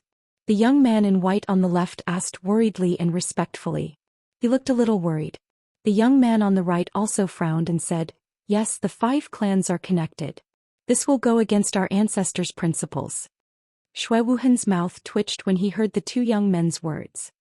He sneered and said, "There are some things you won't understand even if I tell you. Let me tell you, the Fire Dragon continent is a dead well and we are the frogs at the bottom. The only difference is who can jump higher and who can jump shorter. My task now is to cultivate and jump out of this well. The rest is nothing. You can go now. I'm going to cultivate. All teams stay in the temporary base camp until the prefecture battle is over." Sigh. The two young men shook their heads and sighed as they walked out of the bamboo house. Many people knew that there was a wider world beyond the Fire Dragon continent. It was just that thousands of years had passed and no one had been able to jump out. However, the young master insisted on it. What was even stranger was that the clan didn't oppose or support this. It seemed like they were giving him freedom. They were helpless and could only follow Shui Wuhan. After an afternoon of adjustments, Yi Qinghan's super elite team finally took shape. This team gathered all the young experts of the 4 clans. Their strength was unprecedented. Each team had 50 people in each family. There were 7 Duke-level experts and 6 of them were second-level Duke-level experts. There were 150 martial realm martial artists, and the remaining 50 were third-level general realm experts. There were a total of 212 people. The one with the lowest strength was actually Yi Qinghan, who was only a first-level general. At night, the few of them gathered again to discuss their cooperation. They practiced a few offensive and defensive formations, as well as the measures to deal with unexpected situations. They were busy until late at night before returning to their rooms to rest. On the second day, as soon as the sun rose, the super elite squad set off in a majestic manner. The team left the temporary base camp, crossed the river and entered the psychedelic forest. After last night's discussion, the entire elite team changed into black warrior attire. Once they entered the psychedelic forest, all of them would cover their faces if they encountered an enemy. However, their bodies were smeared with the Yu clan's special perfume to prevent the enemy from covering their faces as well. Yi Qinghan, Hua Hua, and Ziyu Qingqing had different patterns embroidered on their chests to differentiate them. Hua teams spread out and be on guard. Once they entered the forest, Hua Hua immediately ordered half of the Hua clan to spread out to scout and be on guard. When they heard Hua Hua's order, the 20 people in front of the team spread out and disappeared into the dense forest. Not long after, a man in black quickly reported the situation in front of them and continued to move forward. The team moved forward slowly. Although they had just entered the psychedelic forest, no one dared to be careless. After all, the demon clan and the barbarian race could appear at any time. Before they understood the surrounding terrain and situation, no one could guarantee their safety. Yi Shisan and the other 6 marquis surrounded Yi Qinghan, Yi Qinggu, and the others in the center as they scanned their surroundings vigilantly. It was their first time participating in the prefecture battle. Furthermore, they had the heavy responsibility of protecting their young masters and mistresses. They were confident that they could protect themselves, but they did not have absolute confidence that they could protect their masters. After all, the psychedelic forest was too strange. Yi Qinghan was not worried at all. Instead, he felt a little disappointed. Before participating in the prefecture battle, he had fantasized about fighting a hot-blooded battle. He did not expect that he would become a vase that was being carefully protected, afraid that he would fall and break. It was a terrible feeling, but he had no other choice. He could only release his battle aura from the soles of his feet and practice the shadow step. Hua Clan 1 reports that the situation in front of us has been explored. There are 7 transportation matrices that have been marked. There are no high-level magical beasts. We can move forward quickly. In less than an hour, the Hua clan's intelligence personnel reported that they had thoroughly checked the surrounding terrain. It was confirmed that it was safe. Continued to scout. 4 hours later, we will change shifts with Hua Clan 2. Hua Hua nodded. He was very satisfied with his subordinate's work and waved his hand to indicate that he understood. Everyone began to move forward at a faster pace. After all, it was probably the best choice to use the Hua clan as scouts in this world. Since the Hua clan had said that it was safe, it meant that they were basically safe unless there were any accidents. Moreover, the squad was full of experts. Even if they were to face any unexpected situation, they would be able to solve it very well. Hence, after gradually adapting to the environment of the psychedelic forest, the team sped up. According to the agreement made by Yi Qinghan last night, the team's goal today was to advance 50 kilometers. Then they would find a place with a lot of transportation matrices and wait. They would eliminate some demons and barbarians who accidentally teleported over. They would first understand the attacks of the demons and barbarians as well as their special skills, so that they could better deal with the elite teams of the demon race in the future. They marched silently. Because of the swaying figures of the Yu clan's ladies, the youths in the team did not feel bored at all. Instead, they stood tall and straight and moved like the wind. Some of the warriors even secretly made eye contact with the ladies of the Yu clan. When men and women worked together, work was not tiring at all. Report: a demon soldier suddenly appeared in the transportation matrices ahead. Team 1 is secretly following him and did not alert him. After an hour, an elite from the Hua clan suddenly reported. Everyone was invigorated. Fengzi rubbed his hands excitedly as if he had seen a new toy. Then he waved his hand and said, "What are we waiting for? Follow him and eliminate him." Chapter 79. The crowd followed the Hua family assassins excitedly as they walked forward in soft voices. Even though their faces were covered by black cloth, the fiery gaze in their eyes betrayed their inner feelings. Ever since they were born, this was the first time they were facing the demon race who had fought against the human race for thousands of years. Even the few powerful cultivators of the dukedom realm felt the corners of their eyes twitching faintly. The three races had fought for tens of thousands of years, and the hatred between them had been carved into their bones. Once they met, it would definitely be a situation where they would fight to the death. At this moment, a demon, even if he was a demon emperor comparable to a duke's, would definitely die today. Hence the crowd was very relaxed. They were just a little excited and curious to see another race for the first time. After walking quietly and quickly for more than 5 kilometers, the demon's figure was finally exposed to the crowd. When the crowd saw him, a sense of loss welled up in the depths of their hearts. In their hearts, they had always thought that since the demon was called demon, he should have a monstrous demonic aura, a cow's head, a horse's face, and a stocky build. In the end, the one in front of them looked like a human except that his head was slightly larger. His limbs were extremely thick and his long golden hair draped over his back. His nose was larger and taller than a human's, and his teeth were slightly protruding. He looked somewhat ferocious and terrifying. Furthermore, this demon also had long golden hair, making him look like a savage. This demon was very cautious.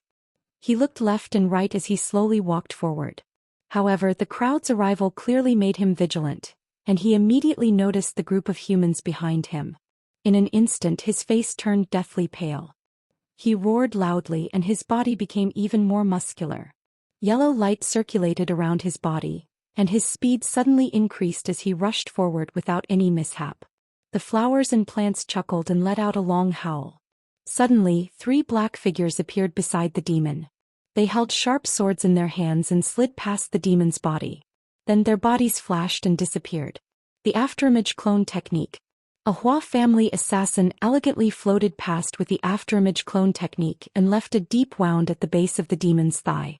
This caused the golden-furred demon to pause. His leg trembled and he almost fell. Swoosh! Just as the golden-furred monster was about to continue running away, a black silhouette flashed in front of him. Next, the black silhouette flashed and split into 3 silhouettes. Once again, the 3 silhouettes shot towards the other leg of the golden-furred monster at lightning speed. As there was too much speed and it was difficult to tell which of the 3 figures was real and which was fake, the demon could only keep dodging in order to avoid the 3 rapidly floating swords. However, the speed of the swords was too much. After the demon received another heavy blow, the figures in front of him disappeared again. Roar! The demon was clearly confused by this strange attack and didn't dare to move forward. He paused for a moment, perhaps knowing that he would definitely die today. In the end, he didn't object. With a loud roar, his body grew even thicker, and with bloodshot eyes he pounced towards Yi Qinghan's group. No one moved when they saw the sinister face coming closer and closer. Only two dukes took 2 steps forward. As for Yu Qingqing, she chuckled and her eyes emitted a colorful radiance that directly entered the demon's eyes. The demon immediately stood dumbfounded on the spot and looked at the crowd in a daze. Then he actually started giggling foolishly. At this moment, Feng Zi activated the sword kinesis technique. The black sword on her back turned into a black light and directly smashed the golden-furred demon's head into pieces.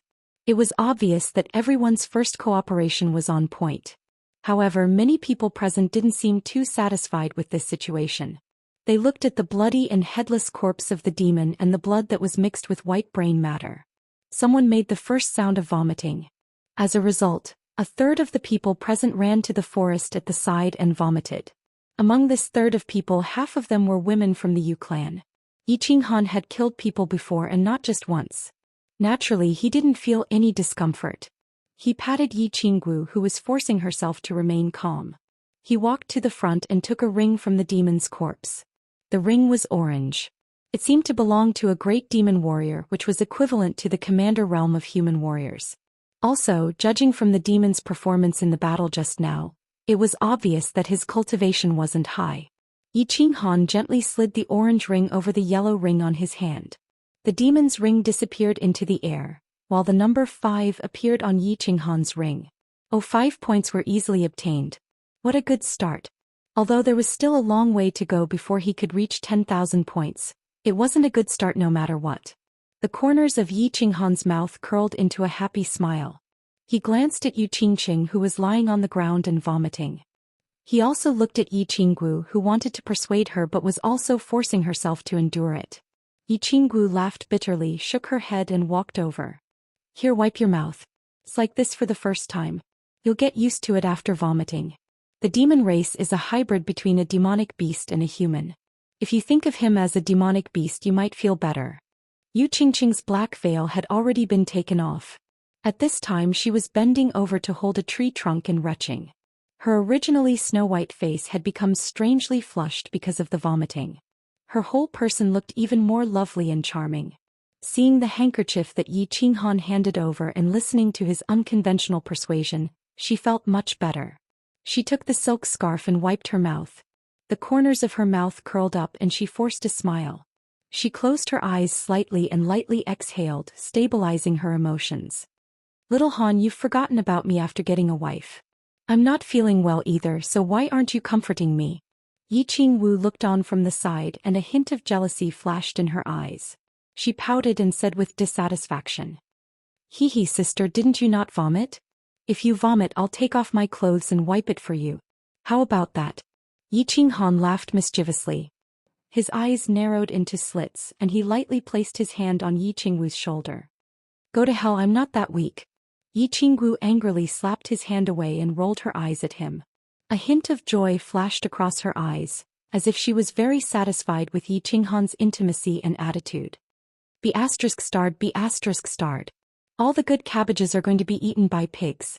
Meanwhile, Feng Zi, who was standing on the side, glanced at Yi Qinghan being intimate with the 2 most beautiful girls in the team. She felt extremely unbalanced and said indignantly to Flora and Fauna. Flora and Fauna also bit their lips and their eyes were burning. After a long while they finally said, F***ck, why aren't handsome men popular these days? Yi Qinghan is an animal. He doesn't look that good, but why is he so popular with women? After a short rest, the group continued their journey. After knowing that they had just killed a great demon warrior, they no longer looked down on him. Although the demon did not look particularly powerful on the surface, his speed had obviously increased after he roared twice. This was definitely a demon technique of the demon clan. How could a great demon warrior increase his speed so much? If he had encountered a high-level demon clan or barbarian clan, it would definitely be very terrifying. For the entire morning, the small team did not encounter another foreign clan. It seemed that the demon just now was an unlucky fellow who had accidentally encountered the teleportation formation. At noon, everyone took turns to rest. After hastily eating the prepared dry rations and fresh water, they continued their journey in the afternoon. At this moment they had only advanced for more than 20 miles. The prefecture battle had only started 2 days ago. Presumably, even the demon clan who could fly would not be able to reach this place so quickly. Other than encountering the scattered enemies who were teleported here by the teleportation formation, it was estimated that if they wanted to encounter the main force or the elite team, they would need to travel for at least 10 days before they could reach the depths of the psychedelic forest and meet the teams of the demon clan and the barbarian clan. The Hua family assassins were the most tired during the boring march. The rest of the people, on the other hand, were hurrying on their journey leisurely. They did not need to worry too much. After witnessing the Hua family assassins' stealthy method of appearing and disappearing like ghosts in the morning, everyone had a deeper understanding of the Hua family's ultimate technique. After being amazed, they were even more relieved to hand over the task of scouting and guarding the way to them.